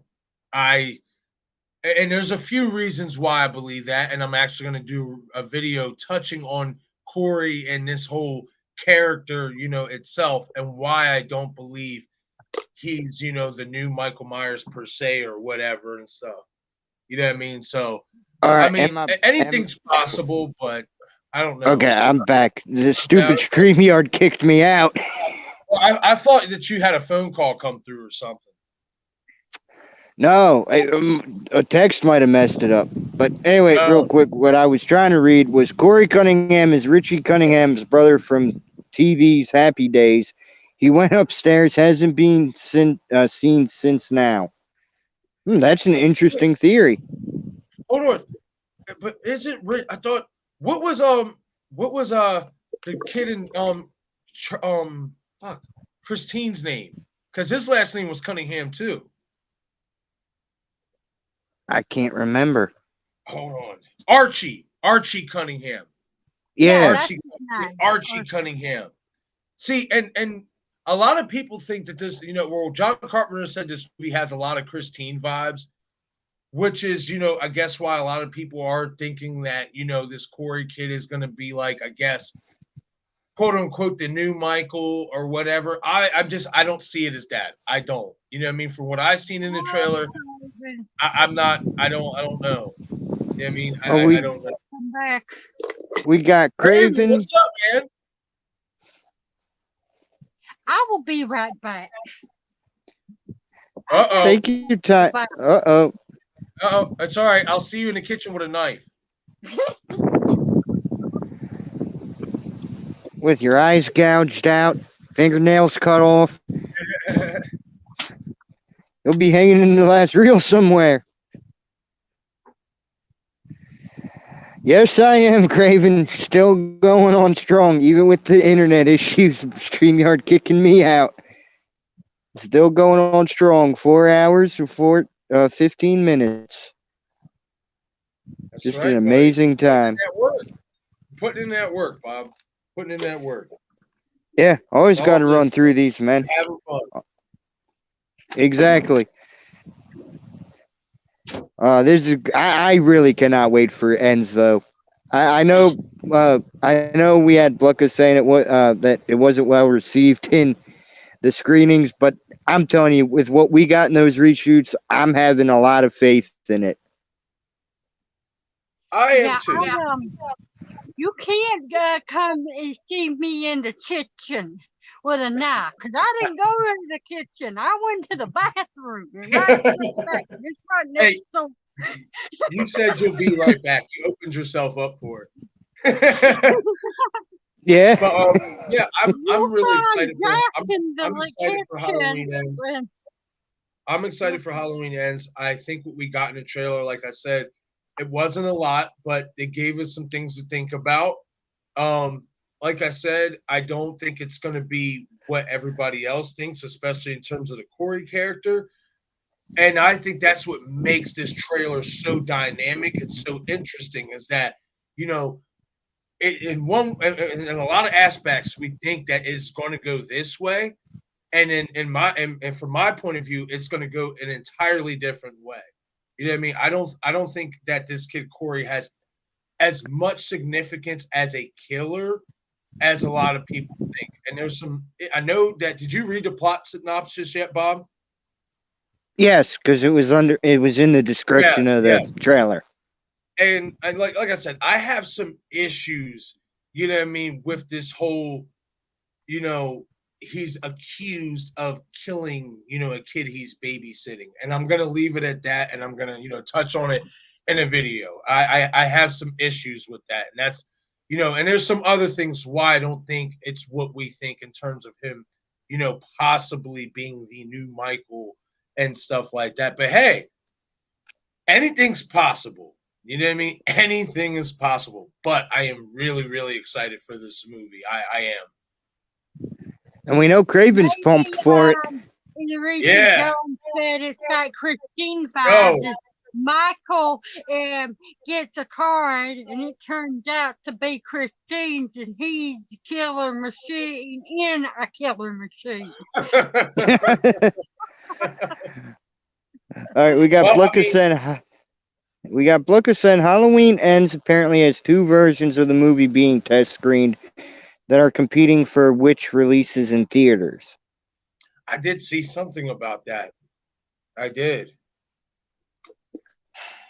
I mean, listen, I think it's safe to say, in all honesty, there is multiple versions of almost every movie, especially for like a franchise like Halloween, like a Scream and stuff like that, just in case for scenarios like if maybe it's not well received by test screeners, okay, let's go back and tweak this.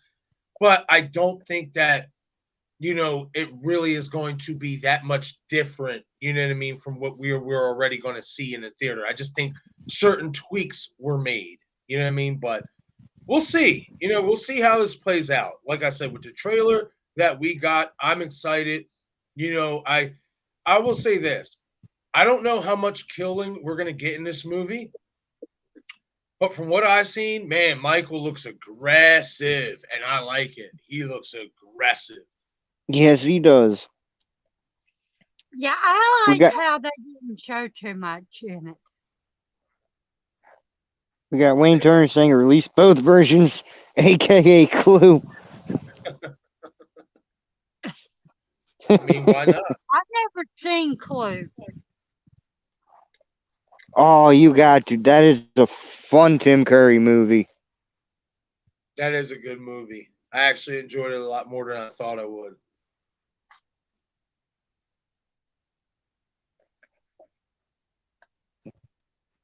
Craven's Tree makes me want to go to Canada. Yeah, man.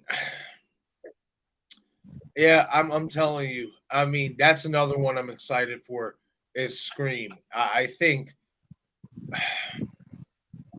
I don't know. I mean, and I listen, I love me some Nev Campbell. I'm a big Nev Campbell fan, big Cindy Prescott fan. I don't know. As the passing days go on, I don't know what it is, but I'm getting more and more confident. I'm getting more and more hulked up that this movie might actually be a good freaking Scream movie without her. And it sounds so weird saying that, but I don't know. I don't know. I'm getting some confidence. I don't know. So far, I mean, I know it's early, but so far I'm getting some confidence. You know what I mean? I think it's going to be. I think it has a lot of potential to be a really good movie. We'll have to see how it plays out. I'm Definitely. gonna watch it, but I don't have faith in it after what I've seen in 5. 5 was okay. 5 was okay. I mean, I'll say I like this. the sisters. I'll say that. But all the rest of the people in the movie, they couldn't act. They were horrible to me. I don't think it was so much of them being horrible. I think it was just more how they were written. I think a lot of the movie did try to center on, trying to pay homage to Wes Craven. I think if there was one thing that they kind of did fail a little bit at is kind of making us love these characters like Yeah, Wes, that's what they. and I mean for me, I actually love both the twins. I do. I think that Chad and Mindy have a lot of potential. I think if they can get some more story arc or get some more character development, that in Scream 6 you could potentially fall in love, with those characters. As far as Samantha and Tara, I'm not gonna lie. After going back and watching Scream 5 again here recently, I'm not I like the characters, you know what I mean? But I guess I could say I don't like how they're portrayed or perceived. You know what I mean? Especially I like after Tara and Shane. especially after going back and watching Scream 5 again. And I'm going to do a video here on it soon, touching on it. You know what I mean? Because it's something that, you always miss something. Even after watching a movie over and over and over again, you always find little tidbits or clues that you didn't see before. And there was one scene in that movie that really has stuck in my craw since I have seen it that I did not see before. And I got to touch on it because it's bugging me. I don't know how much significance it's going to have going forward, but I think it's interesting to touch on and talk about. I mean, I'm not going to give it away, but it does involve Samantha and Tara. And I don't know. After watching it, you know what I mean? A few more times and then watching it recently, I'm just, I'm a little, I'm conflicted. I'll say with these characters, I'm very conflicted. Okay. Very conflicted. It doesn't help that you have me and Val talking about how sus Tara is all the time. It's not even just that, and we've kind of talked about this a little bit. So I'll give you a sprinkle of a hint on where I'm kind of going with where I'm going. we've talked about this, Bob, being a possibility in ways of, the Scream, radio silence getting different. What if this is just what if this is a whole conspiracy by both the sisters? You know what I mean? We've talked about that a little bit before. And from what I saw in the scene that I saw that I totally somehow missed before, I'm not saying it gives some confirmation or some validity to that, but it's interesting. What I saw is very, very interesting to talk about, especially for the moment. You know what I mean? For the moment in time that this certain scene happens, it really left me like, why did she do that? And I'm not going to say who. I'm just going to say, why did she do that? You know what I mean? At this certain point in time, why did she do that? And what is happening behind the scenes after this moment in time? You know what I mean? So I don't know.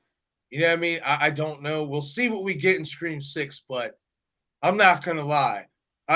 Both of these two, I'm starting to smell a little poo-poo between Samantha and I've been smelling poo-poo with Sam, but I don't know, man. I don't know about I'm just a tiny little bit. Tara's a little weird too.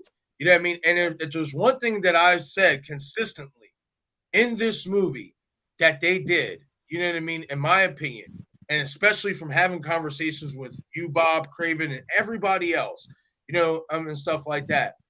A lot of people, you can make a case that everybody felt that everybody in the movie was a suspect. Something that the original Scream did not do with Neve Campbell. Even in the franchise, never once did you ever feel that Neve Campbell, Sidney Prescott, was a Ghostface killer. At least I know I never did. You know what I mean? And stuff.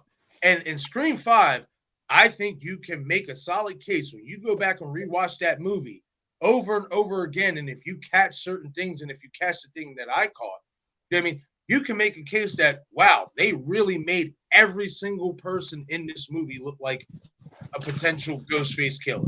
They made everybody. Yes, but I agree with you there.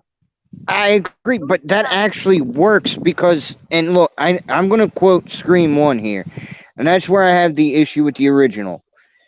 Randy goes off in the video store saying everybody's a suspect, yet they never really made Neve a suspect. This one's actually really taking that route to nail that in when you think about it, and that's what's making it interesting. This could go off in so many different directions, we don't know what's going to happen. And this was brought up in I Like Scary stream last night. Which franchise has more potential of having a successful future, Halloween or Scream? Right now, as much as I have faith in what Halloween Ends is going to be, I have to say Scream with how they set this up with everybody being a suspect. There's so many different routes this can go. And I'm not saying Halloween Ends can't go in different routes, but this one has everybody having different theories, what we want to see, what we don't want to see.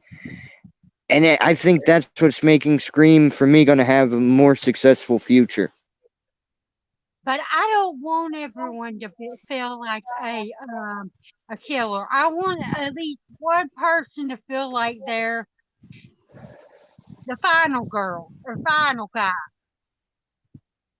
Well, see, I mean, and I understand. I understand that because obviously that's kind of what we're used to.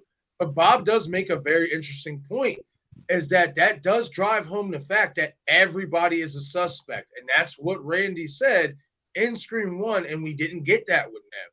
You know what I mean? And I do think that is interesting, and that's what I took away from that scene that I want to do a video on. Is that, wow, you can make a case that they made every single person in this movie look like a suspect, and it can make for very different directions and scenarios where they could take the franchise. You know what I mean? What is the big thing about Scream? Everything we thought was true isn't true. So with everybody being a suspect, people that you may have really looked at as a final girl, Tara, for instance, a lot of us think that Tara is a final girl. Some don't. You know what I mean? But a lot of us do. What if she's not? That's the dynamic. That's the dynamic of having everybody be a suspect. first time I seen Scream 4, for a long time I thought that Tara was Ghostface. You mean in Scream 5?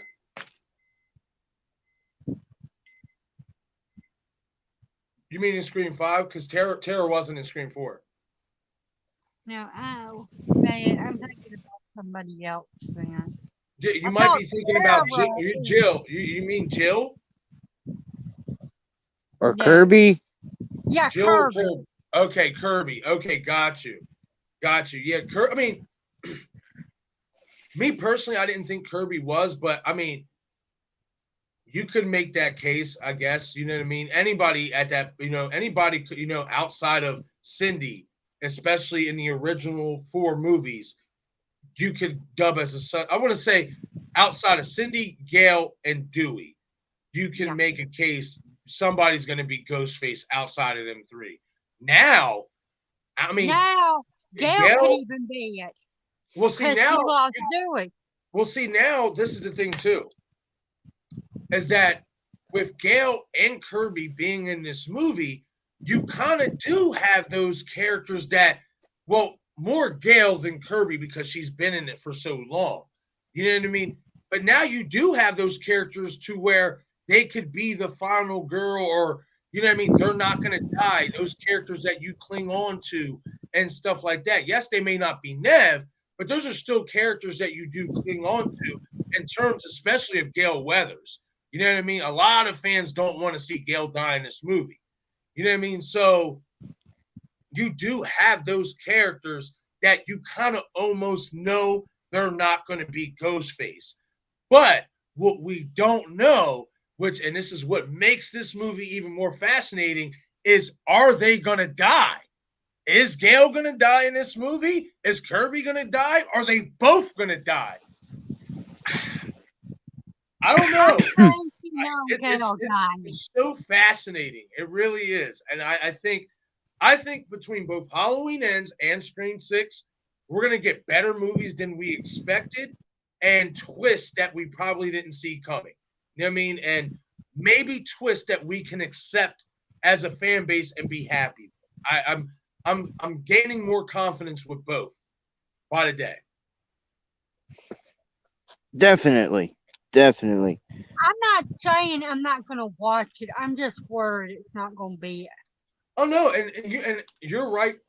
All of us are right to have our concerns about these movies. Because as a fan of these franchises, we know what makes these movies so great. You know what I mean? And when we start to see little things that might kind of hint that they're not going to, go in a direction that we kind of may feel they should or like, you know what I mean? We start to get generally concerned. You know what I mean? Me personally, I'm starting to learn to be a lot more open to, you know what? Let these creators create. Let's see if they can make a good movie. Look, this is the best that could happen. They make a great movie. This is the worst that could happen. They make a terrible movie. The pendulum swings both ways. So, you know what I mean?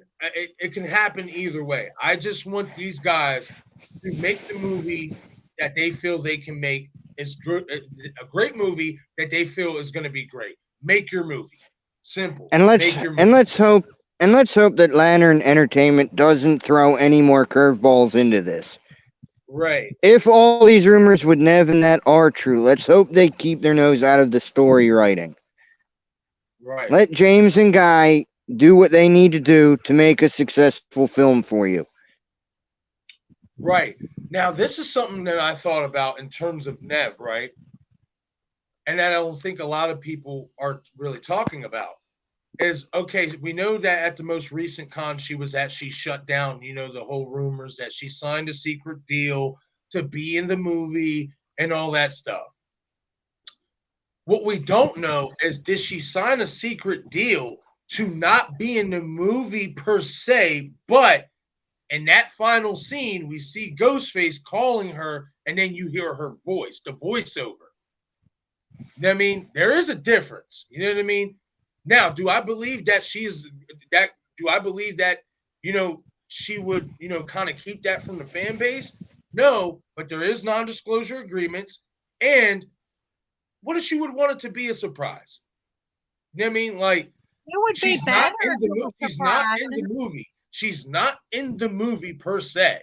But in them final seconds where we possibly see the reveal of a third Ghostface killer who isn't going to be revealed until the 7th, you know what I mean? And they pick up that phone and they call Nev and they call Sydney and you hear her say hello. And then whatever else happens, whatever else said by Ghostface is said, and then the credits roll. You can make a case, you know what I mean, that is going to happen in this movie and that she did sign a deal to do some type of voiceover work instead of actually being in the movie. You know what I mean? It's possible. Yeah. It is very, I'm right very up there. I'm and that's right up there something with you. That's something that she's not going to want to say to the fans, especially because in so many ways, let's think about it this way. If she were to give that away, she's kind of giving away the ending of the movie. That, Why would not she just do that. Not just that. I understand, even if there is, say, a conflict with money in that, she's not going to flat out come out and say she's not going to be in it, knowing that's going to annoy the fans, piss them off. She's not going to pull the Jamie Lee Curtis route saying this will piss fans off. She's going to let the new cast flourish. She understands this is more of passing down the torch. And really, and I'm not insulting Nev. It did seem a little bit like over the last couple of years, she really doesn't want to be a part of Scream anymore. She kind of wants to move on. So I think even with that, I think this will be a final send-off in this trilogy for her. And personally, I hope we at least get Sam and Tara surviving this entire trilogy and maybe revisit them in a later trilogy. Maybe keep things open, but still give us some suspense, like maybe they're not what we seem. I don't know, man. Like I said, from what I've seen, rewatching Scream 5, like I said, I don't know. I've been smelling poo on Sam. You already know about that, but I've been thinking know, about man. what y'all saying with everybody being a killer and everything, and maybe I'd like it. I mean, they did something similar in American Horror Story. The season was called 1984, and everyone in that series ended up being a killer. Pretty much. That was the only American Horror Story like season I watched because they turned it into a slasher. I didn't watch the previous ones because I just really wasn't into. I tried to watch the first season, I just didn't really get into it. I know a lot of people do like the entirety of the whole franchise for that. But once I seen they was coming out with a slasher for it, I was all over it, and I liked it a lot. 1984 was really good. Okay, yeah, I got to say this though, with great and everything, and I loved it. So maybe they could, and it's the only thing that's ever done.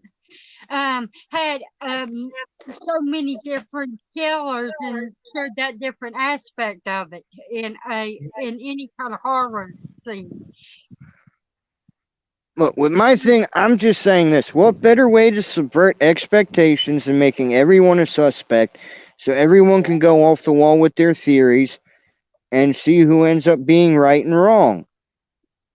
It's a whodunit. You really should be a suspect in a whodunit. And that's what I think I like about this a little bit more than the original, in the sense of the story there, that everyone is a suspect. It's what Randy had said. And it's sticking true to what Randy said. It's just with the original, Nev never came off as a suspect to me. Right. And absolutely. If you're going to have a line in a movie where everyone's supposed to be a suspect, why isn't Sydney being portrayed as a suspect? It kind of just always bugged me wrong with a whodunit. Because it really should be everyone's a suspect. You have a really good point. You have a really good point with that. And that is something that, especially after rewatching Scream 5 again, I think they definitely planted seeds for that. You can make a case for that for sure. I mean, even in the original. And who's to say they didn't? And also, who's to say they didn't foresee maybe Lantern Entertainment screwing them over like the Weinsteins did with Wes because they would see money coming in. So they made everyone a suspect to throw everything off. So then it would seem no matter where they go, it would be accepted. Right. Because let's face it, no one's going to be able to do Wes like Wes did. Wes could make a story even when the Weinsteins wanted to mess with it. Right. Scream 3 is an example of that. Exactly. You know, I man, like I said, they're definitely going into some uncharted territory because even in the original Scream, you can make a case Dewey and Gale were kind of suspicious. You know what I mean? I know, hell, I knew a lot of people throughout the entire Scream franchise thought that Dewey was like a mastermind. You know what I mean? Because of the intel and the shoes and stuff like that. After part one, I never really took Dewey as a suspect, but in part one, you can make a case, especially for Gale, because of how opportunistic she was. You can make a case that both of them, you know, had a suspect feel to them. You know what I mean? And stuff. Sydney was the only one you never got that vibe off, in my You opinion. could make a case in Scream 2 that Gale was could have been the killer. Yeah. Yeah, I mean, in terms of because you know the growing popularity and the whole book and being a success and stuff like that. But for me, I didn't get that feeling because even though she's an opportunist, I felt like once she got to that point where she reached that pinnacle, she wasn't gonna mess that up. You know what I mean? Especially by turning into a ghost face killer. Like that's coming too far in all honesty for and what reason, you know, would she have, you know, to come after Cindy in the second one? You know, she got everything she wanted. Her book is booming, the movie's out, she's getting all the production, she's making all this money.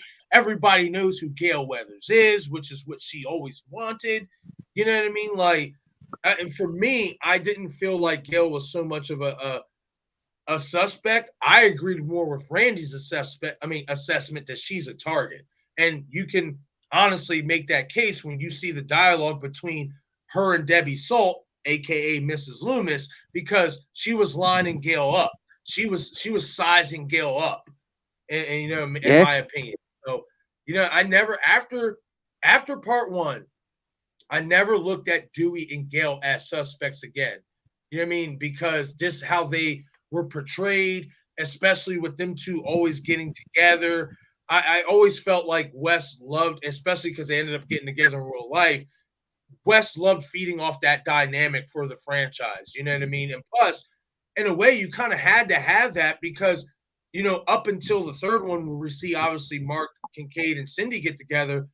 I mean, we've seen that at the beginning of 2 with Derek, but at the same time, Cindy's relationships weren't that long lasting because the first one, Billy, her boyfriend, was a killer. Second one, Nikki try to frame Derek and kills Derek. You know what I mean? So Cindy doesn't have that companion consistently, much like Gale and Dewey were companions to each other throughout the franchise. Yeah, definitely. That character definitely was the highlight of it, and they worked really well together on camera. Yeah, absolutely. They did work really well together on camera, and that's an extension, I think, to how their relationship was, especially at that time. You know, being together and then eventually getting married and stuff like that. I think that definitely was an extension of themselves, and they were showing that on screen. Some people that are married and everything, their chemistry on camera doesn't come across and everything, but Right. David and Courtney definitely did. Yeah, especially in that one scene in 5 when Gale came up on the scene. It didn't feel like Gale talking to Dewey. It felt like Courtney talking to David. It did. It really did. Yeah, I love that scene. She comes up, she start punching. She's like, Ghostface is back, and you don't tell me. Like, yeah, and he's just like, ouch, that hurts. And she's just like, good. I'm just like, yo. I love that scene. Oh Yeah. man, it's a damn shame because I'm not gonna lie.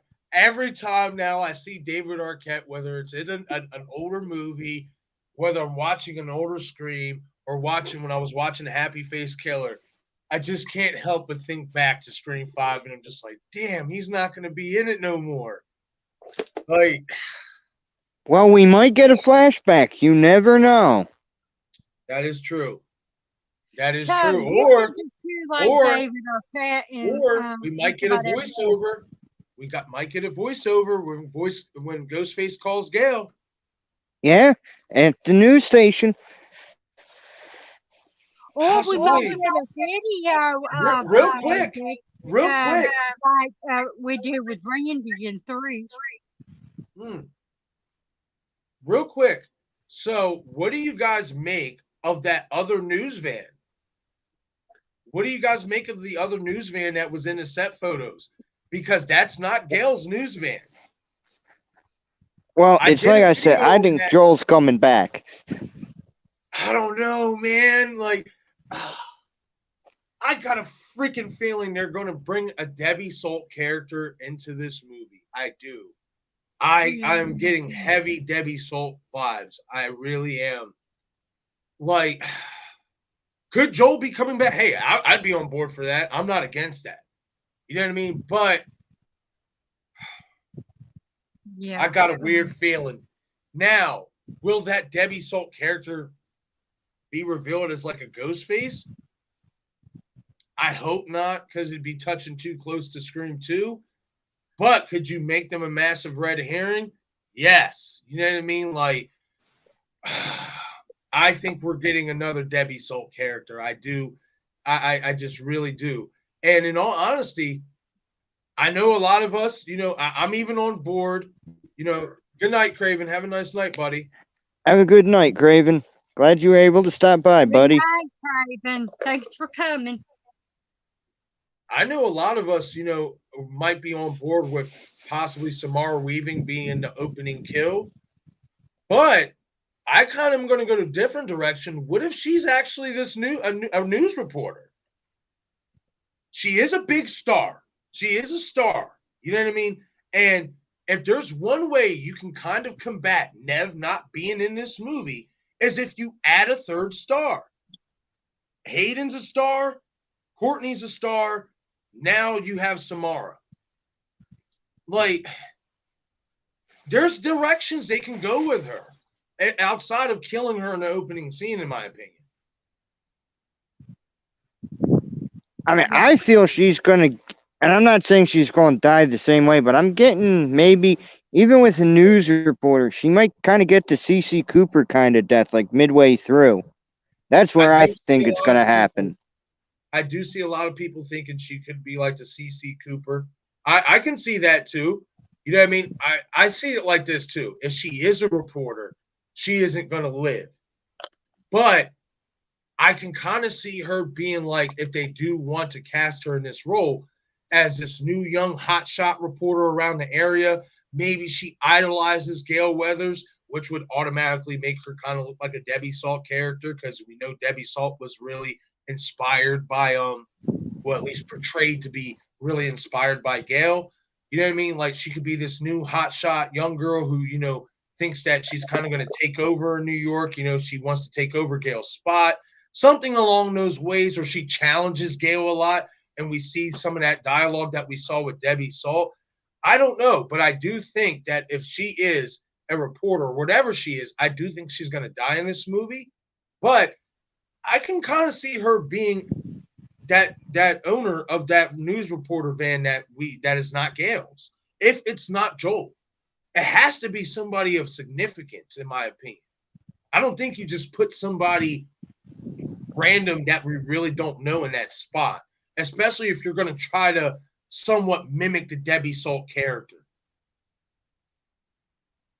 That is true.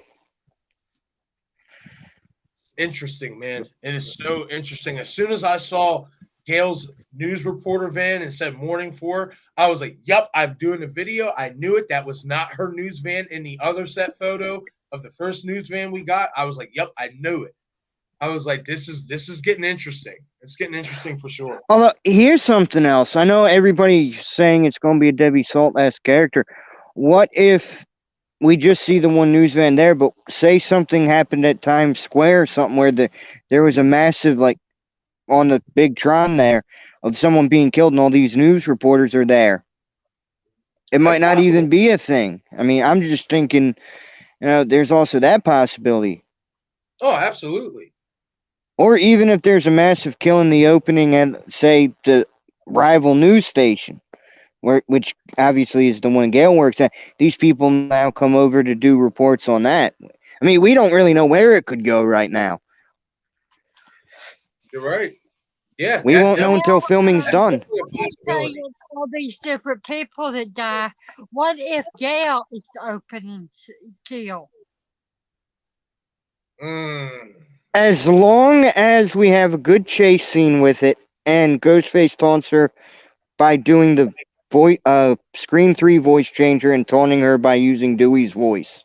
Well, see, this is how we know Gail isn't the opening kill, though, because in those set photos, at least this is in my opinion, in those set photos with you where you see Gail going after Sam and Tara trying to talk to them, they're obviously coming out of the police precinct. And I think that's after an attack or a murder has already happened. You know I know. I'm just going to throw this off the wall. Absolutely. But I think with those set photos, they kind of, with Gail being the opening kill, they kind of squash that a little bit. You know what I mean? Okay. And stuff. Like, what I will say is this. What I found most interesting in those set photos is where is Chad? What? Where is Chad and Mindy? They'll pop up in a lake somewhere. Fingers, eyes gouged out, fingers cut off.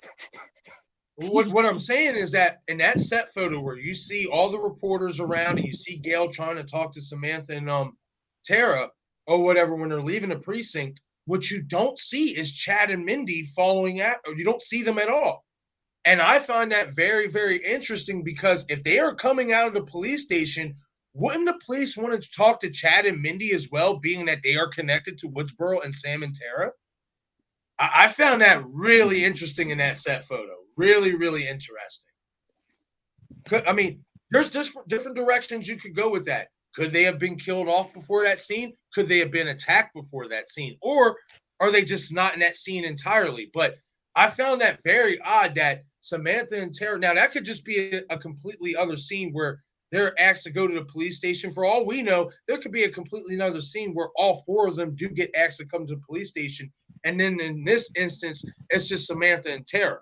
You know what I mean? But I found that very, very fascinating that there's no Chad and Mindy in that scene.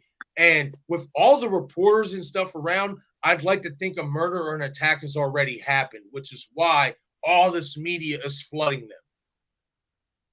Yeah. Yeah. That's interesting, man. It is so interesting. Like, I can't wait.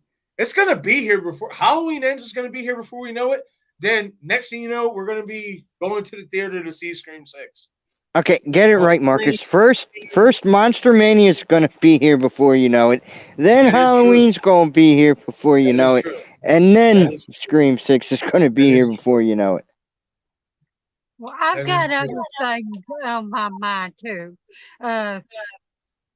American Horror Story will be here before you know it. Then, The Masked Singer will be here before you know it. Then Scream, and then not Scream ends, Halloween ends, and then Scream. Oh Lord. Oh, don't worry, we've all been there. I'm reading a comment. Blucka said Debbie Salt character would be sympathetic to her family member trying to kill people and either die or live saving other people. That's an interesting take. That's a real interesting take. We know that whoever this detective that Dermot Maroney is playing, we know that he is the father of somebody that is connected, that is either deceased or living. So Jack Champion, Yeah, maybe. that's another thing.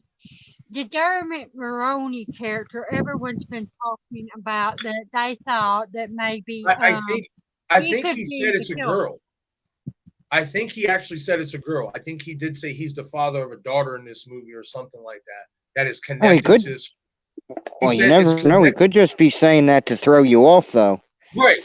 He said, though, it's connected to Scream 4 or whatever and stuff. So, obviously, Scream 4, the three that I'd have to think would be Jill, Kirby, or Olivia. Well, if it's living, Olivia's dead, so Olivia would be out of the equation. No, they said it's either living or deceased. He didn't give it a confirmation whether they're living or deceased. He just said it's somebody. Anybody. He said it's somebody connected to Scream 4. Watch it be somehow like it's probably going to connect somehow back to Jill somehow. What am I saying? Jill's father. Nice twist, huh? Didn't see it coming, did you? But I will say this: we can't go off of everything they say when it comes to certain things, because remember, they can always change. Just remember that. Absolutely. Oh, you got a cute doggy. Thank you. You want some attention, I know. Hey, today's one of the quiet days for them, isn't it? Well, it's yeah, because it's early in the morning. They don't hear nobody, going in and outside of the Oh yeah, that's right. It's 4:30 in the morning. Yeah. Trust me, that'll all change once they hear the pin drop. That will all change real quick. So, chilling, man. Yeah, my dog's going to start barking at 6 a.m. Oh, trust me, it's gonna happen here soon once they hear the doors start opening when people go to work and all that stuff. Right next door to me, right across the road, there's a construction crew that comes every day except for Sunday to do construction. So, and they get there as soon as the sun comes up and start making noise, and it makes the dog bark. Oh, I'm sure. I can't. I can't stand when that happens. But what can you do? No, got to get the job done. Plus, we don't want no cracks in the roads and stuff like that. So we got to get it done. Oh man. All right, guys. Well, I'm going to end this, and I will see you two backstage. All righty. But before we go, do either of you have any parting words? Well, just great stream as always. Great talking to you. Nice to have a conversation with Annette as well. And everybody in the chat, get some rest, and we'll catch you guys later. I will be going live on. I might go live a little bit later and stuff. I'll decide whether I'm going to do that or not. I've kind of been on this spree of just kind of uploading a lot of videos and stuff, like just trying to get my video count up there and stuff. So if I don't live stream later, I will be live streaming Saturday for sure. You know what I mean? Promoting the, Monster Mania GoFundMe fund. I've been doing live streams almost every day. He says I'm the queen of live streams. But that's because you are.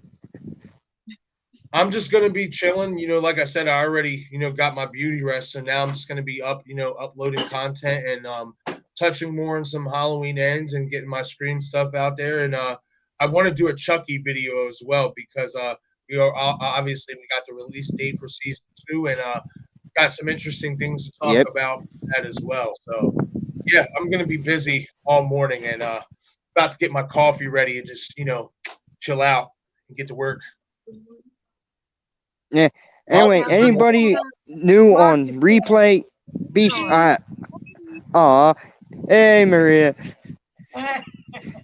Anyway, real quick, I will update and put your guys' channel in the description because this was spur of the moment with everything. So anybody on repeat, make sure you go and subscribe to Nanette's Necessities and I Shot Him 6 Times. They are amazing content creators. You will not be disappointed at all. And you usually will see me on I Shot Him 6 Times, 9 out of 10 times. That's the truth. That is so true. Yeah, we definitely do a lot of work together and stuff like that. And just love conversating with each other, man, and stuff like that.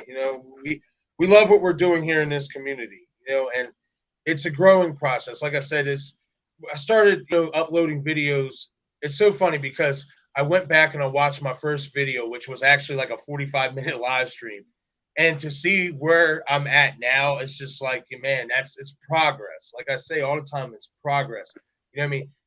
The more you do this, the better you will get at it. You know what I mean? And you'll become more comfortable. That's the biggest thing, is comfortability, especially with whatever content you want to talk about and stuff, with your overlays, with how you're, presenting the video and all that stuff.